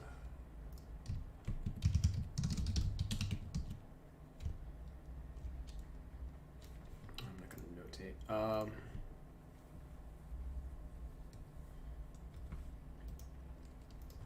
I'm gonna split the difference.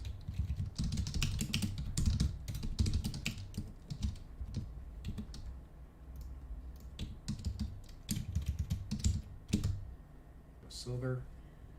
Hey man, you're doing a great job, an interesting job. Well done. Thank you, man. Drop stepper. They took away from him. Put back. They decreased. Lob City finisher. They took away.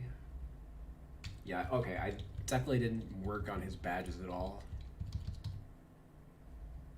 If he has that. All right. Pick and roller. Bronze, relentless, bronze. All right, they didn't do a ton. Does he have contact here? Yeah, bronze. He had teardropper. That's kind of funny. Or no, they added teardropper. Wait, am I? All right, excuse me. Did I do the right line? Maybe Teardropper's supposed to be Lob City.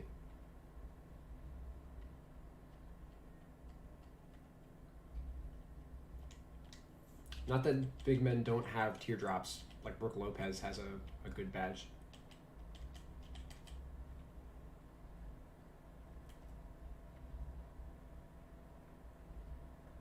One, two, three, four.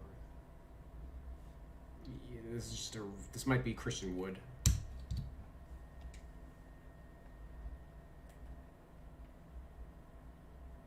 I don't know how that got there. Sorry guys. All right.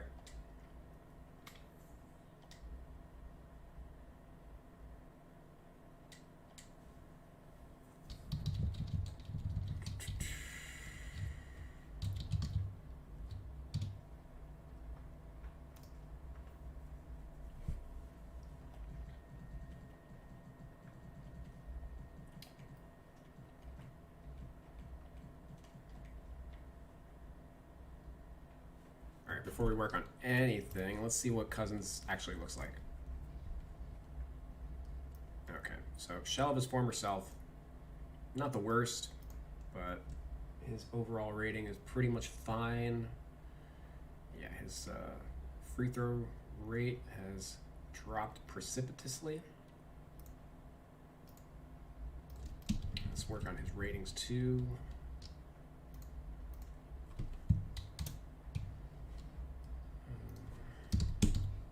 Drop that an additional 5.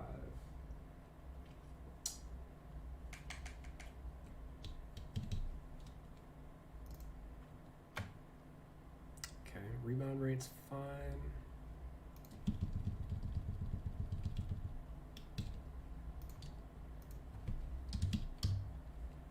We're just gonna max that. Oh, that's funny.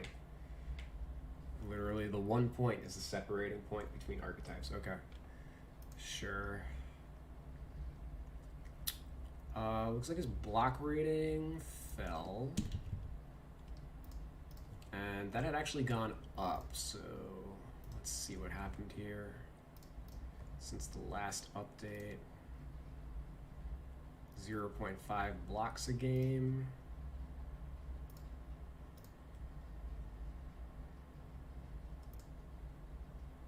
I guess he started off hot earlier in the year, and then after that kind of ceased to produce, so we can drop his block rate.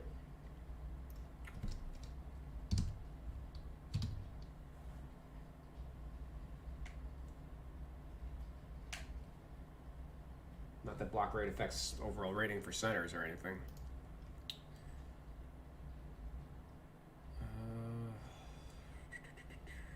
And I'm serious, it doesn't.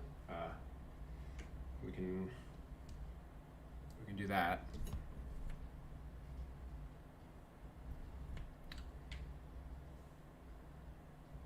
It affects it like very marginally. Like if we could go up to like what is it, a 75-point scale? Like I think it's an 85 points of block. We'll take it up. So if he was like closer, if he was on the fringe of a rating change, we might be able to get it going, but I'm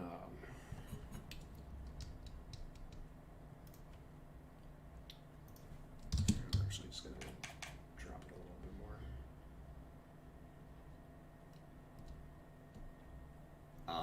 Passing, his passing's fine. All right, let's see his shooting.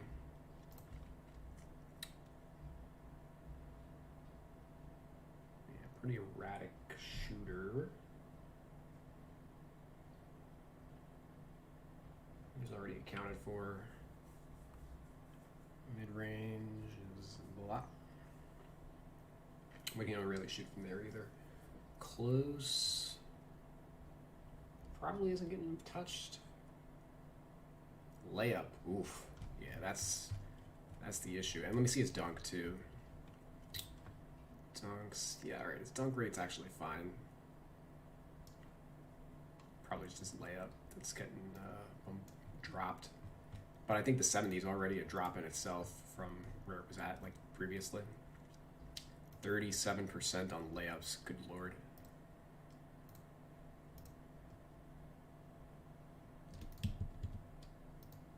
Yeah, but previously it was a lot higher.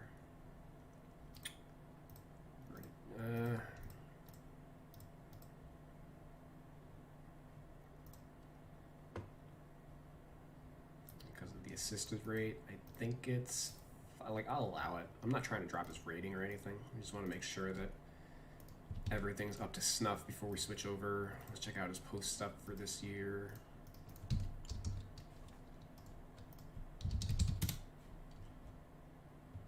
Yeah, I mean, at least he's performing it. But this is probably a drop from 22%, 17. 22%. Do we have a king season? 22%, yeah, so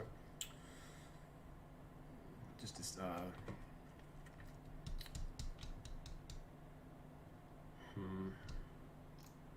I've already dropped that, right?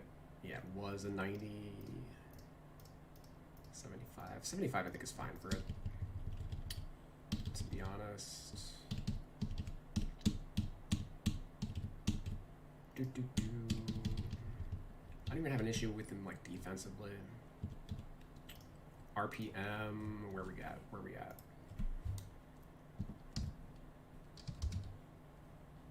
Well, there's Christian Wood. That's a good omen. Ooh, 80th out of 81 centers defensively. Okay.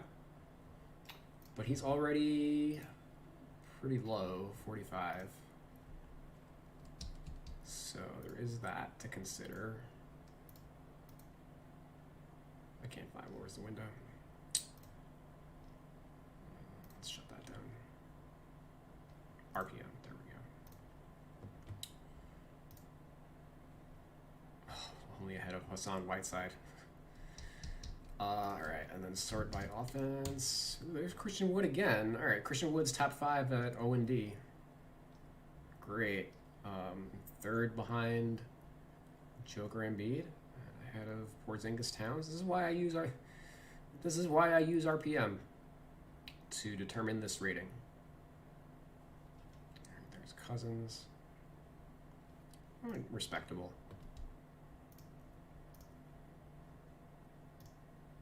I've already dropped him a little bit. I will undo some of what I've done.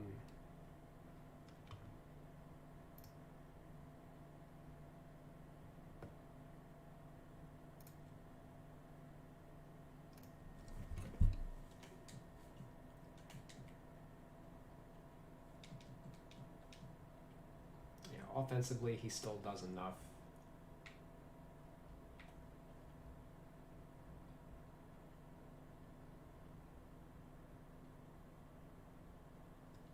It's defensively where he's going to have issues for the rest of his career. Basically, he's a Enes Kanter type moving forward. All right.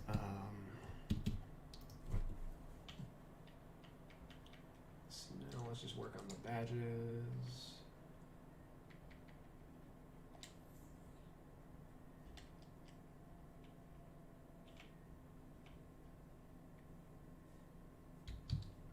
Contact relentless.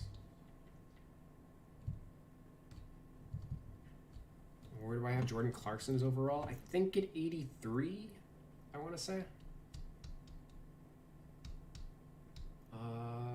Drop stepper and silver. I took away silver drop stepper. I'm likewise just going to split the difference. I know they took my advice a little too much to heart. Like, I don't think I'm not a big proponent of removing a badge if a player, or like my view is if a player does something, they should just have the badge. And I'm not like, Cousins still posts up, so he shouldn't have high badges, but he should still have just like the lowest level of the badge. It's not like he forgot how to post up. He just isn't as effective at it anymore. Put back boss. Let's see.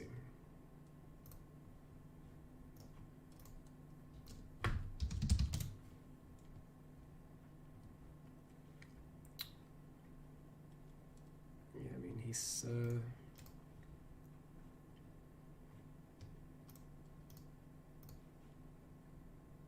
his efficiency dropped off.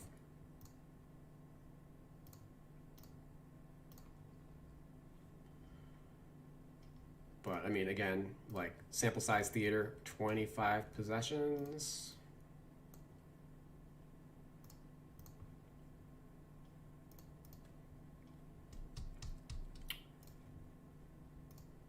So, bronze is fine.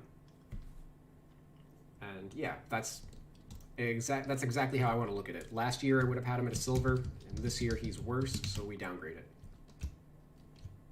2020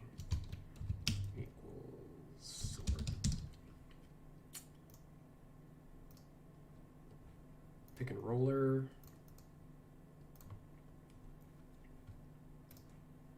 I'm really just checking this for his popper data, as I know I'm leaving this on 24%.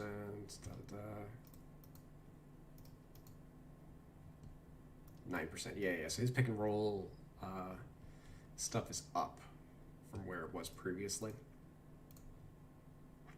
8%. Yeah, he was always. Here's 15. Yeah, so he swapped his post game for a lot more pick and roll stuff, effective field goal percentage. So we can't really tell from this screen how many of these shots are threes, but you look at the field goal percentage versus effective field goal percentage, and that's how you figure whether or not a player is a roller or a popper. So, and Cousins is, and you can use that with to figure out, sort of recalculate some of the tendencies, like roll versus pop, I believe, is a tendency.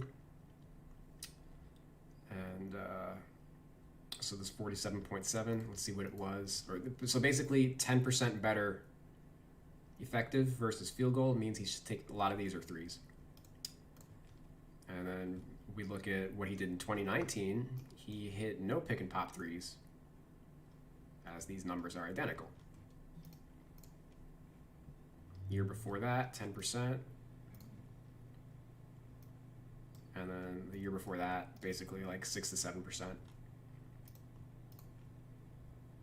And year before that, 2%. So, yeah, he's definitely a popper rather than a roller. I'm just going to leave the bronze on him, as he is at least functionally doing it. We raised post spin to back to silver. Relentless bronze. I mean,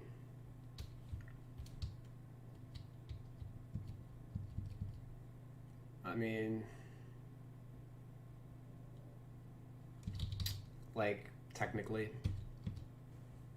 TBA. We'll see where he is at the end of the year for that. But otherwise, I'm fine with this alignment. Let's go over here. He had difficult shots. Yeah, all right, so that's a downgrade. Silver.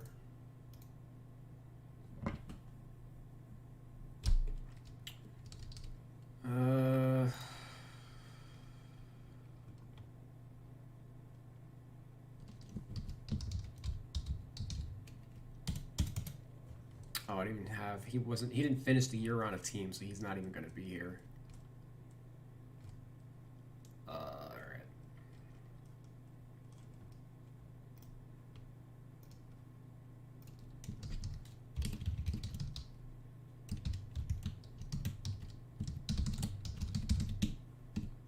So you guys get to see some of how I do that.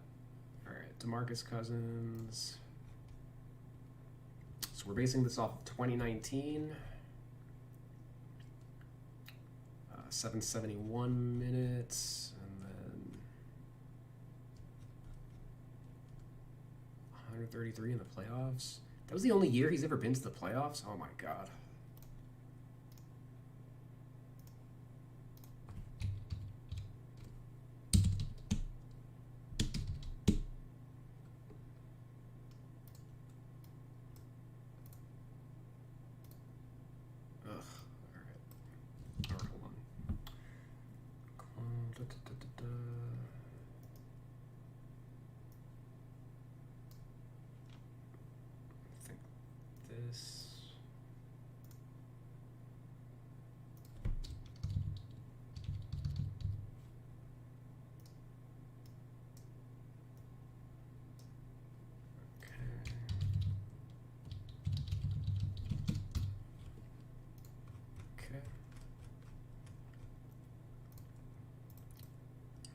Plug in his shooting data, 60, 26. Oh wait, that's all right, 170, 127.20.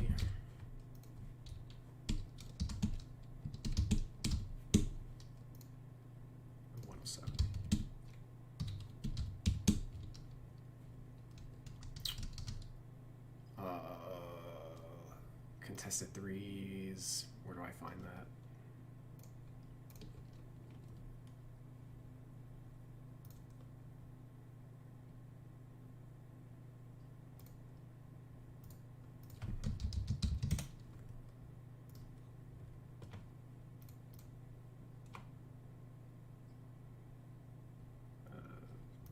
Here we go. And okay. So, oh wait, this is this year. Derp. All right. Hey, 7 this year. So he's taking contested threes. Let's see. Last year or whatever last year was, 2 and then 0. Okay. So that's going to go up, but for the basis of calculating his 2019 tendencies as a base, that's a 2. And then the rest of this,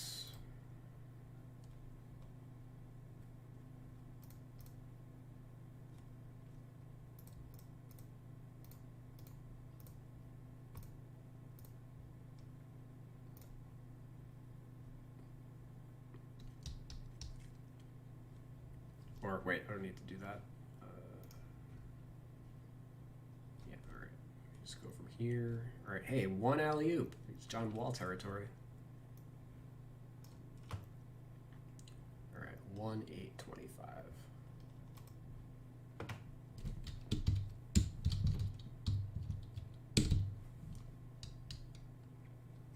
I didn't do this for them. All right. Noted for the future. 8 fade, 29 hook.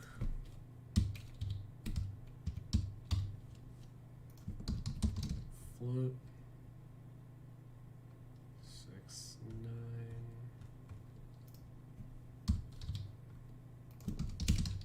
Turn 3, 11. Step 2 and 6. Pull 0.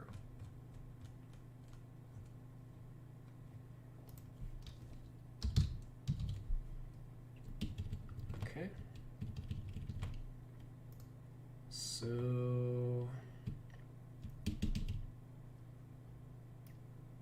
yeah, so 0 pull-ups in 900 minutes, and then step backs, blah. So he had silver difficult shots. That is definitely not based on his time with Golden State. Let's see what he did with the Pelicans the year before. You know what prime boogie looks like. Prime boogie. Oh, 1 for 4 on alley-oops. 48 dunks. Yeah.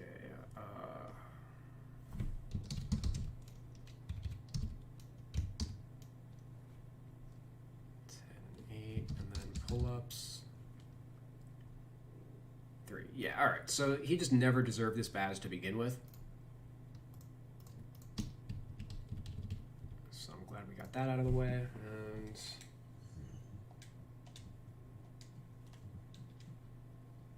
let me go fix his tendencies. I didn't realize that they were not done.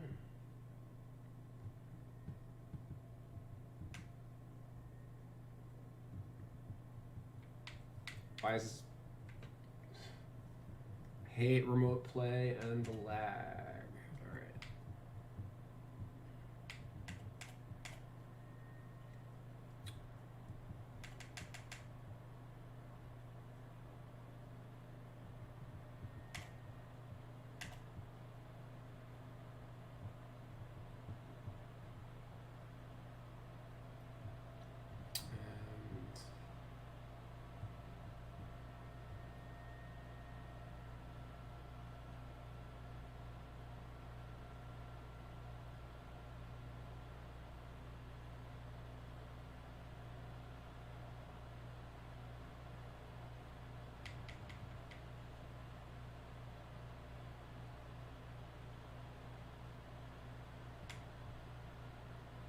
Okay.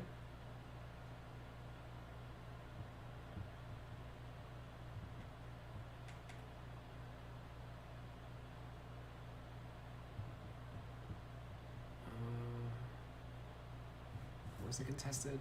3. There we go.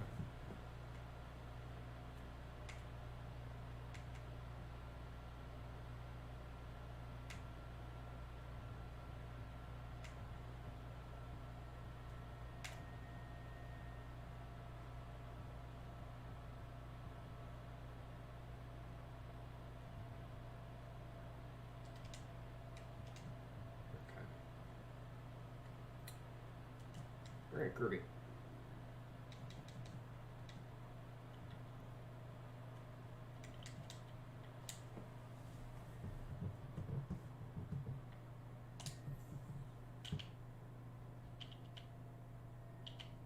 So difficult shots, never should have had it.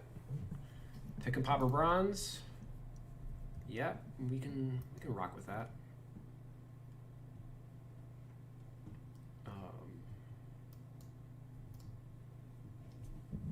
Yeah, because it's not really going in. He's not shooting it well, but he's definitely doing it. So, and they dropped him down to bronze, but they don't even know.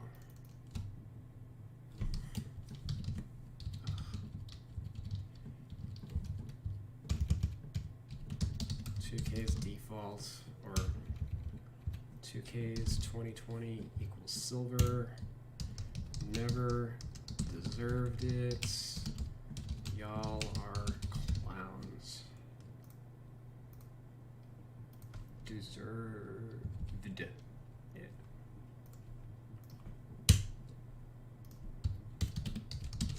Equals bronze.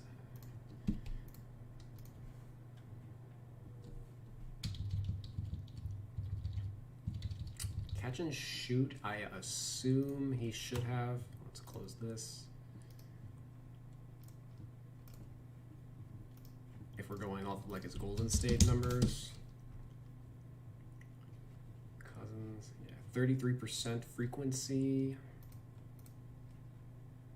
24%. Well, never mind. Yeah, he shot well a couple years back, but still trying to recapture it a little bit.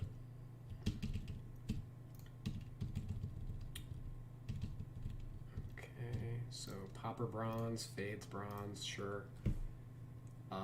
Pump fake maestro, sure. I mean, that's. I bet Boogie's probably one of the best pump fakers in the league, is my guess, but for the intents and purposes of his overall effectiveness, we'll just leave it at bronze, or just, I don't know, I don't care enough. Green machine, fucking green machine, get the fuck out of here. Not for someone who's shooting so erratically.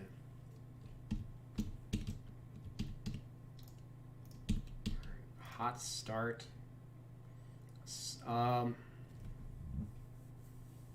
That one I might be more into, because obviously he is a scorer. 9 points in 20 minutes. But the thing is, that's like factoring his jump shots,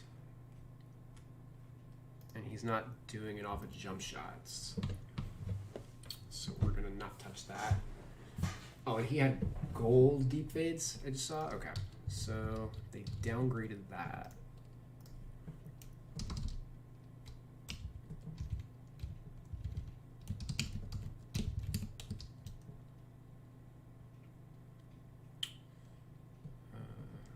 I don't need to notate it, it's fine. Alright, so drop there. Okay.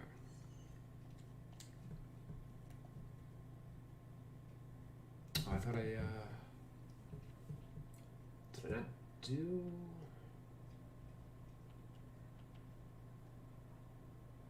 I guess I just talked about it and then didn't update the badge. Okay.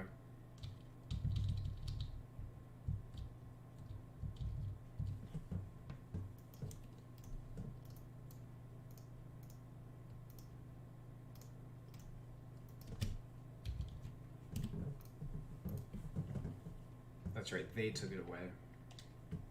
And I would have never had it on to begin with if I had done this properly. Where the fuck is back down?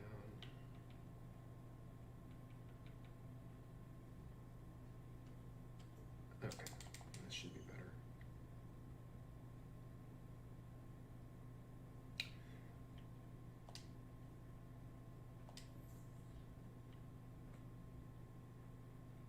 I'm giving him the stupid cross key badge.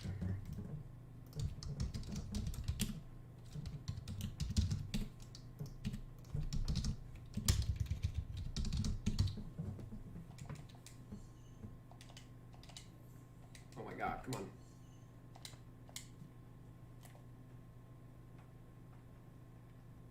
Okay, that looks fine. That looks fine. Playmaking.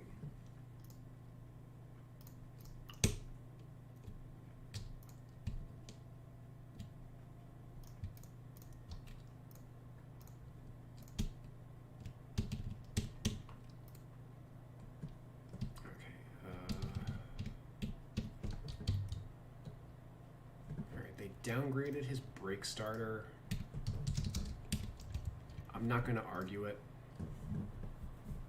They took off his Dream Shake. That I'm going to argue.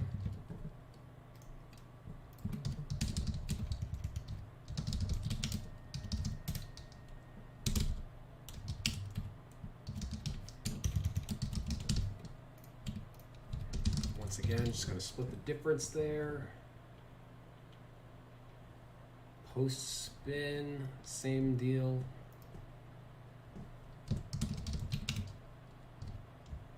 Or 2020 equals silver. Flashy passer, that's fine. You probably should have like pass fake Maestro. I'm gonna increase his craftiness overall. I feel like everybody in the fucking league should just have pass fake Maestro. For variety's sake. Let's notate that this one is 2020 equals silver.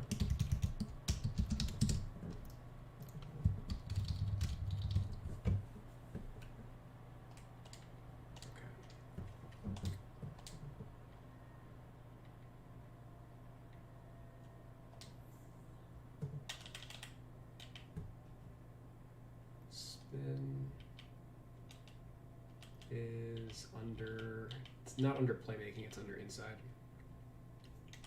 I guess organization.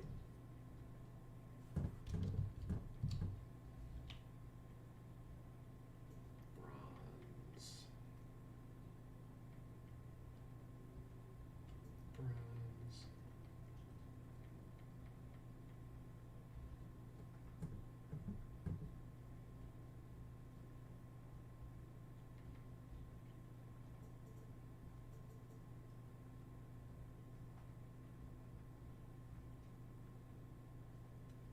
Probably should have bailout, to be honest, but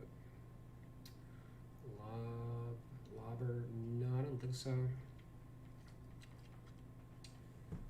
Okay, let's see quick first step, which I like to look at isolation data for that.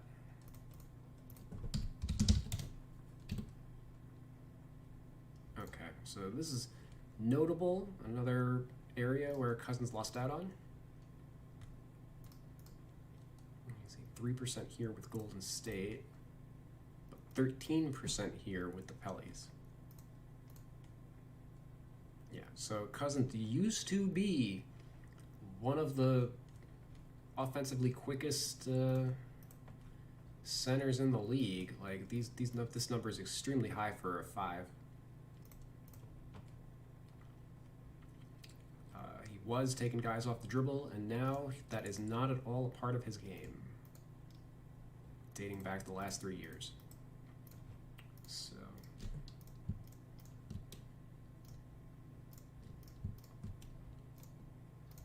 just boost there. And I think I want to just note notate 2018 was a silver.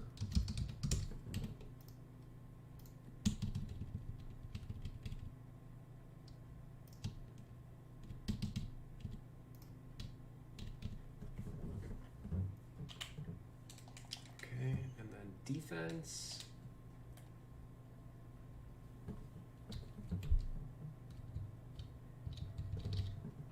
Truck, it's a gold.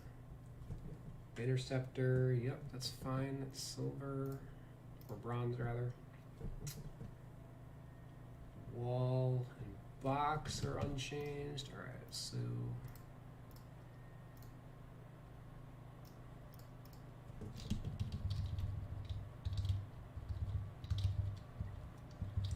I don't think I want to put on like rim protector or anything. You can make an argument maybe for rim protector bronze, but like he's never really been a great shot blocker. He's a little pretty below average for a 5. Everything else, yeah, we're fine. Okay, so final verdict is 78 overall with 19 badges.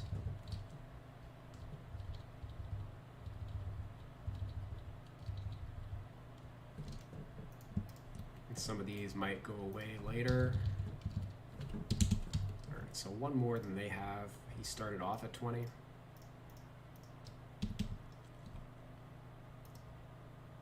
.78, but I have him rated 2 points lower than they do, so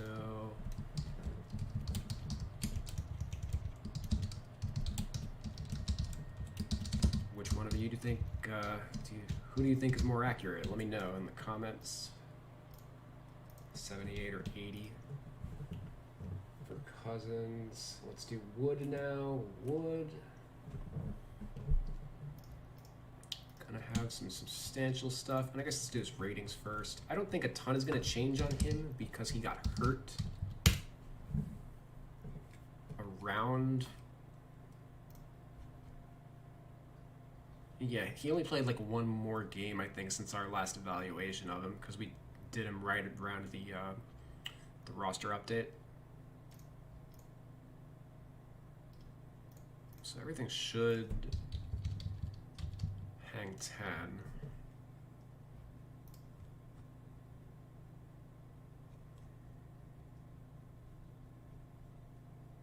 We're going to boost his 3-point a little bit. There's 84 is based on this.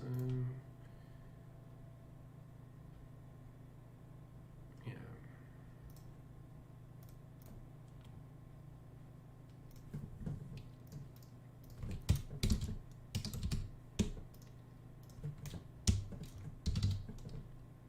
We're going to do like that.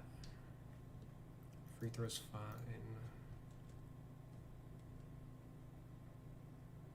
Mid-range is fine. Close shot. I have to sneeze. Oh no. Oh no. Oh no, it's going away. Oh no, I wish it would just come out.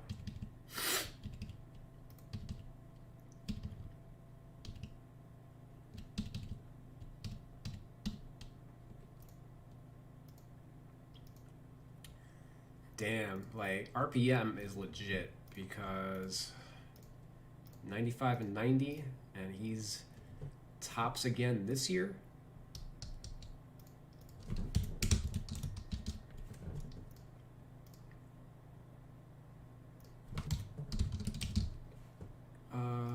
Actually, no, 95 is fine for him. We're gonna take that to 95.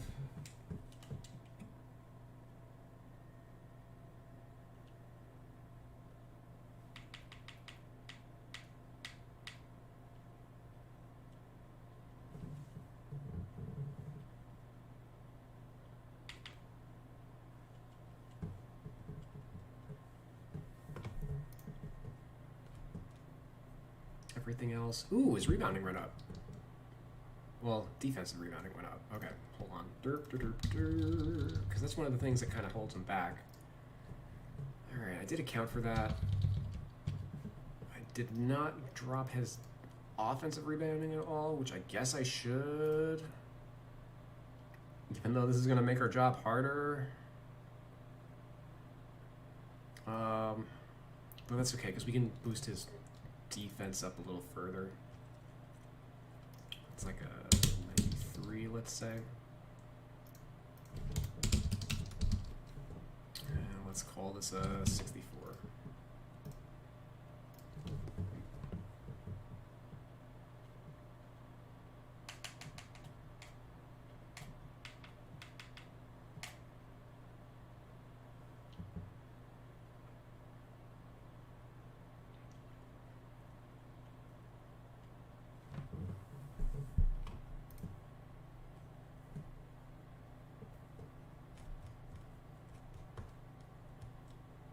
Great.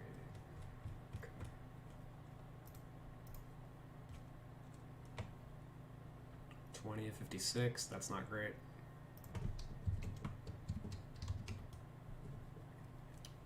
%36.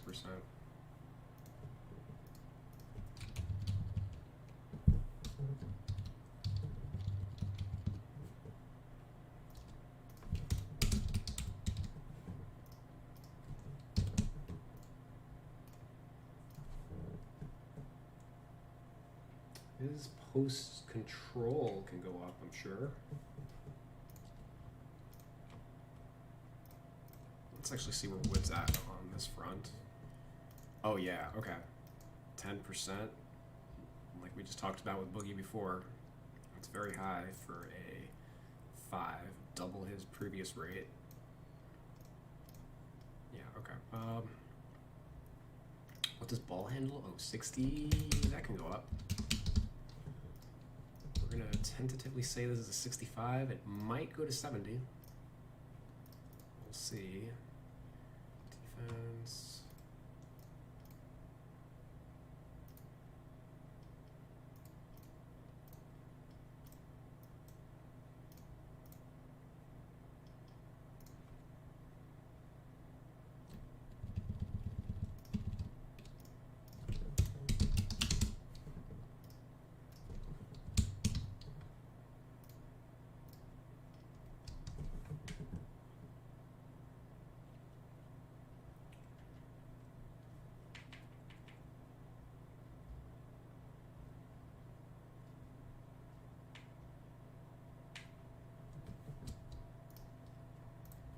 Post.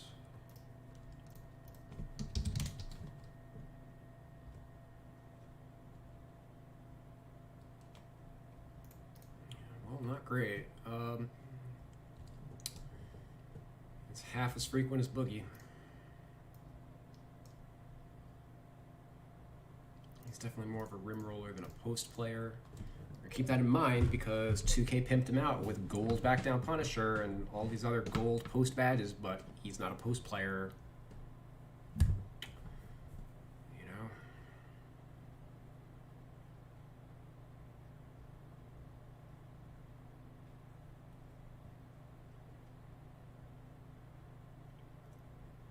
You were buying packs for the Smush Parker card?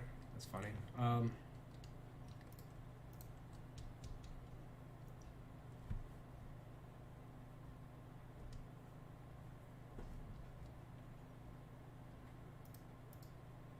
Kobe's rolling over in his grave, I'm sure. Him and Smush did not get along.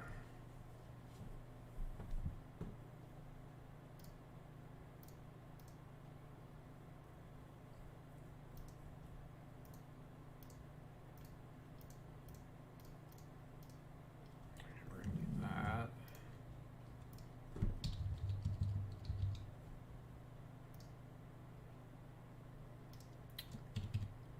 I'm going to leave his post stuff. And boost that to a 65.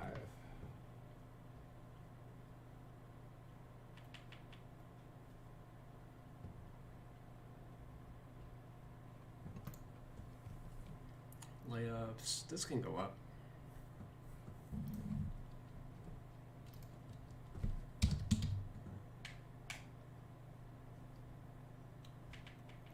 Layup, hell yeah. All right, 1 point up.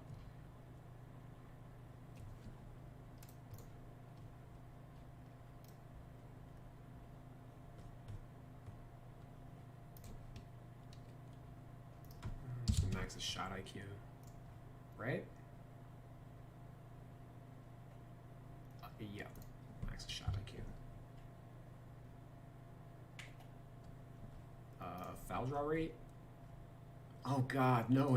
It dropped off. Oh no! Oh, this is gonna hurt. This is gonna hurt. Oh my God, no!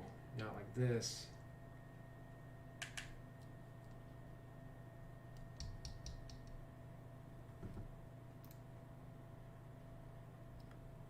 Block rate's up a little bit. But we counted for that.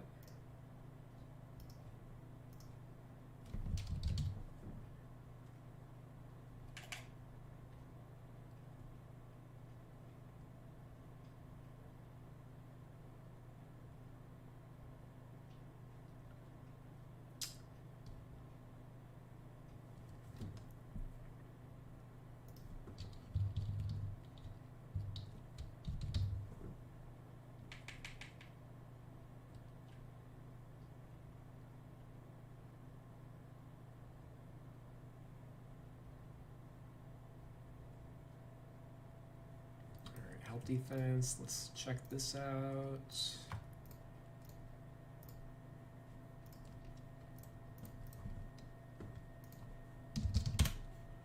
Wood.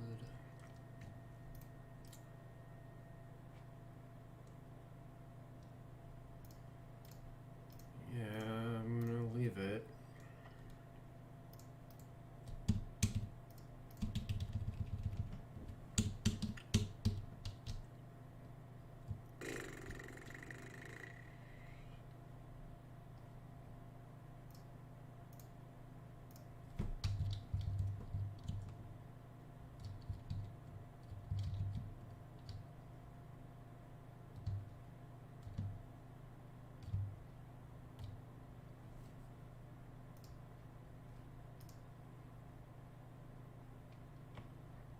Consider him a star, but that's not going to affect his rating because I have the trick thing maxed out.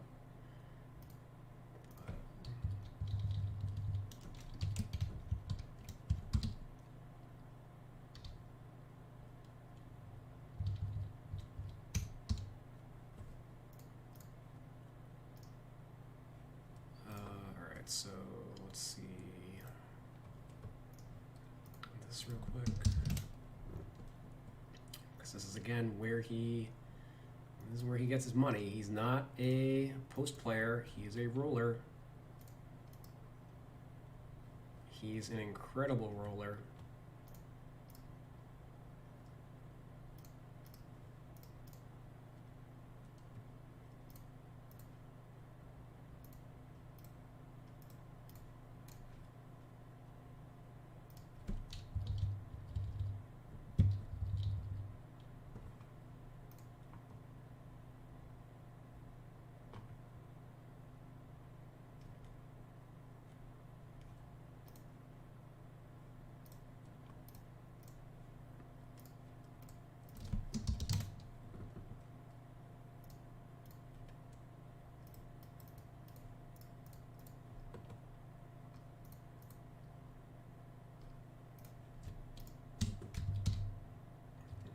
So we're going to go to 70 on his handle.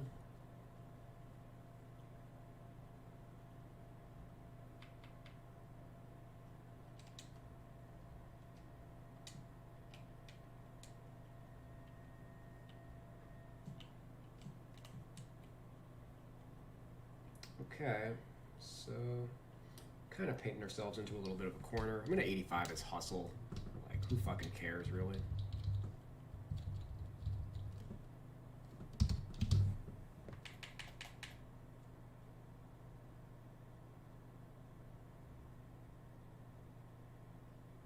Maybe I should watch him, and like maybe the speed actually should be higher. I'm gonna say the speed should be higher. I'm gonna 75 him.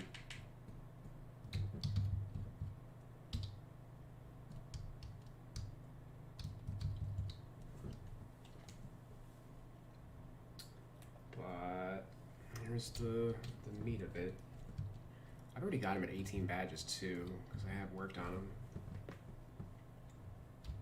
Alright, silver, silver, silver, some of these.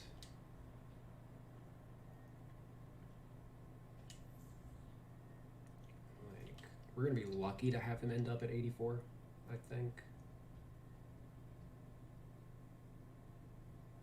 Contact and relentless. We took the silver.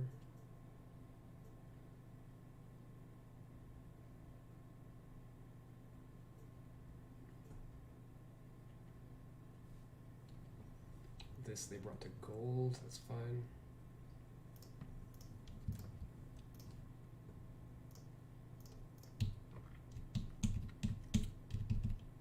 Lob City they made gold. We're gonna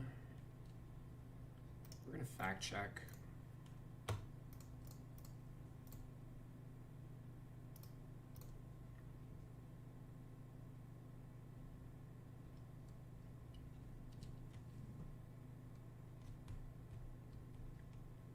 "26 alley-oops this year."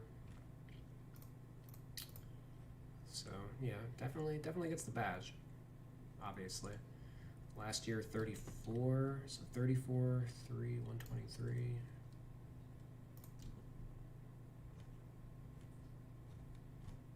Where is...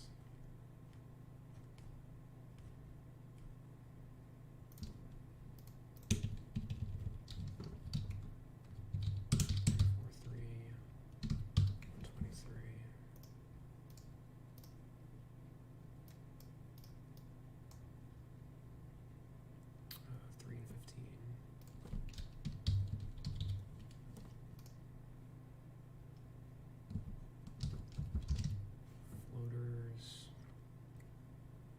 28, 30.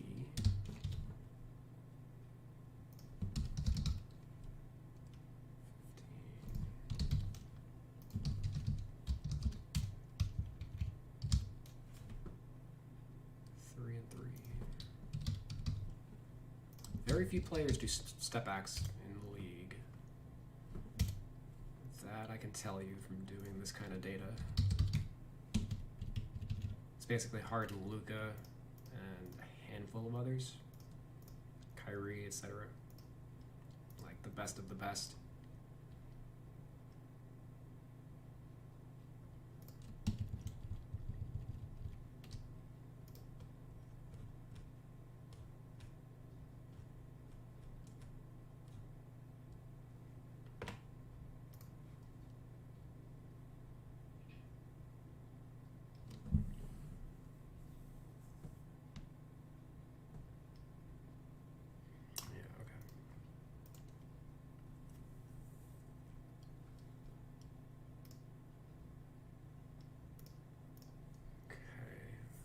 Given fast break finisher, I'm more inclined to do that than like gold Lob City finisher. Let's make this a silver.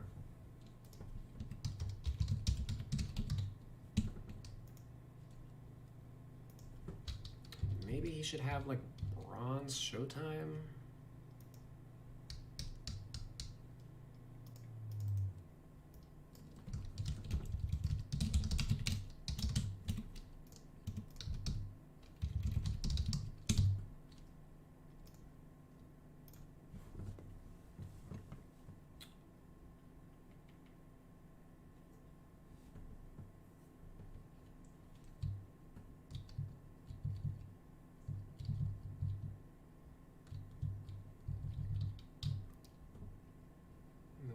Here,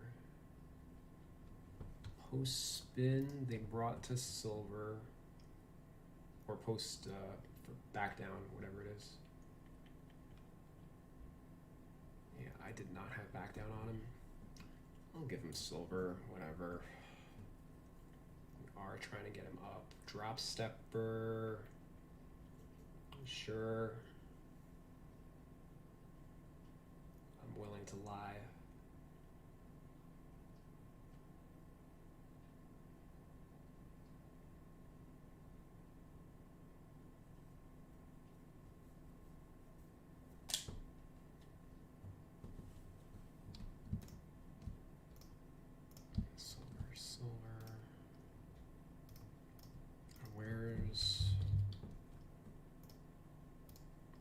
Lob City, they have it gold. See, all right, I'm leaving that at silver because his numbers don't reflect gold. We'll say that.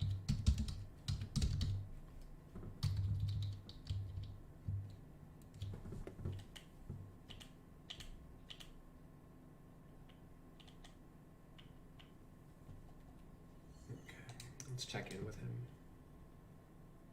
Okay, well, we got him back up to an 83.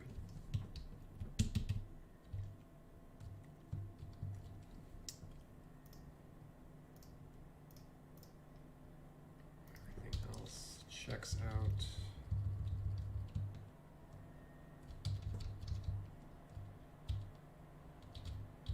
Okay, so now we check out his shooting. Of which, recall, they gave him no badges here. None of these. None of these. Pick a popper. All right, so let's check out his roll data.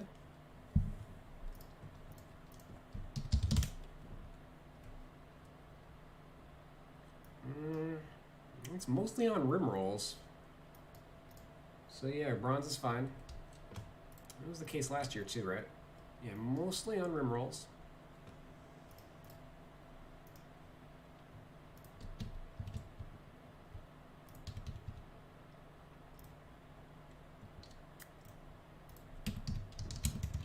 Let's give him the pump badge.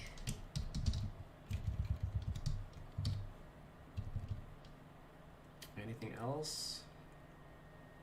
I don't think I can really give him hot start. He's just not a shooter.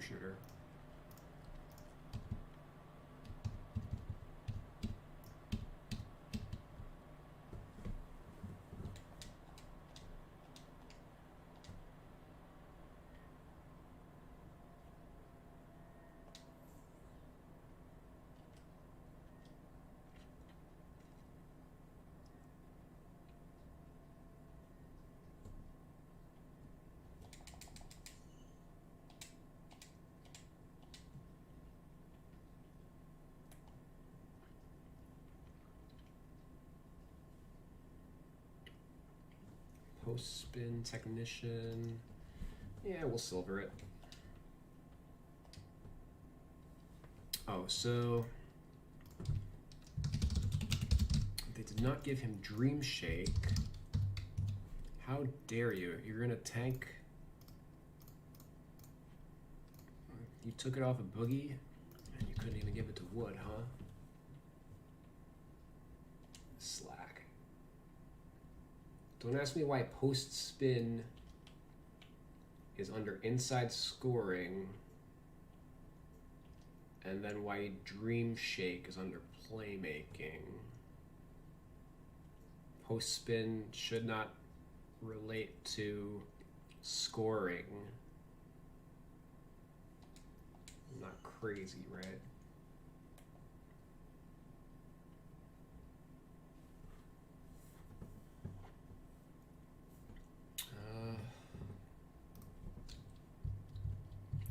Oh, quick first step.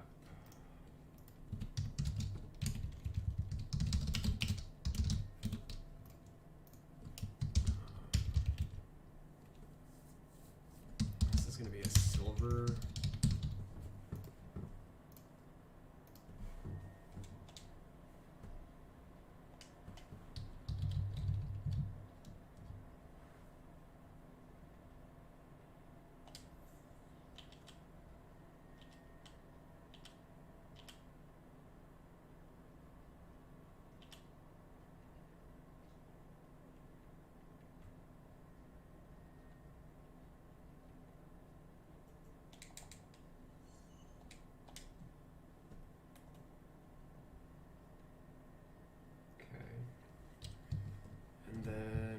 This stuff under defense, we probably can tweak up.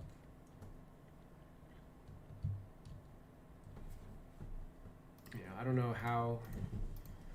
what they're looking at. Couldn't even give him like Rim Protector or Chase Down Artist. I'm gonna give him Chase Down Artist.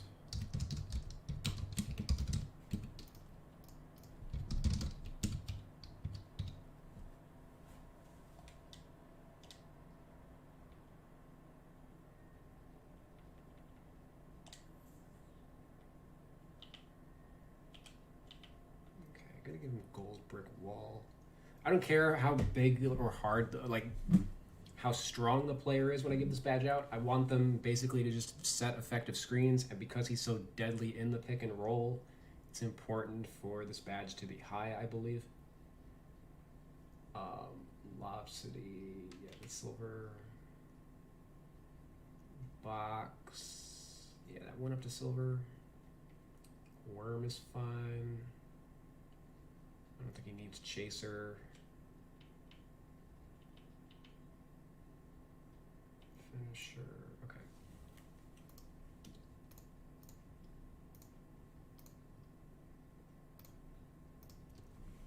So we're gonna give him Chase Down Artist. Worm Protector's probably fine.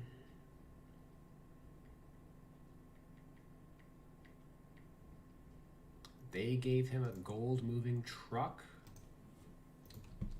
which I disagree with.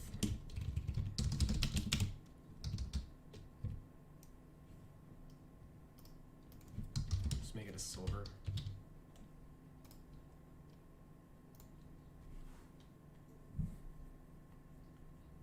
Pogo stick, post move, lockdown, tireless defender.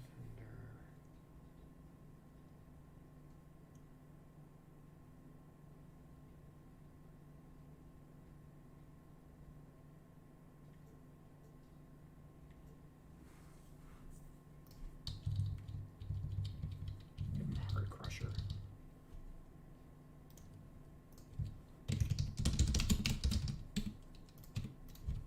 Heart Crusher is basically Showtime for defense.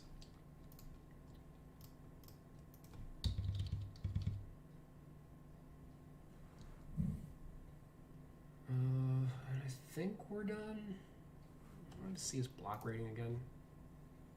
4%. Yeah, it's fine. It's not like crazy great for a center or anything.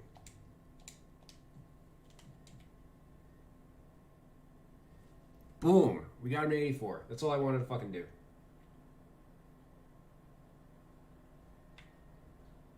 Like, we could get him to 85. 2K had to lie to get him to 85. 2K's version of getting him to 85 is doing this.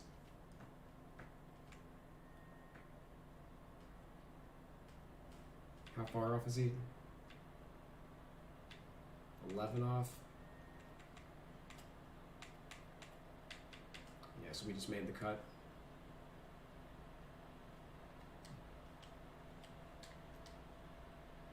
Okay. But I'm pretty stoked. It's a +2 from what I had at the start of this video. He should perform a lot more like himself now. Two-way inside-out scorer. I would like him to be the highest rated guy on the team. So like real like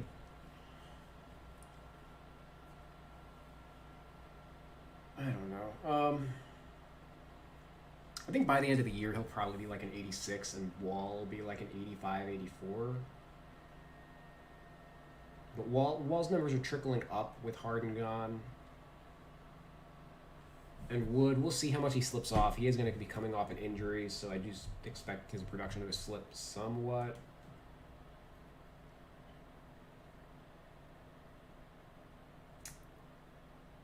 I'm going to do this too. Let's make him just a 75.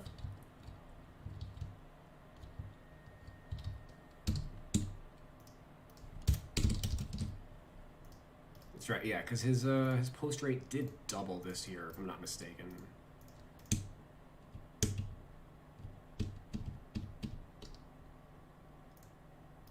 like if he defends spot ups a little better, he'll be alright. Two-way inside out scorer, huh? Wood.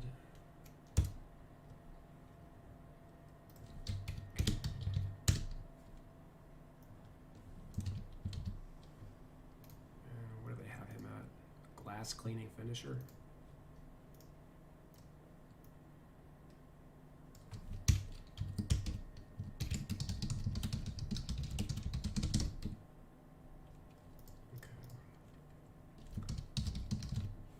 Cousins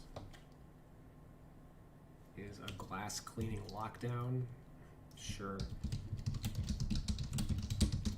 I disagree, but we'll stick with it. I don't know why he would have lockdown just because of post defense rating. Let me see if we can reduce that. Cousins is a good post defender.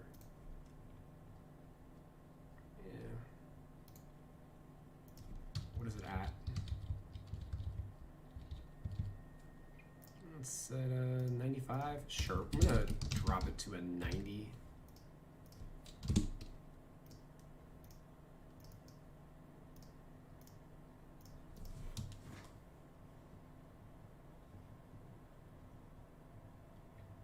Let's see what happens.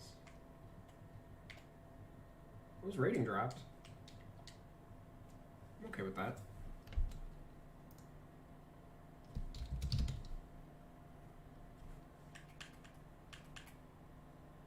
But no archetype change. That's fine.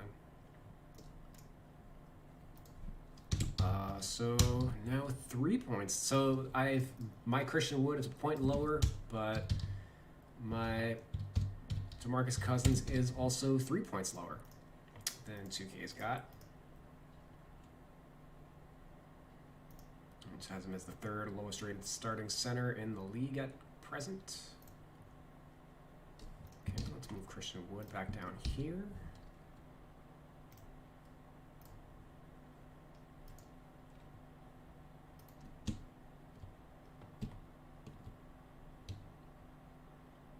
And let's...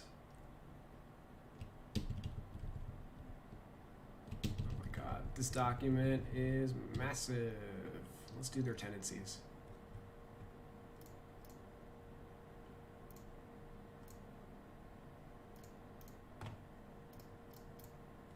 Or just the light amount of tendencies that I'm willing to do for this season.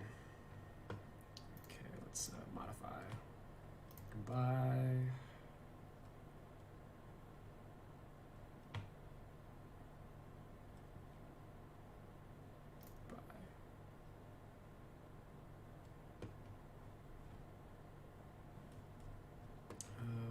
How many minutes for Spalding? 9 minutes. Goodbye, I don't care. This we have to check anyway. Or cross, actually, goodbye. And no, I'm just gonna do that. And check his season data.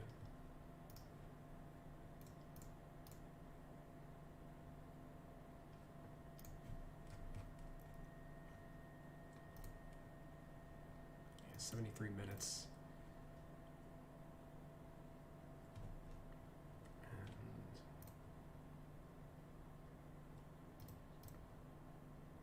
Okay, his 3-point rate's up with the Rockets.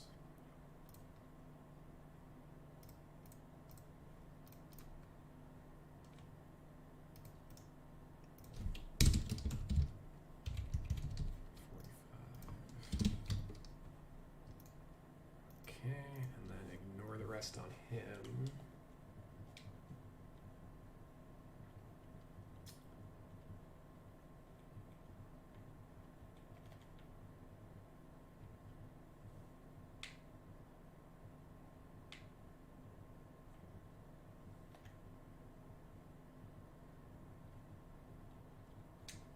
Okay, now let's see usage.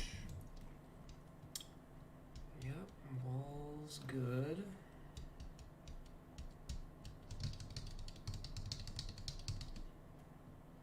Oladipo's. Yeah,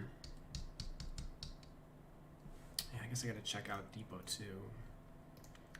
Let's see what he did with the Nets and with the Pacers and Rockets.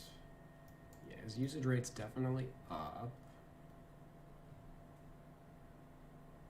His 3 balls are about the same. Okay.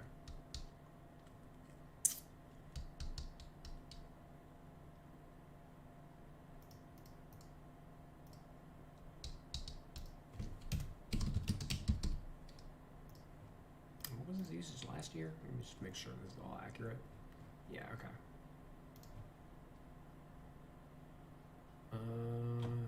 No, it was supposed to be 80. Did I not do him?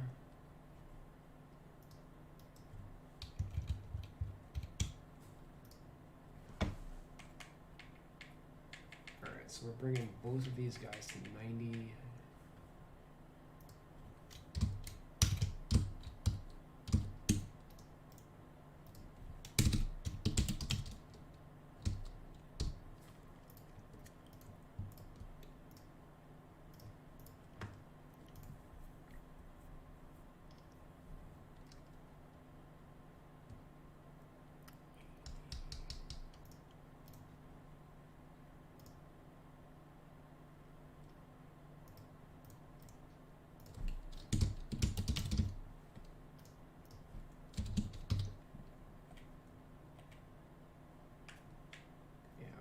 Wood goes up. Cousins is going to go down. Let's just do it by position at the moment. Mason Jones. Yeah. Alright. 65. Oh, what was Mason Jones in college?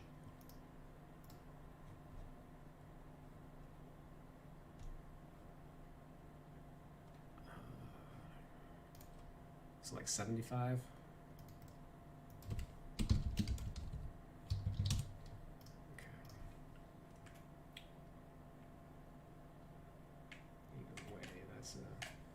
Boost from the default. Oh, Dante Exum's on this fucking team too? Whatever. His numbers are fine. He's barely played. Eric Gordon. Yeah, let's boost that.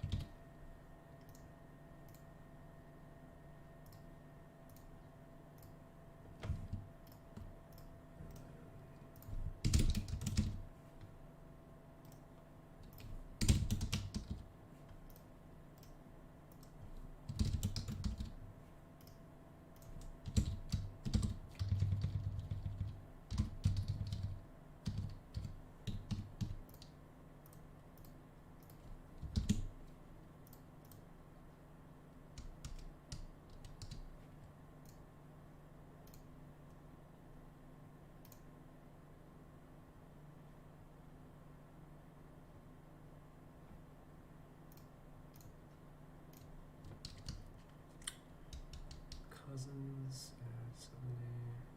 You know, it doesn't matter. Okay, Cousins was at 85 with the Warriors, and now he's down to 70. Yeah, so this is dropping like a rock.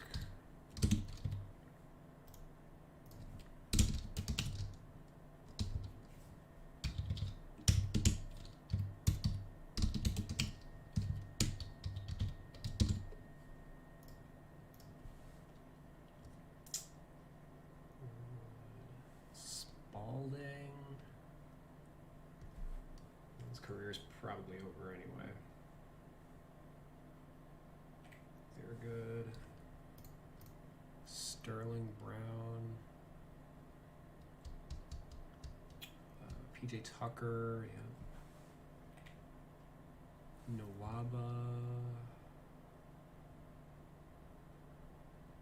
Yep. House, yep. Tate. Yeah, okay. Let's drop Sterling.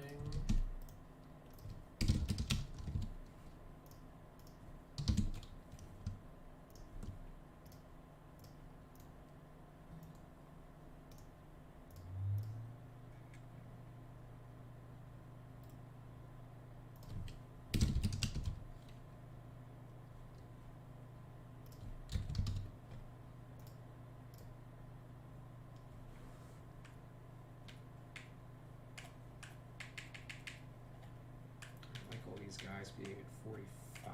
Let me check what fucking Kenyon Martin Jr. is. Or was in college. Oh, he didn't play in college. That's right. Alright. So we have... I have nothing to go off him. All right, 23% usage in the G League. 21% in the pros. So we're gonna call that 45. So we'll boost him for this 35.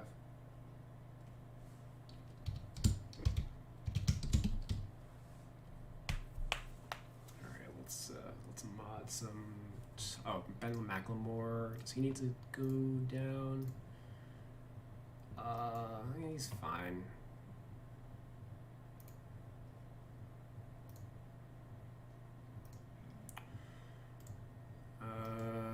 Hmm.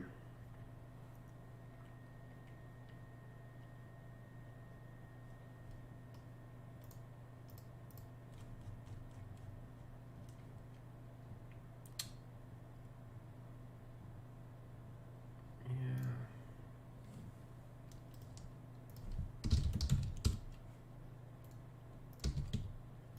Boost him 5.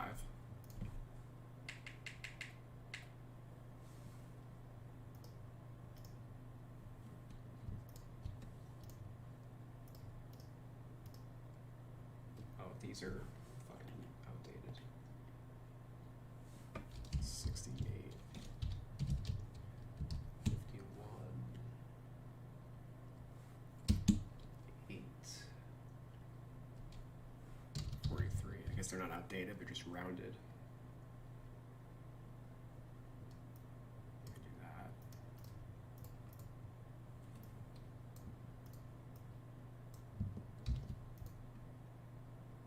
Hey, what's up?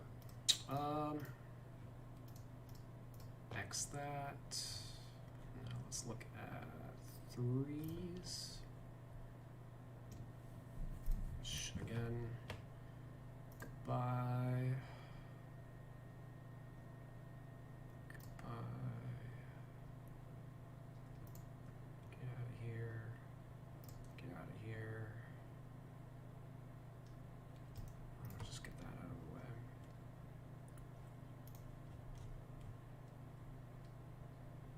Uh, 21. G League. Yeah. I'm gonna call that 20.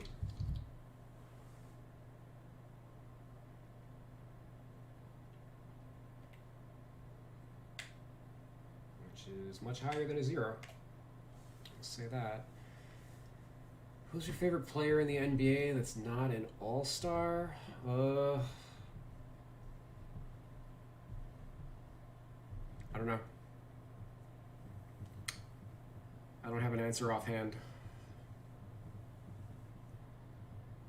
Like, wasn't an all-star last year?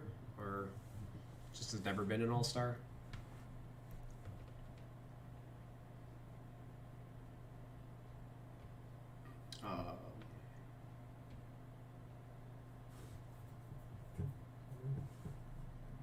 I don't know. I gotta.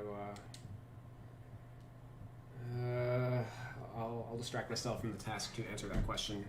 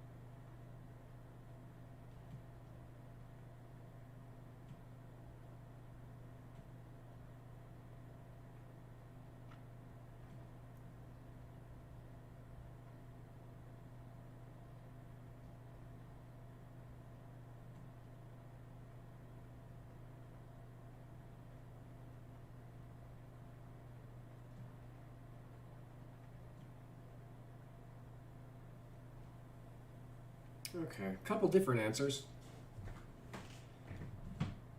I don't generally choose favorites in life, but I'll give you like my top five. Jared Allen.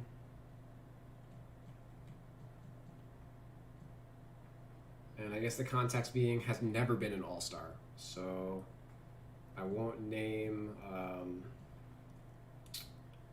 what's his name.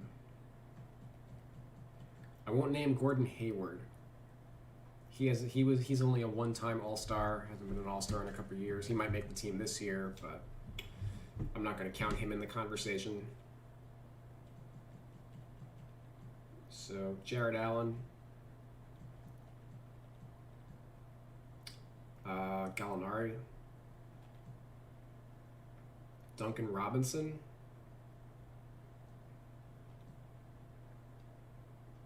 LaMelo might be making a case.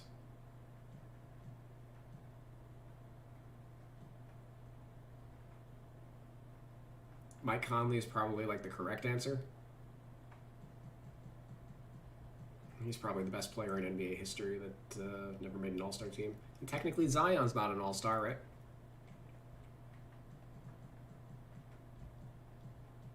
I mean, he will be in a month, I'm sure.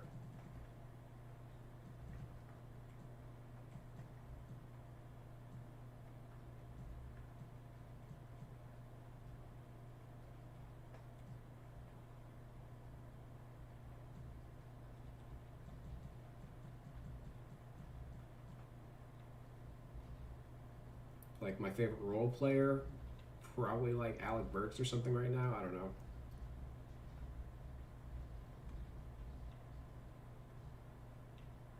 I guess quickly, I don't know. I like watching his progression. As do most Knicks fans this year.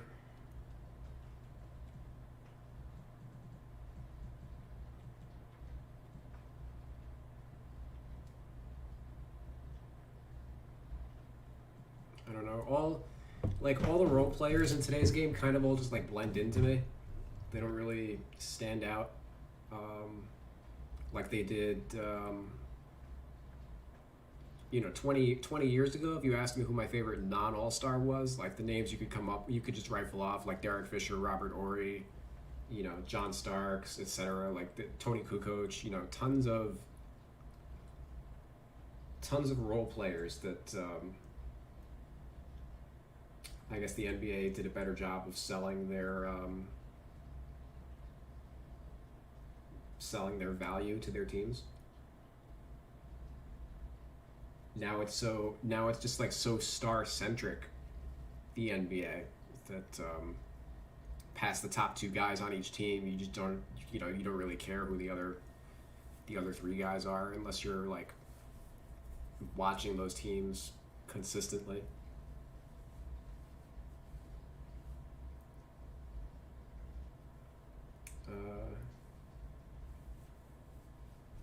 Maybe Alex Caruso is technically like my favorite player in that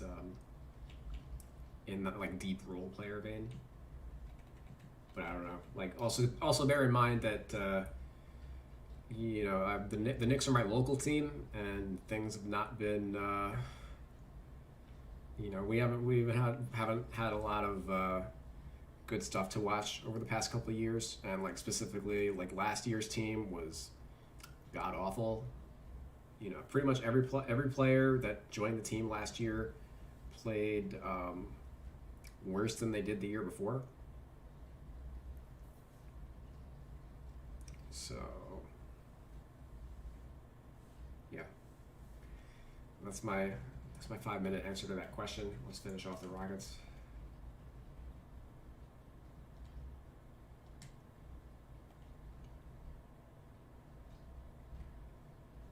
I guess we'll work on that tendency when we're done with that too.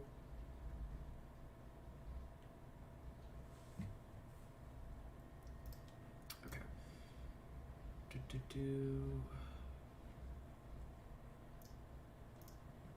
Okay. So, yep, we'll boost that by 10.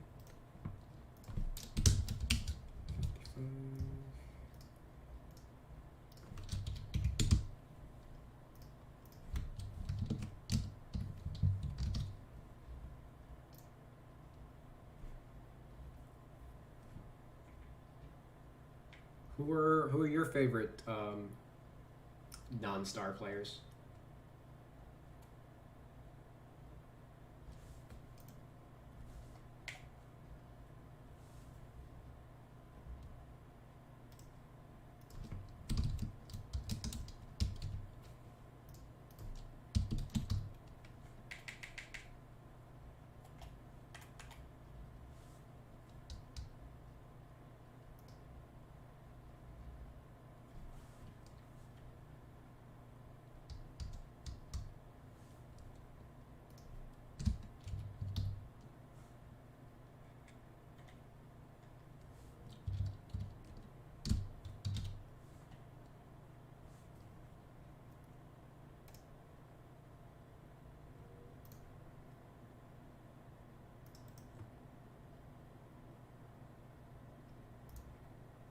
Is Mason Jones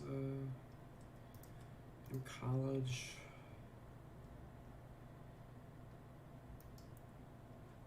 It's actually pretty spot on conversion rate. Okay, do that. A Romeo Langford and Kyle Guy fan, simply because I was on the court at the same time as them in high school games. Okay. Lonzo and Marcus Smart. Oh, Marcus Smart's a good choice. Yeah, I forgot about him.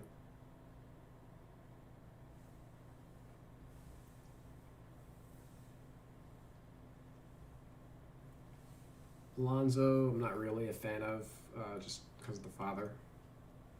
I guess I like JJ Redick. Yeah. Yeah, there's a lot of role players that just never played for the Knicks in the last 10 years, so I'm not able to recall them.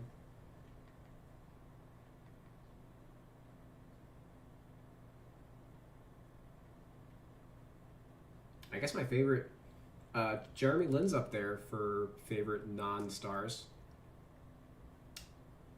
He might eventually make his comeback. I can't believe. So why are the Magic signing Chasson Randall out of the G League?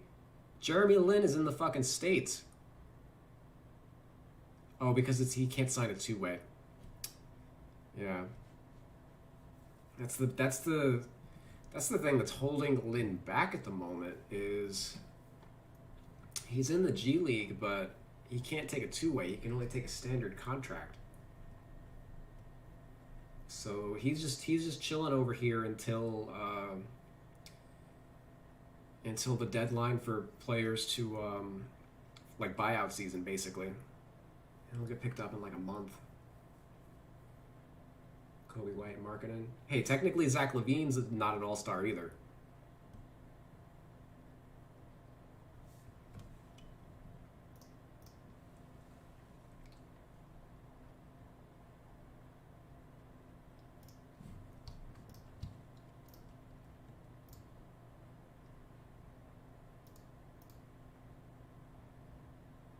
Ooh, Cousins. Yeah, Cousins is taking 8 threes per 36. That is something. That's double his previous rate.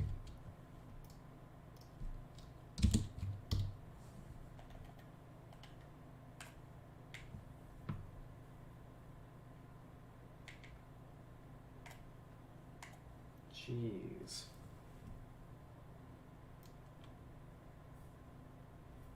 Wood 52.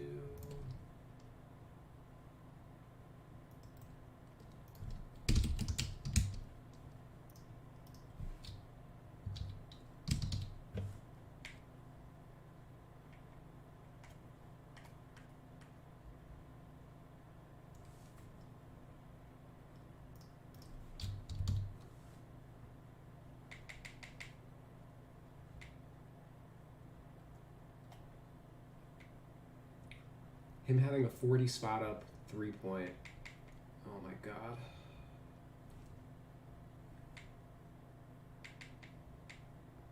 Just means he wasn't playing the way he was supposed to. We're gonna drop this.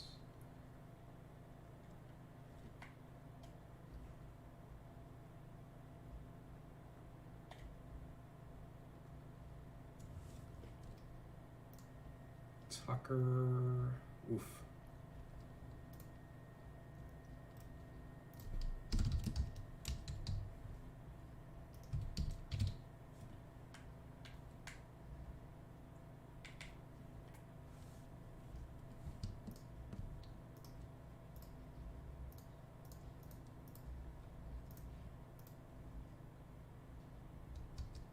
Sterling Brown's on the money.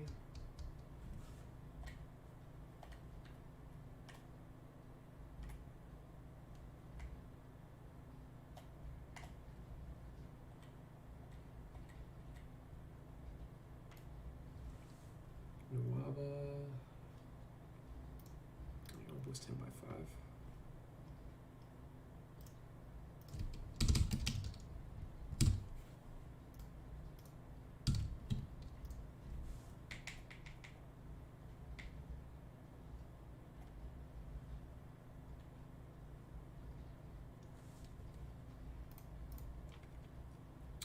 Tate. Ooh, yeah, not a 3-point shooter. Okay.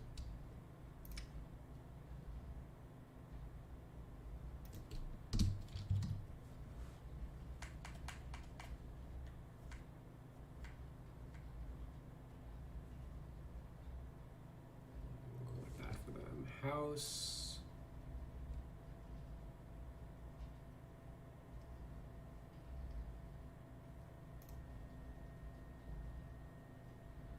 Yeah, house is fine.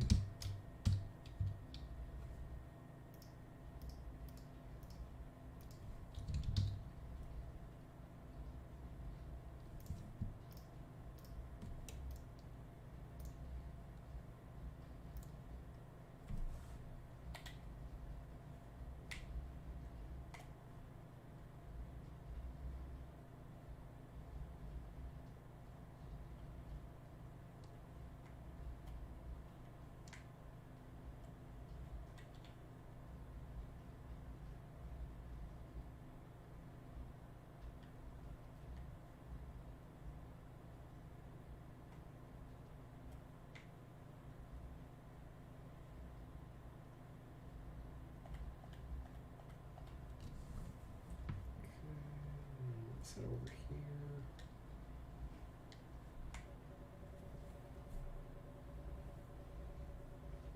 Romeo had the largest high school gym in the country, sold out with standing room only during regionals. People literally ran inside to get seats. And Patty Mills. Oh yeah. Some of the Spurs role players have been. I think I liked Marco Bellinelli. In his younger, before he was a Spur.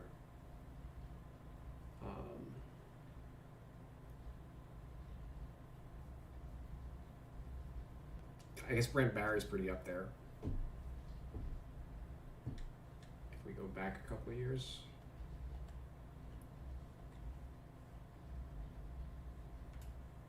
Alright, so. Nah, nope. Nope. Nope. Nope. Nope. Anything off screens? Yeah, we'll give him 30. Okay.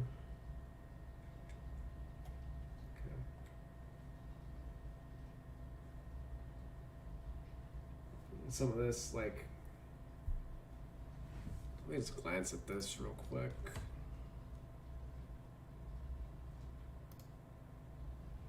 Yeah, Wall's still doing it. Wall Depot.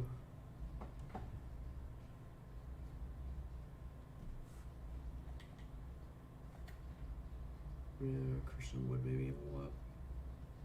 Drop Cousins. But these are the two main guys.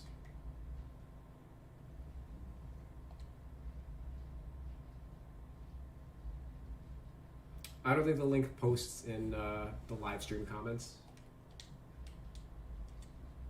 Unfortunately.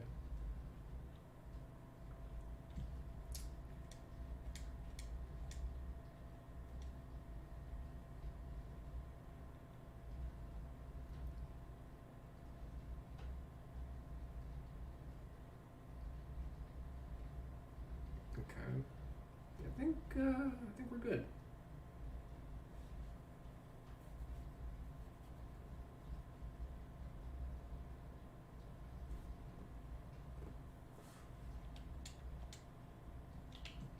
All right, let me save. I'm gonna save and upload too. I'm gonna run a quick sim.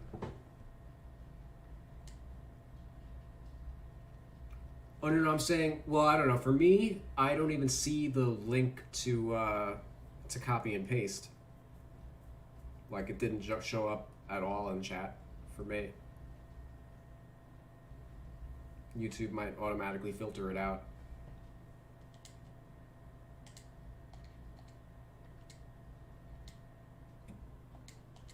I don't know if anybody else sees it. You know, let us know.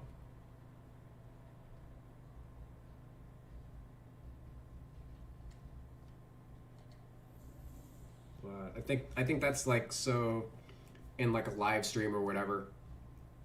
They don't want people to like just show up and randomly start like spamming like porn links or whatever, because then you know the person that's streaming is typically responsible for that because it's their content and channel. Play now. Actually, hold on.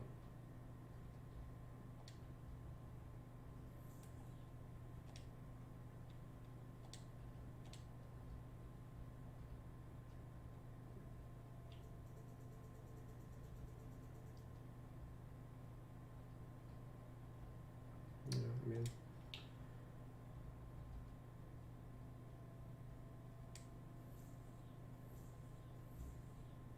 My league.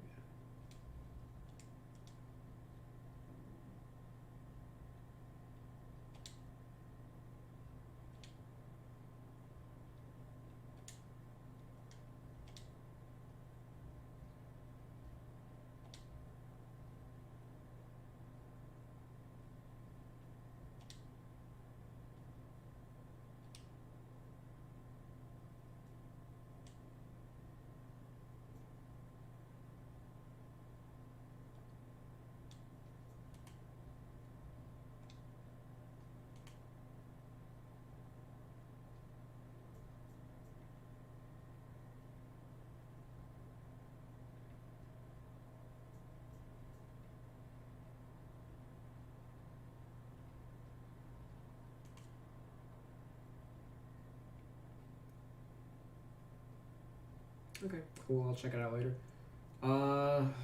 Maybe I can share the link then. Hold on.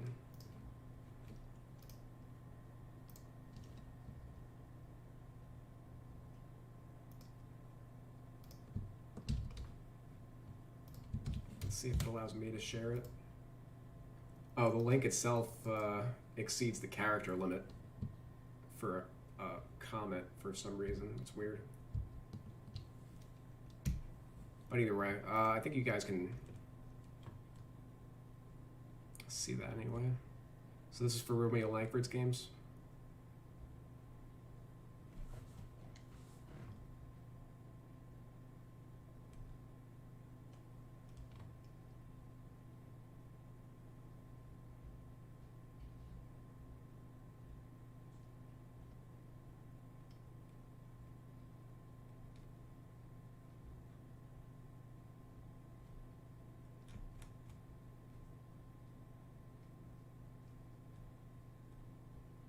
Jeez.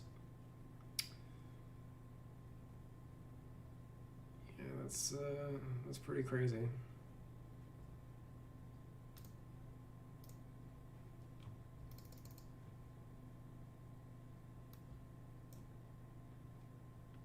Hold on, let me switch scenes.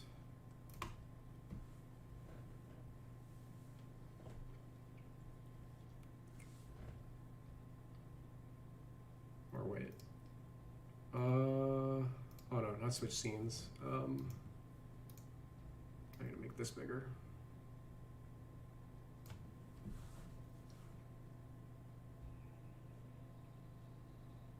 All right, what day is today? February.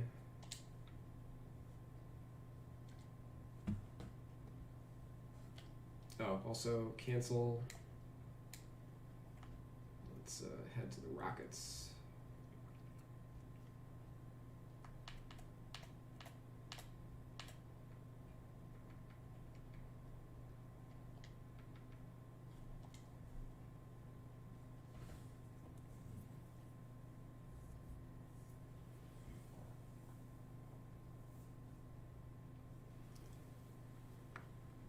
All right, so we're simming today. I'm gonna check the sim stats. You know, compare how they are to real life, and then we're gonna call it because it is now 3:40 in the morning for me. And I think I got started at what 10 o'clock probably. This is what, like a 5.5 hour stream. Uh, Primarily working on the Rockets, although we did dabble in some cleanup with the other teams. And they were one of the major teams that were updated in 2K's roster update 2 weeks ago. After that, it's pretty smooth sailing. Oh God, always eliminate. I hate.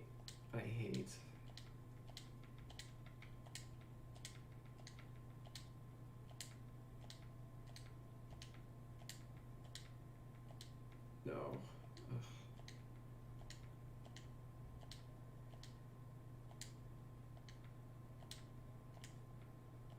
There's got to be a better design for that. Let me work down my. Hold on. 3, 4, 5, 6, 7. Yeah, they had 7 players with updated ratings for the Rockets last 2 weeks ago. So we got the Spurs, Suns, Thunder, Wolves, Blazers, Warriors, and Wizards coming up. Those changes aren't as impactful. We can probably bang them out in the next like 3 days.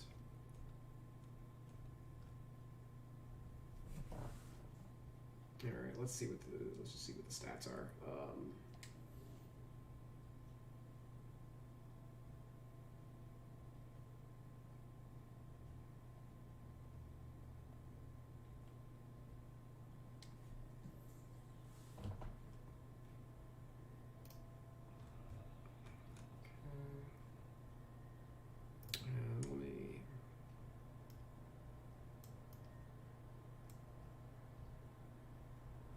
Guess that works.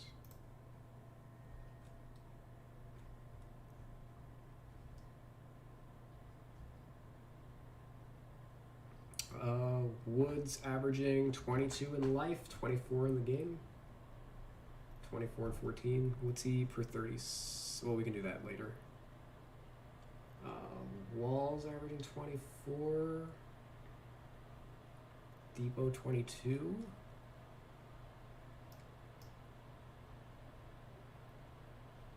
I guess we could check the minutes too, but that's all seems fine. All these guys are basically +2. Cousins, Gordon's a little down, probably because his minutes. Okay. Cousins, 9 points. Okay. Mac is at 6. Sterling Brown's at 7. Where's Sterling Brown? Oh, whatever. I mean, these guys aren't gonna. The minutes don't allocate the same way at the end of the bench that they do in real life.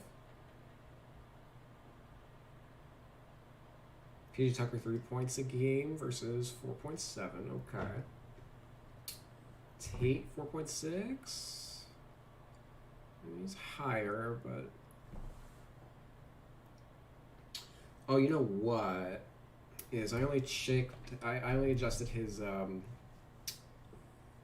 his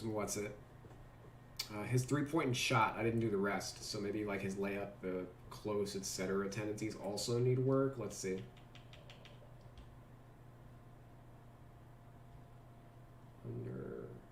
Yeah, his close for tendency is definitely a little low.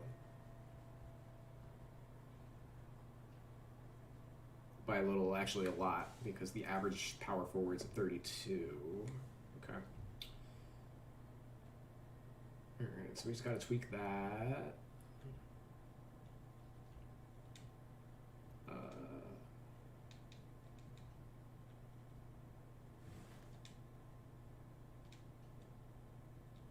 Okay, this is per 36.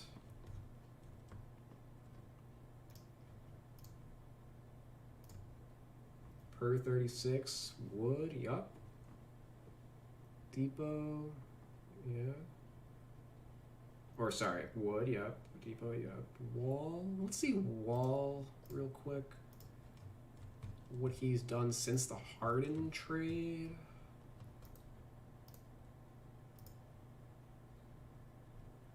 Yeah, since the Harden trade, 20 points in 28 minutes, so I think that's fine. That's all going to level out.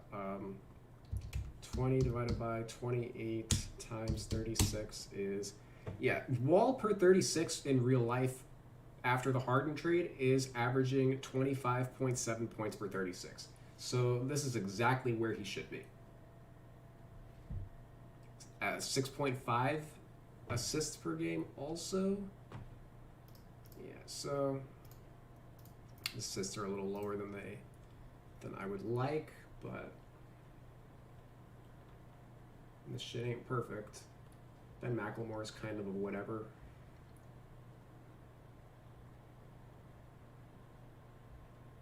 Oh, I mean, he barely is. He's played 12 minutes. So yeah, like throw that out the fucking window.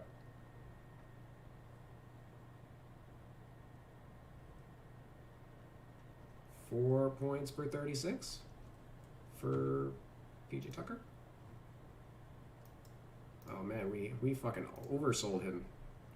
He's scoring at an even lower rate. All right, so Tate's the only one we got to adjust.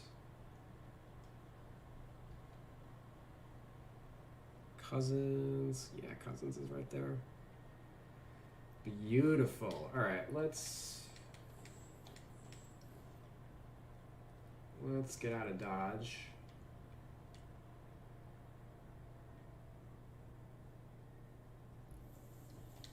Features, create, boom.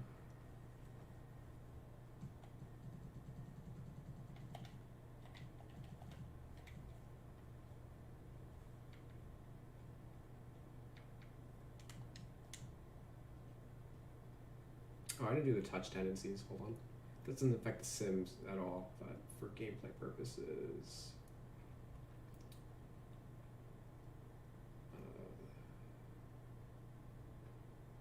Where the hell is it? There we go.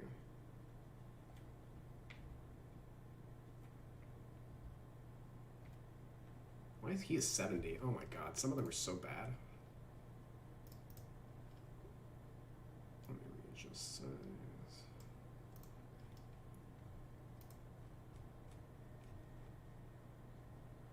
Yeah.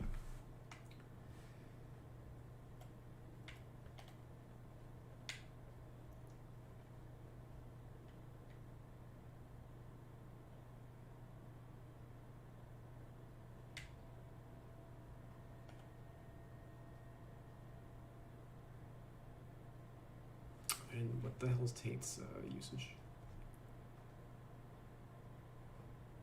40.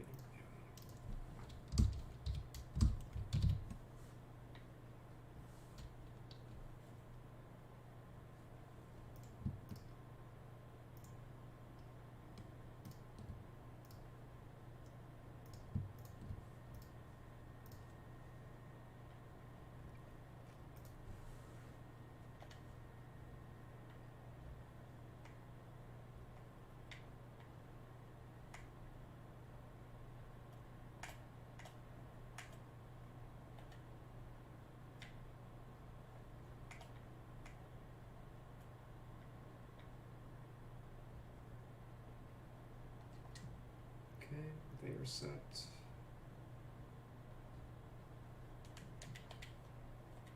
And let's just manually calculate Sean Tate. Okay, 690.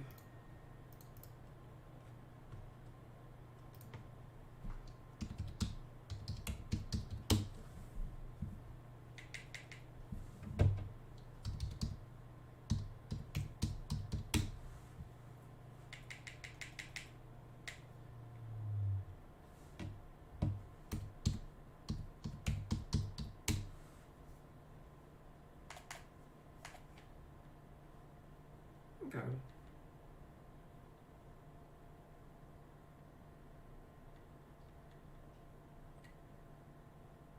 I am satisfied.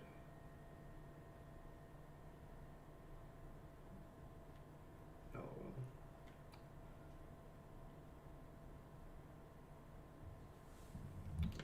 Now I'm curious. We've created a monster. 530.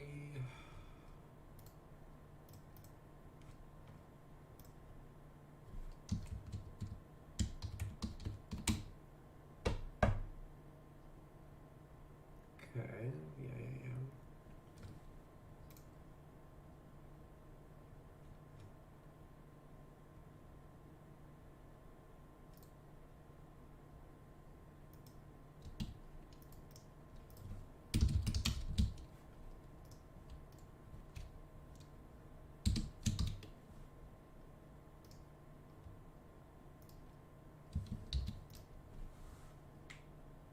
Okay, that'll definitely help. Close.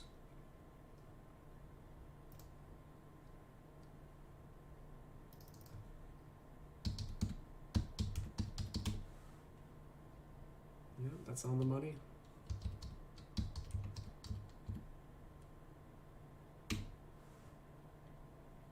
And that can go up. Okay. Which I think we saw from looking at the basketball reference before.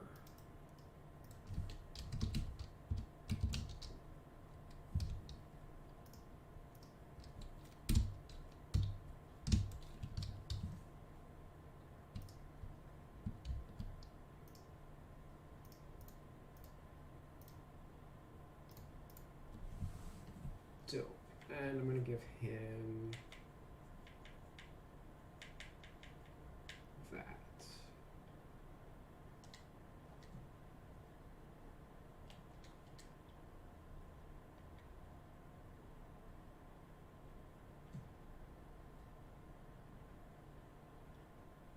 Okay.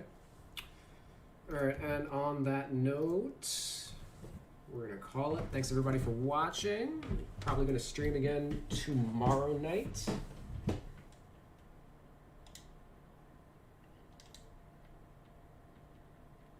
Going over the things that we covered before. Thanks for hanging in. Hope you all learned a little something.